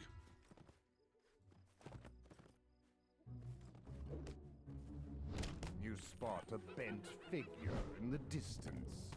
The hag gives a surprised laugh, then scuttles off.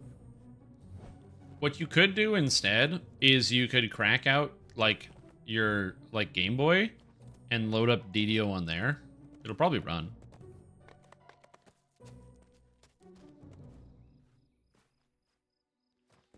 Solution at urgency with threat of patch stonks. Yeah, basically. I mean, it's more of a screw up. I'm honestly not sure how the rerolling thing made it on, since me and other people reported that you could reroll on the chest. I don't know.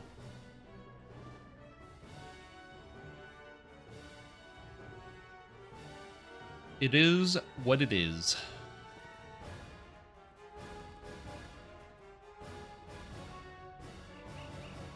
This soaring I mean, to be fair, and I will say this, the home of Lord Arden I would and the much local prefer center of that the summer bugs in the raid get fixed so the raid works properly than worry about issues with people being able to easily acquire loot.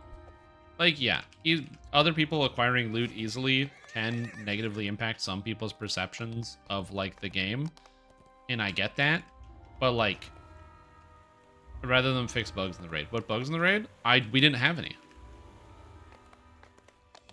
Not yet. Remember how Skeletons in the Closet closed the day it opened? Because there were so many bugs? Right? So I'd rather the bug be like, oh, the loot's easier to acquire, than the bug be, oh, the raid's broken. You have to close the thing. Shut it down. You know what I mean?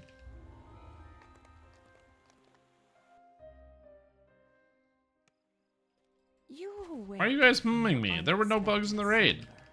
It's true. Things seem as before. You're still at Winwood Hall, and Melody is still standing beside the bed. I literally just said the same thing. That Lord Arden is missing, and so are the My flower name and is the Lord loot Arden. and the I ritual. live in a garden. You see creatures milling around near the gate to Winwood Hall. Dude, I'm out of here. Then you notice that things seem I have a lot of hit points. different. This isn't the Feywild.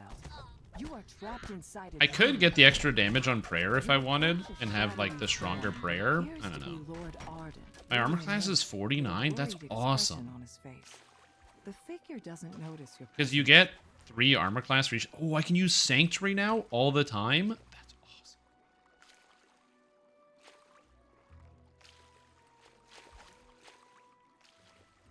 That didn't give me an extra imbue dice, right? Movement underneath the I have bridge. 4 imbue dice. Moving 1, 2. You see a nasty looking How many should I have? guarding the missing 1, loot. 2, 3, 4. Yep, that's right. Bits of troll and drops of its blood splash into the river. Bits of as troll. battle progresses.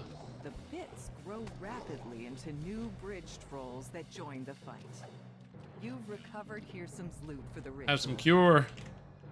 Sadly, I just don't have any positive spell power. That's the one thing this character is lacking. I need an item for positive spell power, and I don't have any. Oh. Meowdy. Why are you guys staring directly at me? I don't like it. Seeing the chat filled with Inside stares the is like, magically oh. sealed gazebo ahead floats the frosted cerise you need for the ritual. I also like that there's both Bears stare and outside. stareage. Magical talking bears, no doubt. This is the Feywild, after all. Oh, thank you, Cruiser, for You've helping me out. recovered the frosted cerise for the ritual. You've recovered both the Yeah, loot Power of Life and and Death the would be good. The frosted problem is this cerise. character didn't take it. Now, where has Melody hidden Lord Arden? It would be very good here, but I just didn't take it. Magical energy streams Morning from Lord distant past points. lives would be sick. 3 Morning Lord past lives for 30 spell power?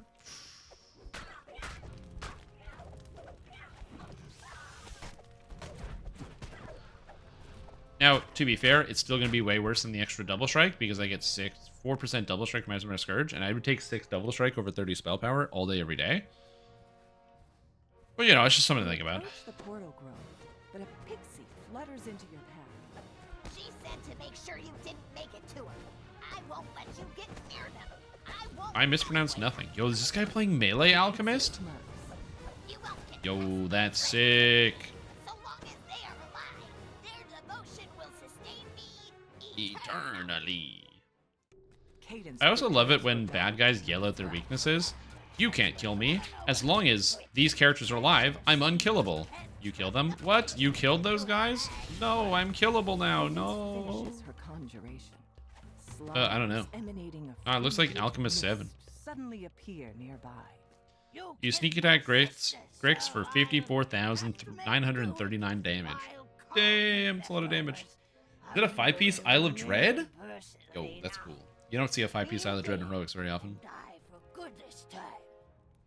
Weakened and battered, Cadence tries to surrender. All right. That's enough. Come on, Mr. Arden. We gotta get you out of here. Get out of here, Mr. President. So then, let's make a deal. You've reluctantly decided Good from to 6. allow Cadence And to melee's live to 12. in exchange for Lord I don't know. Arden's true name. Alchemist is pretty fun. Lay out the ingredients Overall, for the I like ritual Alchemist. and It's a good repeat the class. steps to reverse the Very curse. enjoyable. First, play the lute.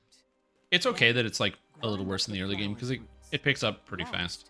Burn the roots along with Lord Arden's Make true name. believe. Play I just gotta hit the bank. melody on Hearson's Yeah, I did my lute. gold roll already. You mash the flower's roots into a pulp. 800 with shards little is enough. effort. You set a Yeah, don't small forget to ransack place, it. Then drop the crushed roots and Lord Arden's true name into it. Gotta completing ransack the it, Chris. ritual. As the Ransack smoke it. rises, Lord Arden's Coalesced eyes coinage. Yeah, springs baby. out of the bed. Lord Arden That's what I thanks wanted. you for awakening him from this curse. He urges you to speak with him back at Raptor Wynwood Tooth Hall necklace. on I don't really need Awakening that. Mount. Oh, I can get the birch lores, which gives me wisdom, which is nice. I don't need any of the mana. The mana is useless to me. The birch lores just give me all the spell power that I don't have.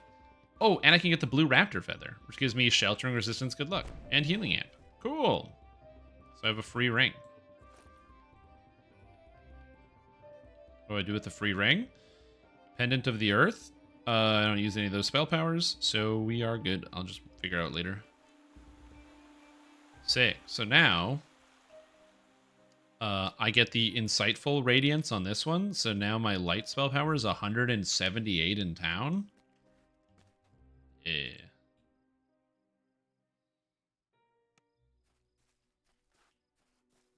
Rondo with the plant's grave.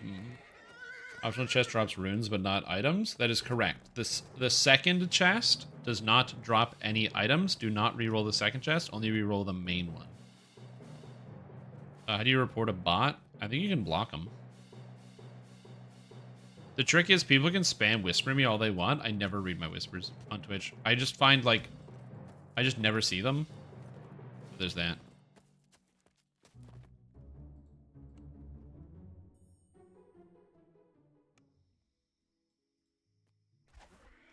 Like, whispering me on Twitch is the worst way to get in contact with me.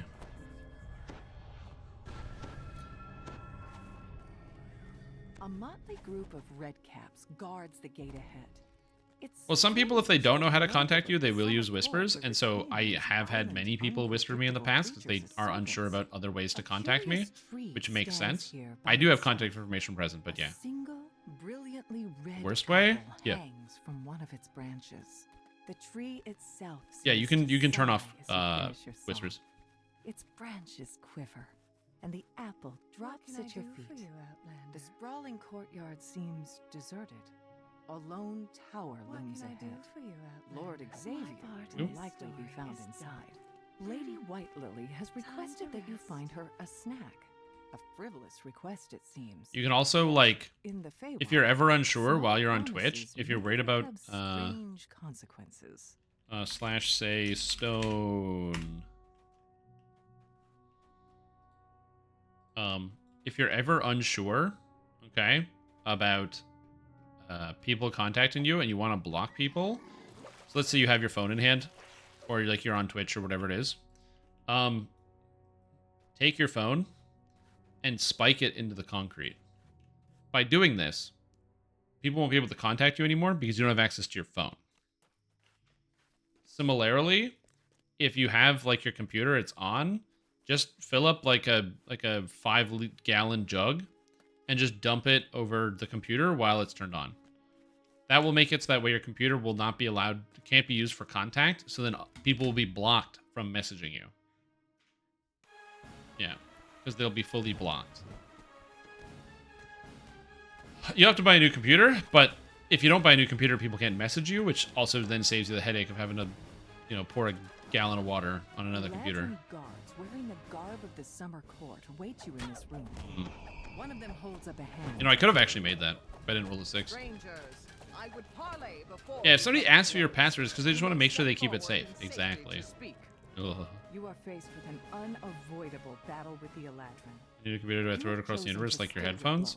And spare their lives. And right out the window. Threw my headphones across the room and jumped out the window. What a good time.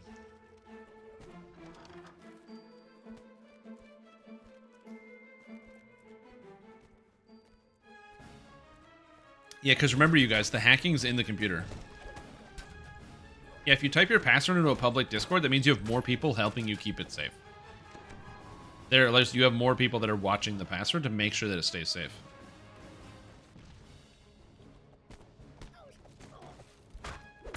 Those houses? Honestly, I think most people would be okay with that. They'd be like, oh shit, free headphones? Nice. I'm Canadian. Most of these Eladrin appear to be victims of the Red Caps. Am I immune to poison? Whoever has replaced Greymon. Nice, I am immune to poison. So it didn't display as a debuff, but a buff. That's very interesting. Yes, you fool, I'm still here. Oh, I have healing spell power now, so I can actually heal people? Very cool. But your precious Greymoss is dead. Trusting idiot. Who told you the Prince of Frost wanted you dead, Me? Who said these Outlander dotes were his tools? Me. But it was you who was supposed to die willingly on their plates as a distraction while I do Hearsome's bidding. But no, guess I just have to kill you all myself now. There we go. The hag's form splits into several mirror images. Should I autos this character? I have an autos box. I could. I definitely could autos box this character. The action all fast like? Yeah, but what if I want to take my time? The thing is, this is awesome. I don't think it's like, this character feels so good. The imbue feels great. I really should replace this sword.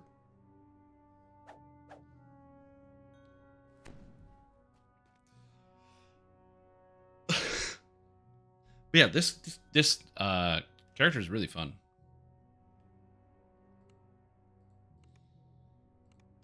Ring of Falls Decay would give me negative spell power, which is what I use for healing, and I don't have any negative spell power, which would help me out.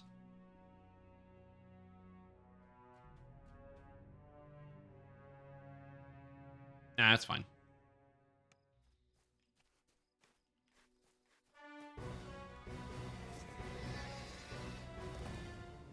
Really should have the Chrono Sword. Is that a long sword? Right, the Time Blade is a long sword. I always think of the Time Shard for some reason. Every time I think about the Time Blade, I always think of the Time Shard. For some reason, I can't remember it. The loot and killing time was so cool, wasn't it? I didn't say it was a bad item. I'm just saying I don't have it. No, not the Time Shard.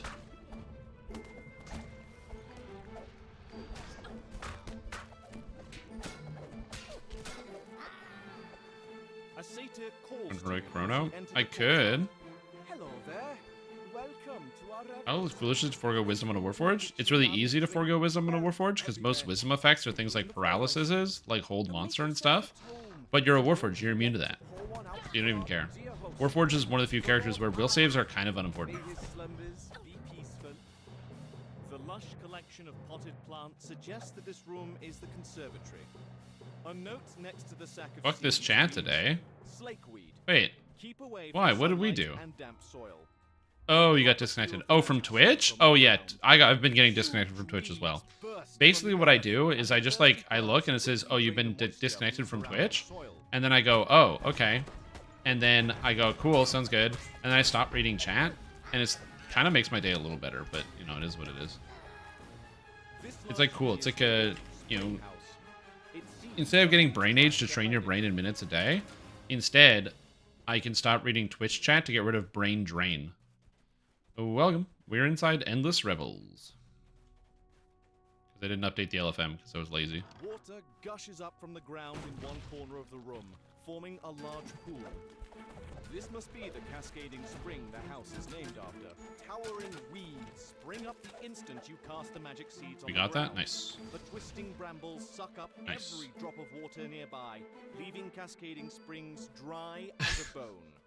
This large that's good. marked flash boom powder in large letters. In even larger letters. Yeah, does the raid have a timer like it should? A raid timer? Oh, I don't know. I didn't check. I know you can't re-enter it. You attempt to take the sign, but are spotted by the attentive satyrs before you can pry. And the message that got eaten because you can't say the same thing twice in 30 seconds. Just add a period or add more capital letters. Yeah, just add more capital letters. It'll make you feel better. Well, apparently we did the quest. Combating corruption. Thanks. We're gonna combat the hell out of this corruption. It's gonna be a good time. Or Joel. But yeah, the raid is good. I had a lot of fun running it. I would recommend you give it a shot. On normal mode, it's basically unfailable on normal. Like, assuming you have people who have they're at the keyboard, they are at the mouse, they're ready to go, they're level 32, you can't really fail it on normal difficulty. Hard mode, you can fail it if you don't have the right comp and you're not doing some of the mechanics. And Elite and Reaper mode, you're gonna fail if everyone doesn't understand what's going on. Or you, like, really overgear it. Yeah, people being outside of the wall of fire. I wonder what percentage of players, ranged and casters, stood outside the fire. Reaches upward to the sky, yet some form of corruption Kinda funny. has gripped its roots, slowly twisting and transforming this ancient sentinel of the forest. Oh, to find the NPC? That's hilarious. These root tunnels. Yeah, we did not have that problem. Yet something seems off. A sense I didn't have an issue with people not being able to find the NPC to enter the raid. Such a dumb problem. Oh, it's really funny though. Classic DDO players. Yo, where's this raid? It's in Morgrave. Where? Like the new expansion area. Yeah, where's that? Oh god. And this is why raid flagging exists. A second barrier blocks the path down. Dude, I can't find it. Dude, I can't. I'm in the Feywild. I can't find the new raid. I don't understand.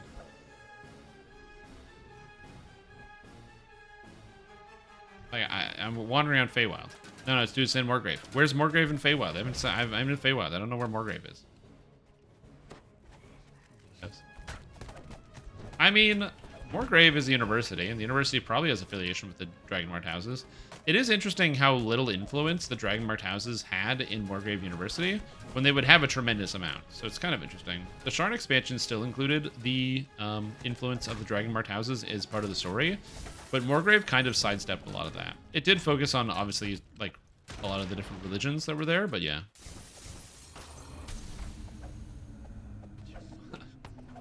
I went to your mom's house, but I still don't see the raid. Amazing.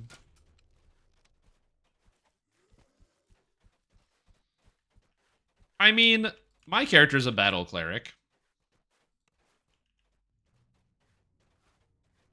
Like, that's true.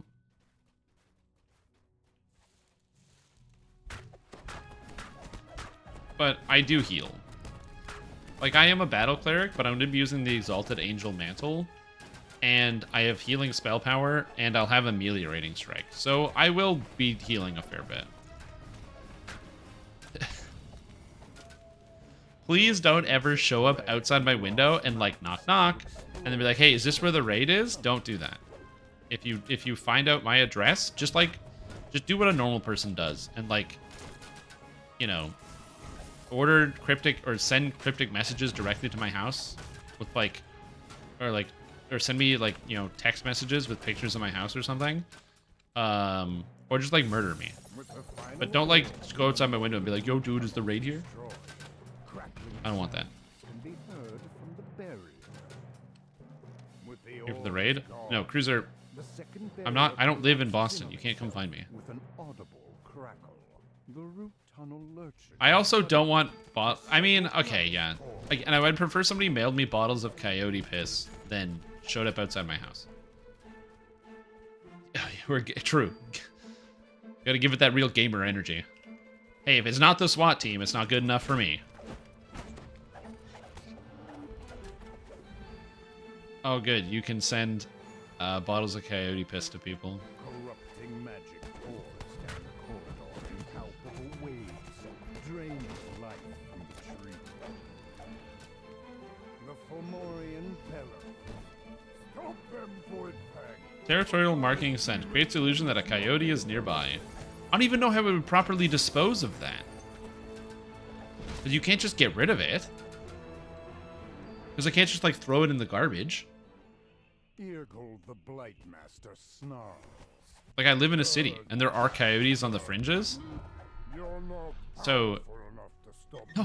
turning this into a goodbye. Oh, oh, God, you guys are vile. The Blightmaster crumples God. to the ground, gasping. I was so close. So Frosty reception. close. You spray it where the coyotes think your property has a coyote on it, and they don't come on it. Uh-huh. All that's left is And what do I do when all the other wildlife also thinks that there's a coyote near my property? And it screws the local wildlife? Homegrown defense system. Guys, I can pee on my own house. I don't need coyotes for this.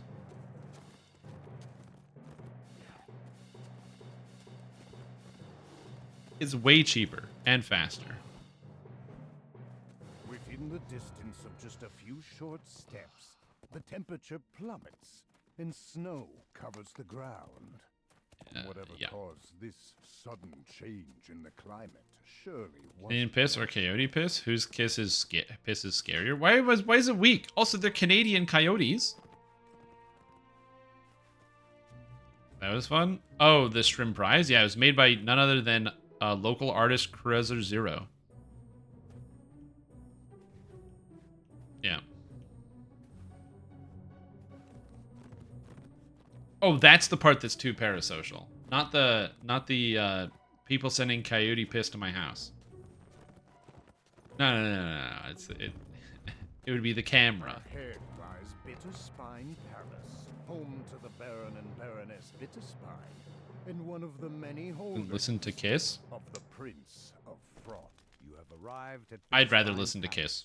home of one of the Prince of Frost's vassals. You proceed. I finished the chest, got to the end, but I can't find this one last magical canyon. The Prince of Frost's cold Did you try is known as looking for it? The Prince of Frost stands before a throne overlooking That the might crowded help. ballroom, the Baroness beside him. However, the third I don't know where the last canyon is. stands empty. I did never. The only issue I had in that, or I never had any issues with the quest. Finger toward you. I don't know. Why have you disturbed me with your presence? Honestly, that emote definitely grew on me. Says the Baroness. A connection in The summer Trim court Feels Good sent Man word emote, of the outlandish that emote knowledge. grew on me. I have granted them an audience with you. I didn't like it for a long They will time. not disturb the ball. But yeah, I made it. Told that Osha Well, made it alone is like a strike rough in term. parties such as But I really didn't like the framing of it because it was like likely to be it's avoiding the like crowd not the somewhat. best picture. Like the picture's not bad, but the zoom in on the face is not good. It's a little blurrier than I would like. You know, I wish the image was a little sharper. The colors are really washed out. The shading isn't good. So there were some issues I had with it. But depicting the winter then I see it like get posted, and I'm like, man, this looks good. to step through it and into Ah, the it's great. ballroom It actually itself. exemplifies the exact Stories out emotions to I the want. windward balcony from the dim gems on either side. You can Is it see my that yeah, it's my been 5-head? sealed to prevent guests from following Osha Classic outside. move. The court advisor stares off into the distance. At the sound of your footsteps, he Sir, jolts, turns around, sir, yes, and sir. lets out a dejected sigh. Osha hands you a key. He tells you that the There we frosted go. cerise flower can be found in the center of the Aurora Garden, but Now we warns wait. you not to let the true nature of it become gossip. You're looking at younger Strim, they're not current Strim. True. When in that picture where my forehead looks like it's bigger than the house that I live in, that was young me. Since that time, my forehead has gotten smaller.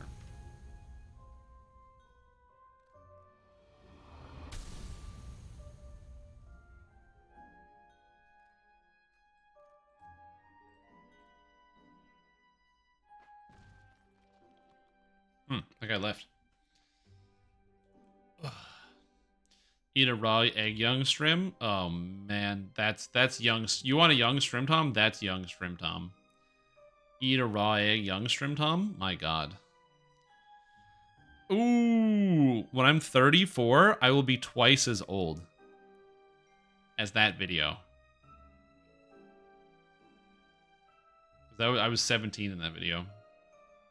That's crazy to think about. I have a 17-year-old YouTube video? Yeah, we all have to meet in the flower room, so please come around here.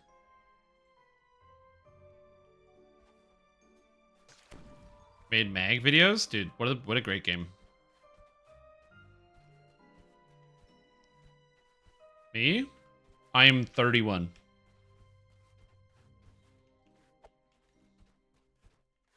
I'm 31 years old. Yeah, if you ever want to check my age, just use the exclamation point age. Yep. Yeah. I'm probably dumber too, so you can do with that information what you will. A peculiar patch of grass grows in its center. Oh, this person here is Along Cruiser? with a Yeah. flower that emanates a magical, chilly aura. The flower crumples away into Well, nothing he has a and kid now, so he can just siphon the youth from the instantly kid. regrows in the soil. The newly sprouted flower glows Bad lighting and blindingly hard to for a define moment, lines. And Yeah. unexpectedly, a shockwave rocks the palace. To your surprise, the ballroom is now covered in twisting vines. Ipsum is only older because he's eternal. That's not really fair. He's like a universal constant. It's like, yeah, he's older, but so is, like, you know, the concept of existence. It's not really fair. Yeah, the concept of existing has been around for a long time. Of the demographic? I could tell you guys my demographics if you want. It's not very hard to look up, and there's lots of talking in this dungeon. Let's see what I got. Resident social butterfly of the Prince of Frost's court. It's not going to be a huge shock for most of you. Okay. All right. Oh, I don't know if I get age range. But 58% of you are from the United States. No, I'm not using a poll.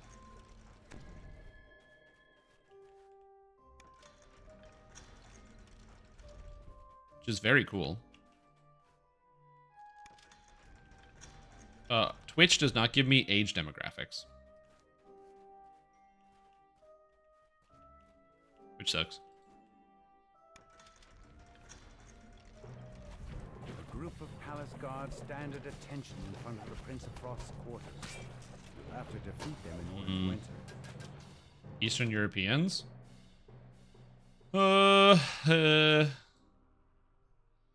Okay.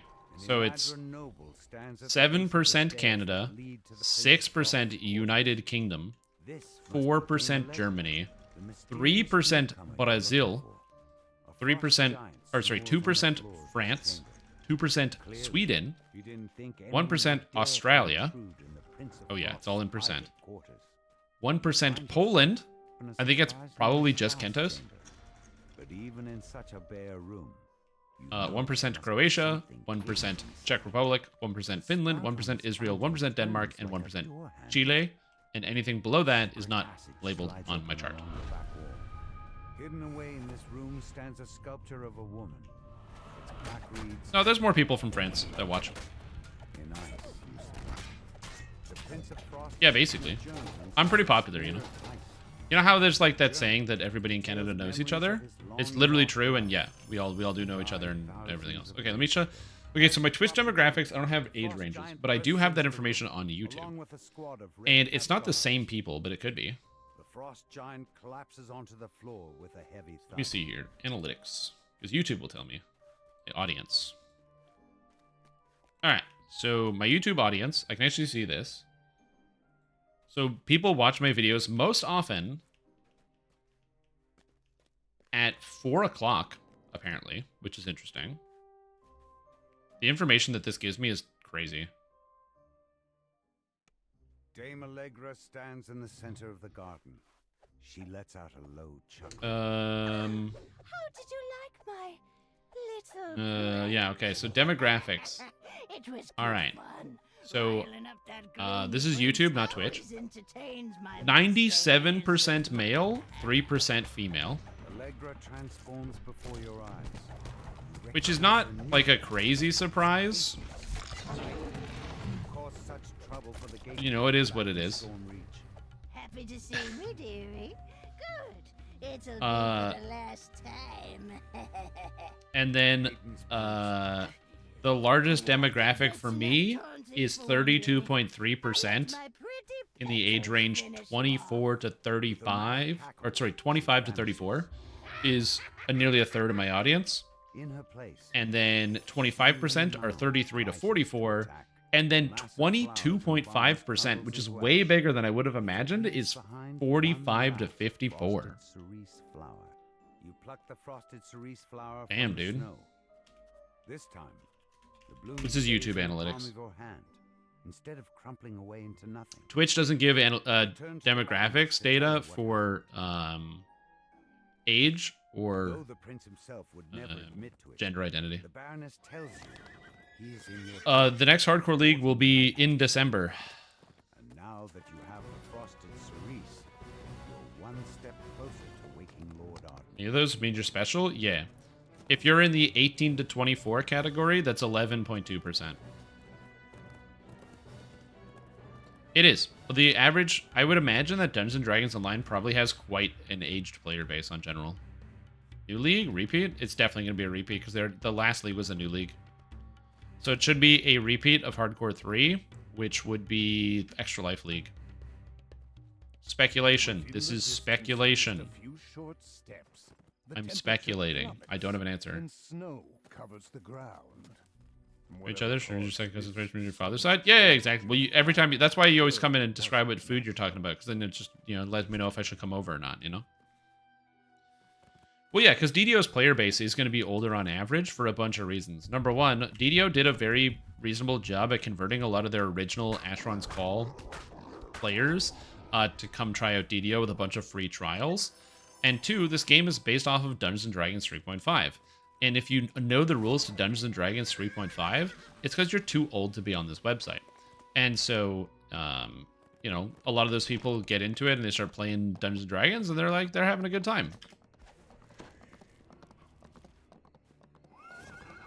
Yeah, it is what it is. Pixies have built a village among the boughs of this towering tree. Like if you're old enough to know the rules to Dungeons and Dragons rule set 3.5, and you manage to get onto the website twitch.tv, you're in like the top 1% of the old fogies that are capable of using the internet. Yeah, you're brimming, You're like in the top tier.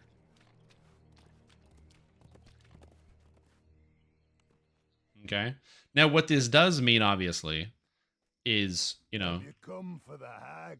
I'm going to probably have to put you in a home soon, so, Which is okay. It's going to be a good time. You're going to be able to see your friends every day. It'll be a nice time, but, just get ready for that. The master of the hunt laughs. But yeah, it is, the average player base in DDO is a little bit older than you would get in other video games. I would imagine, I think it skews a little bit higher than World of Warcraft, even though there are also a lot of boomers that play World of Warcraft because they can't let go. There is a fair amount of young people that play World of Warcraft just because it is popular enough. Whereas DDO is a little bit harder. You get new people starting to play the game either because their parents play or because it's free and it's on Steam, so it's pretty easy to find. But it's not like hip with and cool with like the young folks. It's not the same. Gamers started as gamers in the Atari 2600. Hell yeah, dude. Love me some Atari 2600. Yo, you guys remember Plaque Attack? Yeah, buddy. Oh, where did I put it? Where did it go? Especially the fact that I made it here and chances are most of you won't. Oh, absolutely. Yeah, you gotta go for top score for age, man. Gotta go for top score.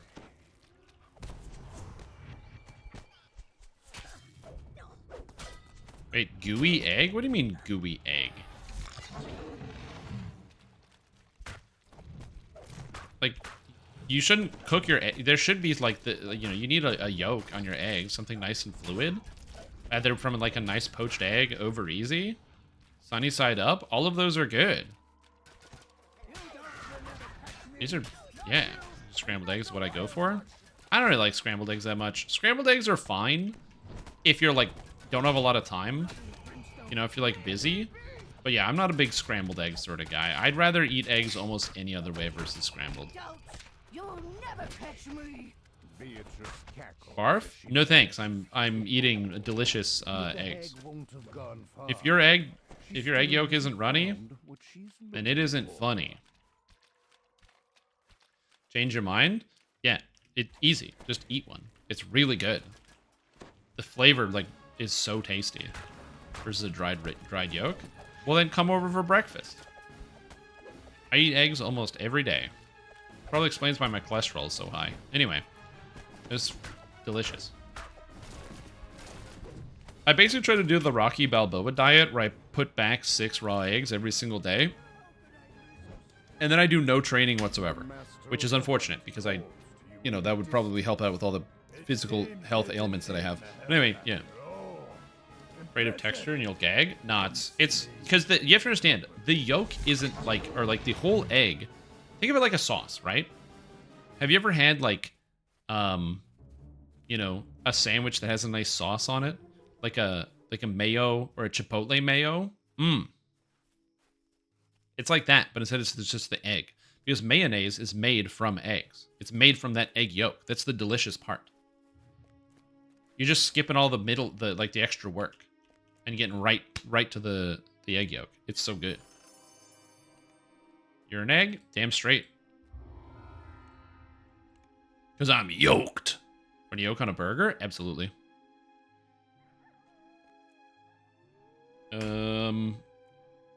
Legend of the Lost Locket.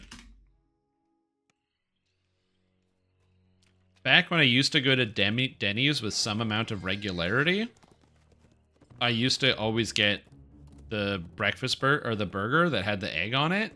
So good. Oh, so tasty.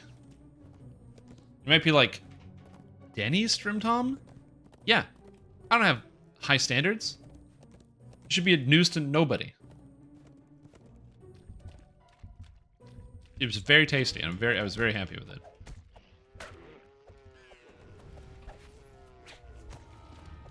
You know why I don't go to Denny's? Because 1, I don't live down the street from the Denny's anymore. And 2, I'm now at the point where my friends are old enough to say, no, I actually don't want to go to Denny's. And then I can't convince another human person that breathes oxygen that lives in my city to go with me. And I don't know, there's something about going to Denny's and sitting alone where it's like, I don't know if I want to go to Denny's and sit alone. There's something about that, you know? It says a lot about a person. But it's not slimy, that's the thing. Again, you're getting misconstrued. You still cook your egg with a crispy edge. The thing is, it takes a delicate hand to cook the egg, so it's got crispy edge all around, right? It's got that solid texture, and then it has the yolk in the center. It's like, you ever eat one of them like Lindor chocolates, like the little chocolate balls that have like the chocolate ganache on the inside? Or like a lava cake. You ever have a chocolate lava cake? You make your way. You know how good it is? It's like, you know, nice and dry on the outside, and then you crack it open, and there's the chocolate lava that spills out, and you're like, ooh, chocolate lava? A properly done egg is like an egg lava cake. Coming from up ahead. Mm.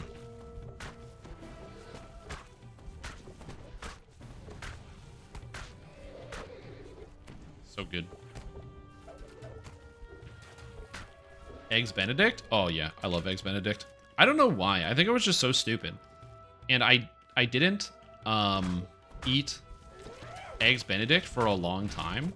And my mom always liked Eggs Benedict. And I was like, I don't know, it's weird. Like hollandaise sauce? Anyway, now that I'm a less stupid adult, dude, if you gave me like a jar of hollandaise sauce, I just drink it. I just start drinking the hollandaise.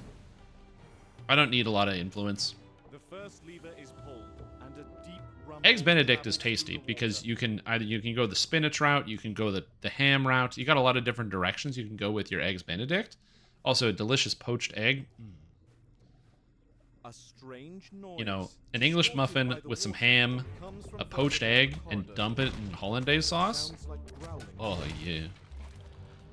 You could also do smoked salmon as well. I'm more partial to the ham versus the salmon, but preventing you from exploring deeper into the caves. yeah.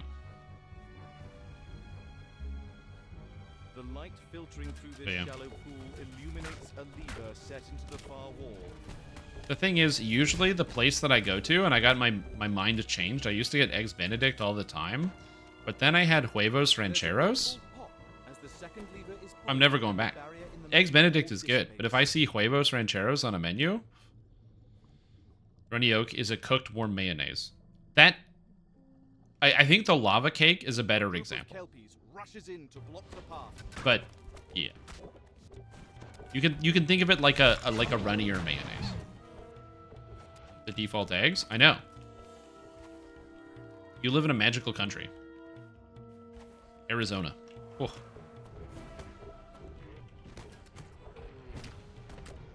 Wrong with warm mayo? I didn't say there was anything wrong with warm mayo.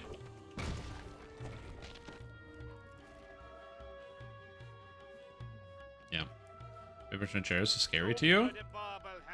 Like, it's just good stuff. Yeah, quiche takes too much time. I agree.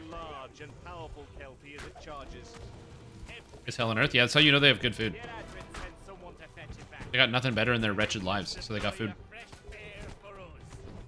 The Kelpie Lord calls out. They're like, you know, I'm already here because I was sinning. Might as well do another one. Layer it on top. What do I want to do now? I don't want to do other 5s, so I think I'm going to take 8 and run Chronoscope. Yeah. With San Antonio's suspect? Yeah, probably. But the thing is, it's really hard for me to travel that far for breakfast. So, like, I'm just gonna go to the, you know, a delicious diner that has Huevos Rancheros and call it a day. I will travel south at some point and have something like that, and it's gonna be amazing. I would love to try some, like, you know, delicious, authentic Mexican food. But again, I live in Canada, so it's like it's a harder ask, right? We don't have as many Mexicans making delicious, authentic Mexican food. We do have some. There are quite a few places. There's a place downtown called Ahora, which is fantastic. It's to get into it, it's basically like on the street, there's just like a door. You go in the door, there's a staircase going up and down. It's really tight, this tight hallway. You go down this like spirally staircase underground, like 10 feet. You go through another door, and then all of a sudden, boom, all the walls are brightly colored. There's like, you know, every primary color on the wall, art, all sorts of stuff going on. There's football on the TV. And then you go to order your food, and nobody speaks any English. So a lot of pointing and numbers. And the food is so delicious. Man, I haven't been to Ahora since the pandemic started. Yeah, this is the new Basket Sword as a cosmetic. If you're in Ottawa, that's a good place to stop. I mean, obviously it's, you know, Canadian Mexican food, but you know, the people that make the food are Mexican. They just happen to live in Canada. So it's very good.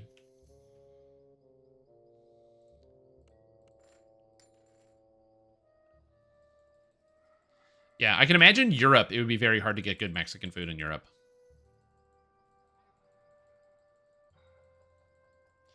Because for here, it just comes up, bubbles up through the United States. So, you know, as a Canadian, we get to have, like, you know, either the same thing or, like, illusions to the types of food. But I can imagine that if you live in Europe, it's a little farther away. So instead, you get, like, approximations where it's like, it's a Mexican restaurant, and it's not.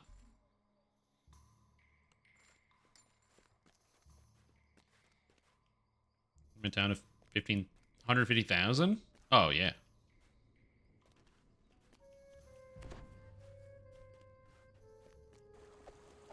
What am I doing? Leveling up. I was in BC? Oh, there you go. Again, it's not that you can't get, like, delicious Mexican food in Canada. It's just, you know, not guaranteed. You might have to travel a little bit farther or search a little bit harder. You gotta find the right stuff, turn over enough rocks. You'll find what you're looking for.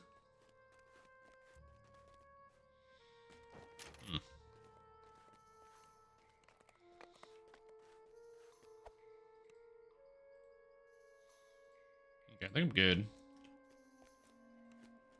Let's do Chronoscope. Oh, well, that's one of the things that I love about living in Ottawa, especially, is Ottawa is very much like, it's like a really, or like a very dense, well, not dense, but like there's a lot of different cultures that live in the city. And so you're able to get pretty much every single type of food is going to be out there, which is cool. Or is she being deceived? So, which is something that I really love, because you can go find pretty much any restaurant and find any type of food, and you're gonna find people who are like, you know, expert crafts people, because they you know, make it straight from their family recipes and stuff. Smiles at you, and You just have to search, do a little bit of searching. These adventurers are friends of my father's. We should begin the ritual to Dark find Apostate my melee brother as feeling soon good as they're now? ready, I feel great. Tremus. Sure. Like you're saying you didn't like some types of food? That's interesting. You should be okay, but what did you type in? What did you get moderated on?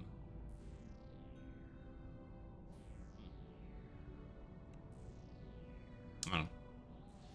I have a bunch of things that the moderator catches automatically. I don't have to think about it. Sorry, is this going to be pure cleric? Yes, it is. So I'm going to be a single weapon fighter cleric. The goal is to use Warpriest with the new Divine Vessel, using the new Imbue dice from Dark Apostate, Capstone Warpriest for the buff, and then the lefty-righty from Divine Disciple, so that way I can get as much spell power as possible. And the idea for this character is to be a melee with AoE Spell Burst, the Spell Burst being Holy Fireball and Dragon Breath, because Dragon Breath you wouldn't think would work, but I'm a Strength character, and Dragon Breath scales off of Strength, so I can use Strength plus Evocation DCs with Divine Power for more Strength, so I can get my character to have over 110 Strength on a single weapon fighter, with Charisma as well. So it kind of works out. I wanted to go single weapon fighting, but you could probably do two weapon fighting. The reason I went single weapon fighting is because I wanted to start with the 20-20, 20 Strength, 20 Charisma. Yeah. Yeah, there's nowhere around here I can get good beer, yeah. Yeah. That's not possible for me. The last of Basdor's crew is dispatched. It appears Caratrix survived their attack. The Mind Flayer struggles to its feet. A plot, a betrayal. That from the moderator side? Yeah, isn't that neat? Yeah, I actually don't have my... It's really annoying for me to get to mod view. To get to mod view, I have to... I can't do it directly from my channel. Instead, I have to go to myself on Twitch, and then I have to click the mod view button. So I just have like a bookmark for it. Is this the Stormreach marketplace? You hear the sounds of pillage and slaughter. The last time Stormreach was attacked was the Devil Invasion years ago.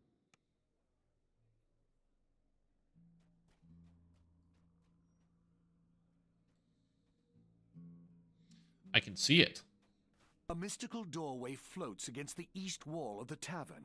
I see what got timed out. That's interesting. May be powerful enough to help you find I was curious. I wanted to see as well. Now I can see it. Longsword? Yeah, longsword. Down below How could you is the say something like that, marketplace, Kentos? now a war This zone is in the ridiculous. midst of a devil invasion. At the center is a huge red tent, but it is not the tent. Yes, this is longsword. If you're wondering what longsword I'm using, I'm using the there. +2 smashing 1 flame touch iron longsword of bludgeoning 1 that I crafted myself. I start by going tier 5 EA and tier 4 DI? Like what?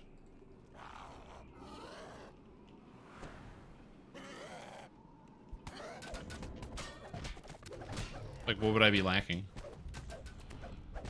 You might say, yo, but aren't you going to be missing melee stats? No, I need spell damage to scale my melee damage because I'm going to have a shitload of imbue dice. I get a bunch of imbue dice, and I'm going to be using action boost haste as well as the improvement to action boost haste from, what do you call it? Dreadnought is my third tree. It's either Dreadnought or I go with Macrotech for extra imbue dice. I'm not sure.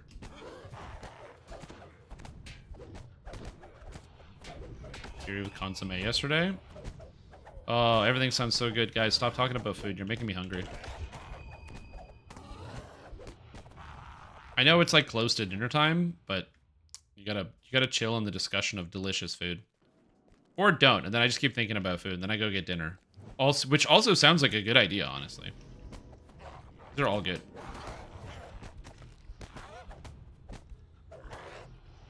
Yeah, if you're around here, I mean, you're pretty much just gonna get, like, carnitas. I thought they were updating the Chronoscope raid from Cordovan's slip up a month or so ago, and that it was going to be released today. Is that not the case? That's definitely not the case. So people, I rewatched the clip. People misunderstood what he was saying. He said we're gonna be doing a revamp like Chronoscope. Not they're doing Chronoscope. He meant like a revamp of a raid like Chronoscope. I don't think they're going to be revamping Chronoscope, because revamping Chronoscope would be terribly stupid. One, the raid is already old. It already has a heroic and an epic version, so it can be run twice. And the loot is already legendary, so there's no reason to update it. It would be terrible and dumb, so I don't think in any capacity that they're planning on updating it. I think it was literally just he misspoke with what he said and not being clear by saying, like, using it as an example. And so people are like, oh, they're going to be updating Legendary Chronoscope. But no, that's not happening. You will go to the bank of One of the other raids that they could update. So Titan and Tower of Despair are both on the plate, and both could be made much better with an update. Tower of Despair is a cool raid. The main issue with Tower of Despair is it has no mechanics whatsoever. So if they just turned Tower of Despair, which already has a cool framework, and just added fight mechanics, so it's like, oh, in this room you have to do this, and in this room you have to do this. Like, that's cool. So each of the bosses actually have real mechanics instead of just like, this one teleports around and this one summons adds. With modern fight design, I think they'll be interesting. They also, each boss has its own separate raid loot tables, which is cool as well. So it's an interesting raid. And then Titan, they don't even have to make a lot of changes. They'll just have to clean up some stuff and fix the Titan Awakes section. High atop a platform in the bank lobby, tiefling armorers nail metal we'll plates see. directly onto a huge devil. It sees you and bellows, "This bank is closed! Leave or your lives will be withdrawn!"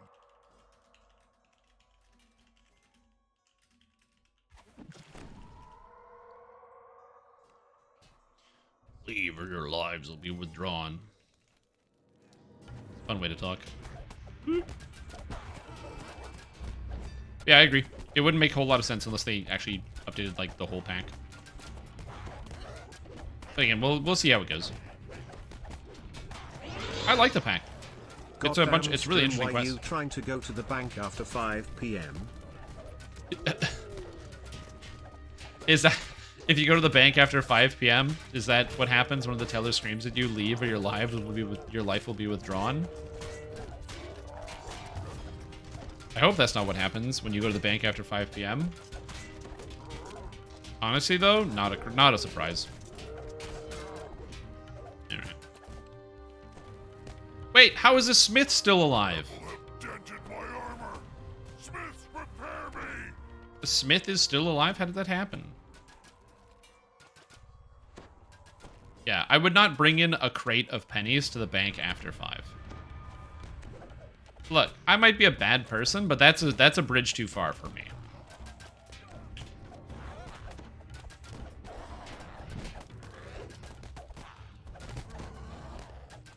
macro changes didn't patch through, by the way. What macro changes? Did they change macro tech in the patch?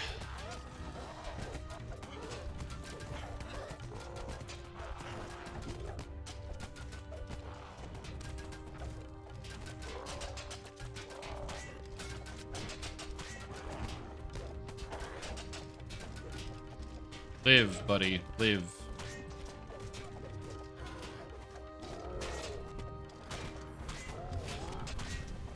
You give force and fire spell power? They do give force and fire spell power. What are you talking about? Oh, Arcano Technician. Yeah, yeah, the Arcano Technicians and stuff. Okay. That makes way more sense.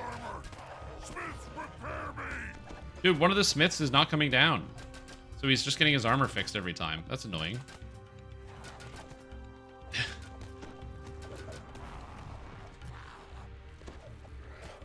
So the guy, he's just healing up indefinitely? That's going to be irritating.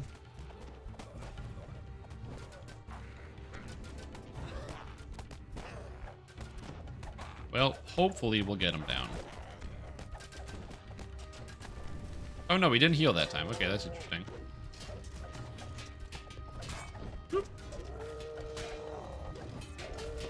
Remember when the bank closed on Friday at 5 and you had to put in your paycheck? You have cash to get through the weekend? Yep. Oh, totally. Fortunately for me, and for most people out in the world, the bank now is open a little bit later, or you can just do everything online, which saves all the headache. Being able to just do all your banking online? Oh, so convenient. Rebel have dented my armor. I'm gonna keep drinking potions to come back to full health.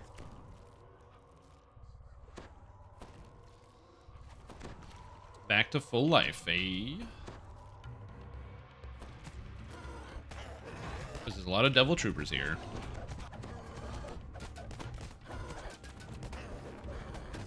Ugh, I just wish we did like a little bit more damage. Yeah, sometimes you do still need to go to the bank. True. But,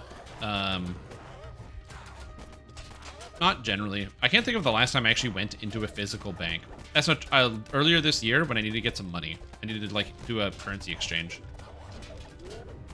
I was traveling and I needed some American money because the problem is Canadian money is useless and no one cares about it. So you travel and you're like, hey, I got some Canadian money, and then people look at you and you're like, okay, did you bring any real money, or like is this just like show and tell? You're like, okay, all right, that's a little silly. Someone feel a breeze. Hilarious.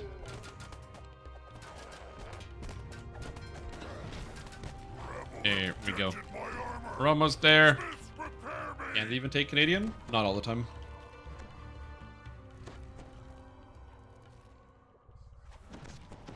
Have on hand? Yeah. I never need cash on hand, so it just is not something that I deal with. Which I'm very happy about. Prison Trance is the haste boost. Do you have a reason why you'd use the Dark Apostate Imbue over something else? I guess the benefit of the Dark Apostate Imbue is that it bypasses pretty much every immunity, which is convenient. And you do get a lot of universal spell power out of Sorcerer, so that could work. Fighter would give you the haste boost as well, which would be convenient. The fiend chokes out one final curse. I can see that. Stormreach, you have the deposit box key. Now, to return to the Phoenix Tavern and trade it for Nelgan's... Ooh, infested armor. That's fun.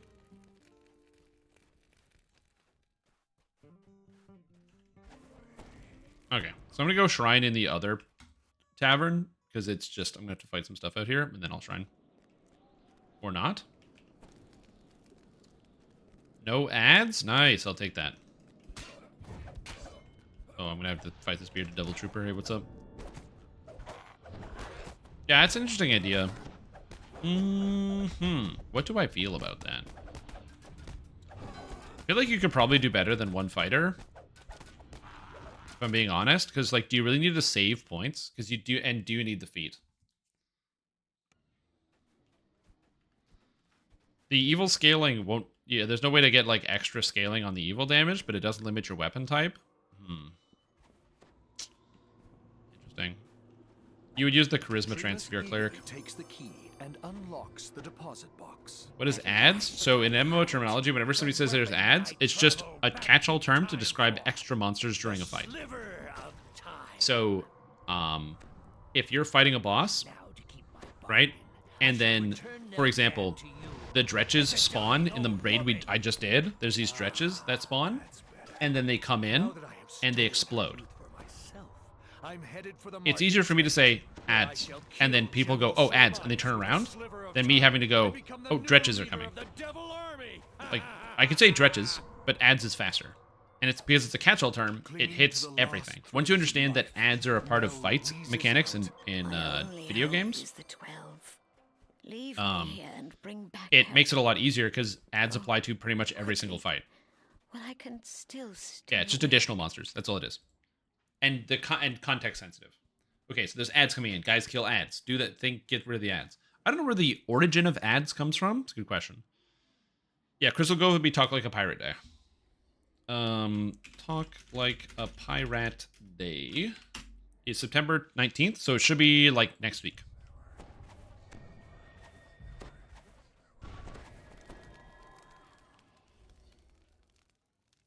Last shapes weren't exclusive with EK stuff. Hmm. Yep, so that's Talk Like a Pirate Day. Yeah, there's been no announcement, but that's generally when they do Crystal Cove.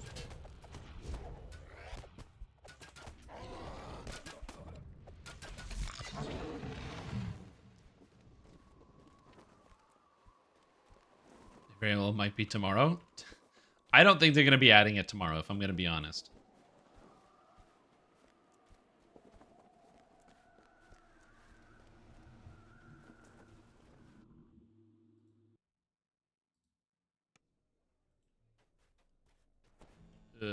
We go in here.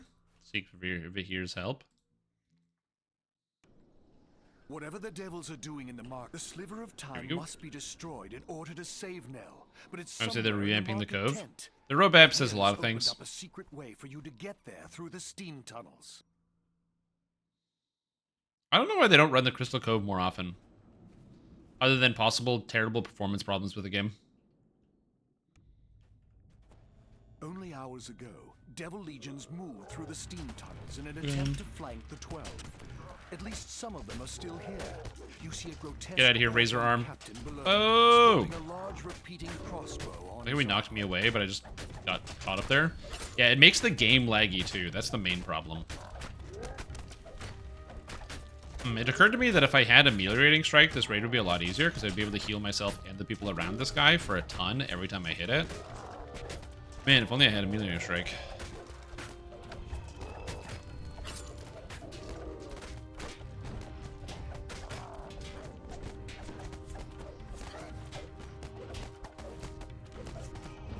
Boy, do I not deal 4,000 damage very fast. Yeah, it's pretty bad. Don't we have a ranged character? Yeah, we do, I think.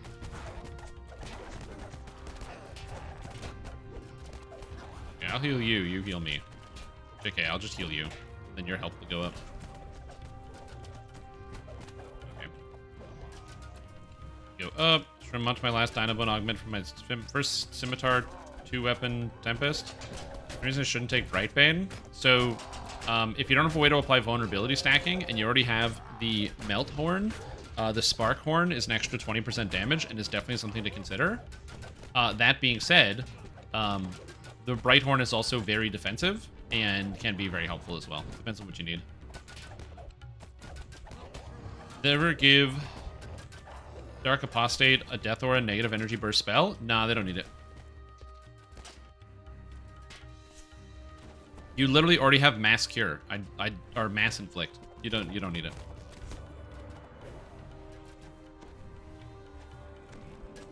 In terms of the aura, I mean, I guess you could have it as a passive, but I just don't really see it being necessary. They could, but they have like temporary hit points and other stuff instead, which I think is still like interesting in and of itself. Here's the bad boy. There's a Reaper.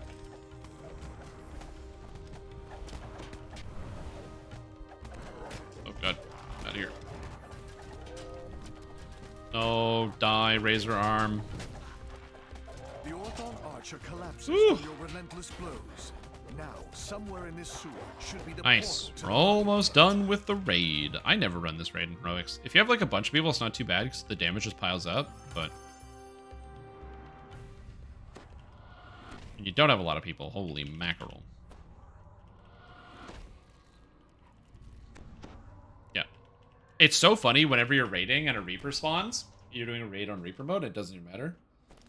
Have you seen the Unity stuff? No, what's the Unity stuff? I will say this. I clicked on Twitter once today, and I saw something trending. That's all I saw. I don't know anything other than that. What happened? What did I miss?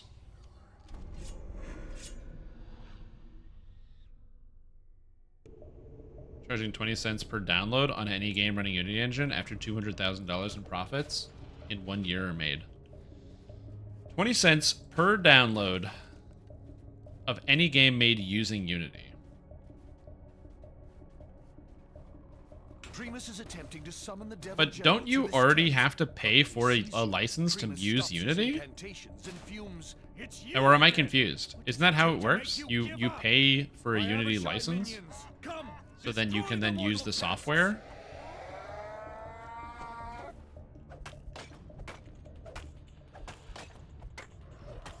Yeah, but like asking, I don't know. Maybe I'm incorrect, but that seems like a lot. 20 cents per download's a huge amount, especially if your game is like free.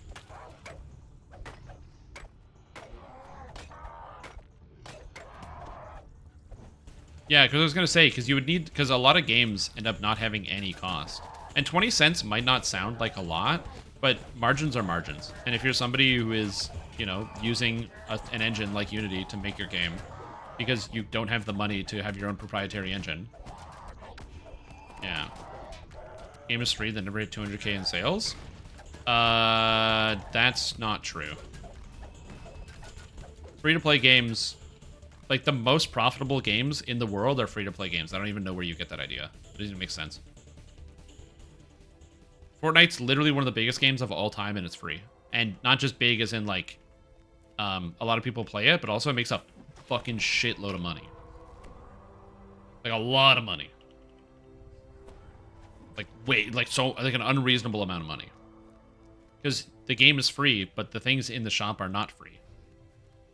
It's like DDO. DDO is technically free. It's not free, though, because you gotta buy a lot of stuff. Interesting. Vested cash out? Mm-hmm. Oh, 100%. Hey, if you know you're going to tank your shares, might as well sell before you tank them.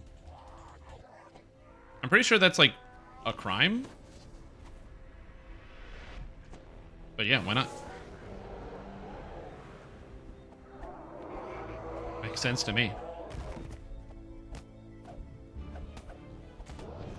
Give up literally by just people uninstalling and reinstalling the game repeatedly. Well, I assume that downloads is only going to count initial download, if I had to guess.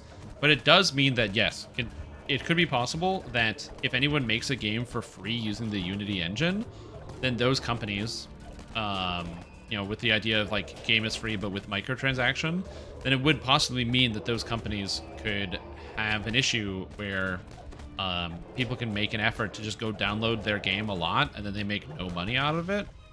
Now, granted, even the influence of 1,000 individuals at 20 cents per download is only like a $2 or $100 loss, but it's still a fair amount, depending on how many people, and that's not including any bots. That's assuming that bots aren't used for anything.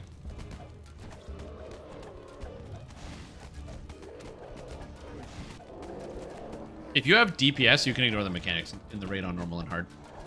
But you need a lot of DPS.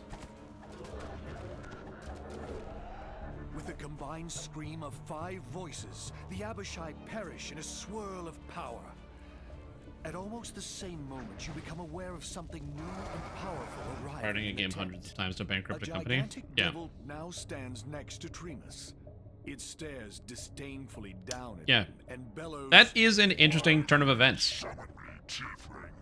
Are you so eager to die? You're the one who will die when I use the sliver of time to drain your youth. Yeah, Unity new fees leave game developers fuming. Look at that. Look at these articles. The sliver of time shattered? How? And it's from Unity Technologies. Let's see. Unity Technologies stock. There we go. No, Oh, yeah. Mercy, my lord Sulamades. So, if you're ever wondering what happens, you see this? This right here. There's your announcement right there. You can just see the announcement.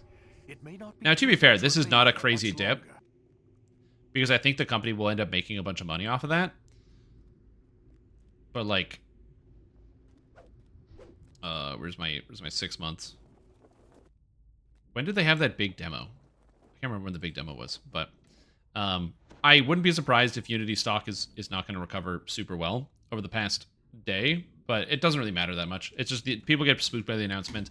20 cents is something that is probably a cost that can be offset, and realistically, the only pushback they're going to have is against like some of the larger companies. So yeah, so we'll see.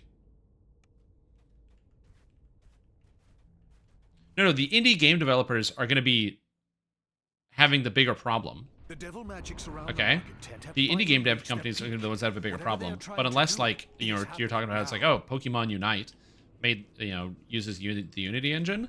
Unless Nintendo is like, we have a problem with this and steps in, or some of these big companies, they're not going to make it change. They're just going to collect an extra 20 cents.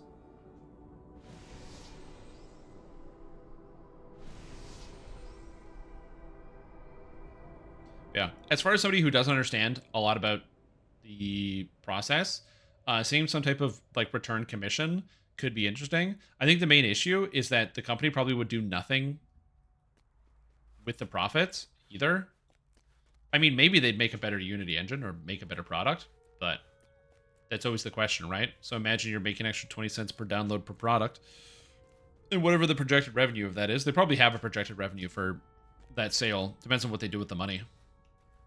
As far as like the concept of shutting down or destroying indie developers, not that I don't care, I just don't know enough about it, if that makes sense. I'd actually need to do some research to learn about, the exact impact, read some articles, and hear about what people have to say.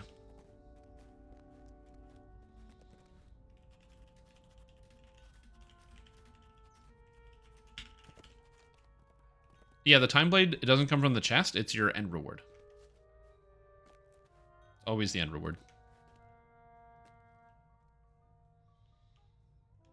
I realized that afterwards.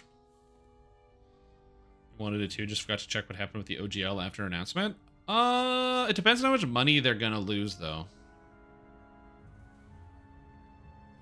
Depends on how much money they're gonna lose.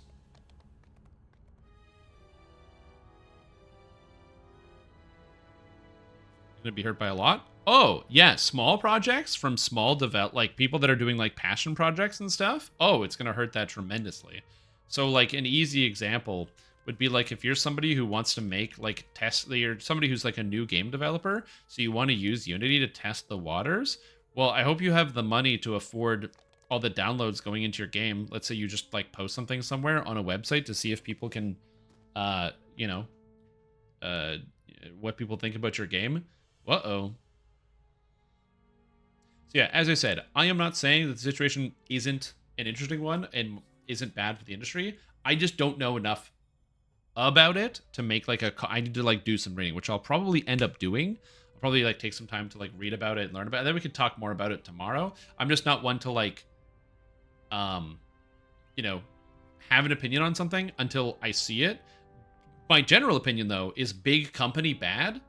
So if pretty much if your company has stock, your company is probably like not good. So doing things more in the essence of like profit maximization instead of making a good product. But Unity makes a good product, so that's why I'm like, we'll see how these things go. But as I said, I don't really know too much about it. Have to have stock to still not be good? Oh yeah, 100%, absolutely. It's just like if your company has shares, right, and is beholden to the shareholders, then your company's going to make a lot of decisions that are not good for consumer, or more decisions that are not good for consumers and are more for maximizing profits, which makes sense. But that does, you know, it doesn't mean that all companies that don't have shares are automatically now great companies. It's not the case. Anyways, speaking of great companies, I'm going to go have some great company because I have to go end my D&D campaign. Unfortunately, I have been invited by Stone Games to preview the new Class of the Mariner and Lord of the Rings Online, but I can't stream it because I am 666. busy. Nice spell points. Oh, I didn't even notice I had Fits 666 right in spell with Dark points. Apostate. Amazing. I didn't even notice that. What a bit of detail right there. I have 666 spell points. Amazing. Anyways, I gotta bounce. I gotta take off. So shorter stream today. We'll have a longer stream tomorrow to make up for that. Thank you guys for watching. Hope you had a fantastic time. We will see you all tomorrow. Talk more about the raid. Talk more about other things. And I'm definitely going to be going over the new updates in Warpriest as we'll hit there. So it'll be very, very cool. Yeah. Anyways, thank you all for watching. Have a great evening. And don't forget to take out the garbage because it's garbage day tonight. And I'm going to forget too. So yeah. Anyways, thank you for watching. Have a fantastic evening. Bye-bye. I'm late. That's why I'm just disappearing faster.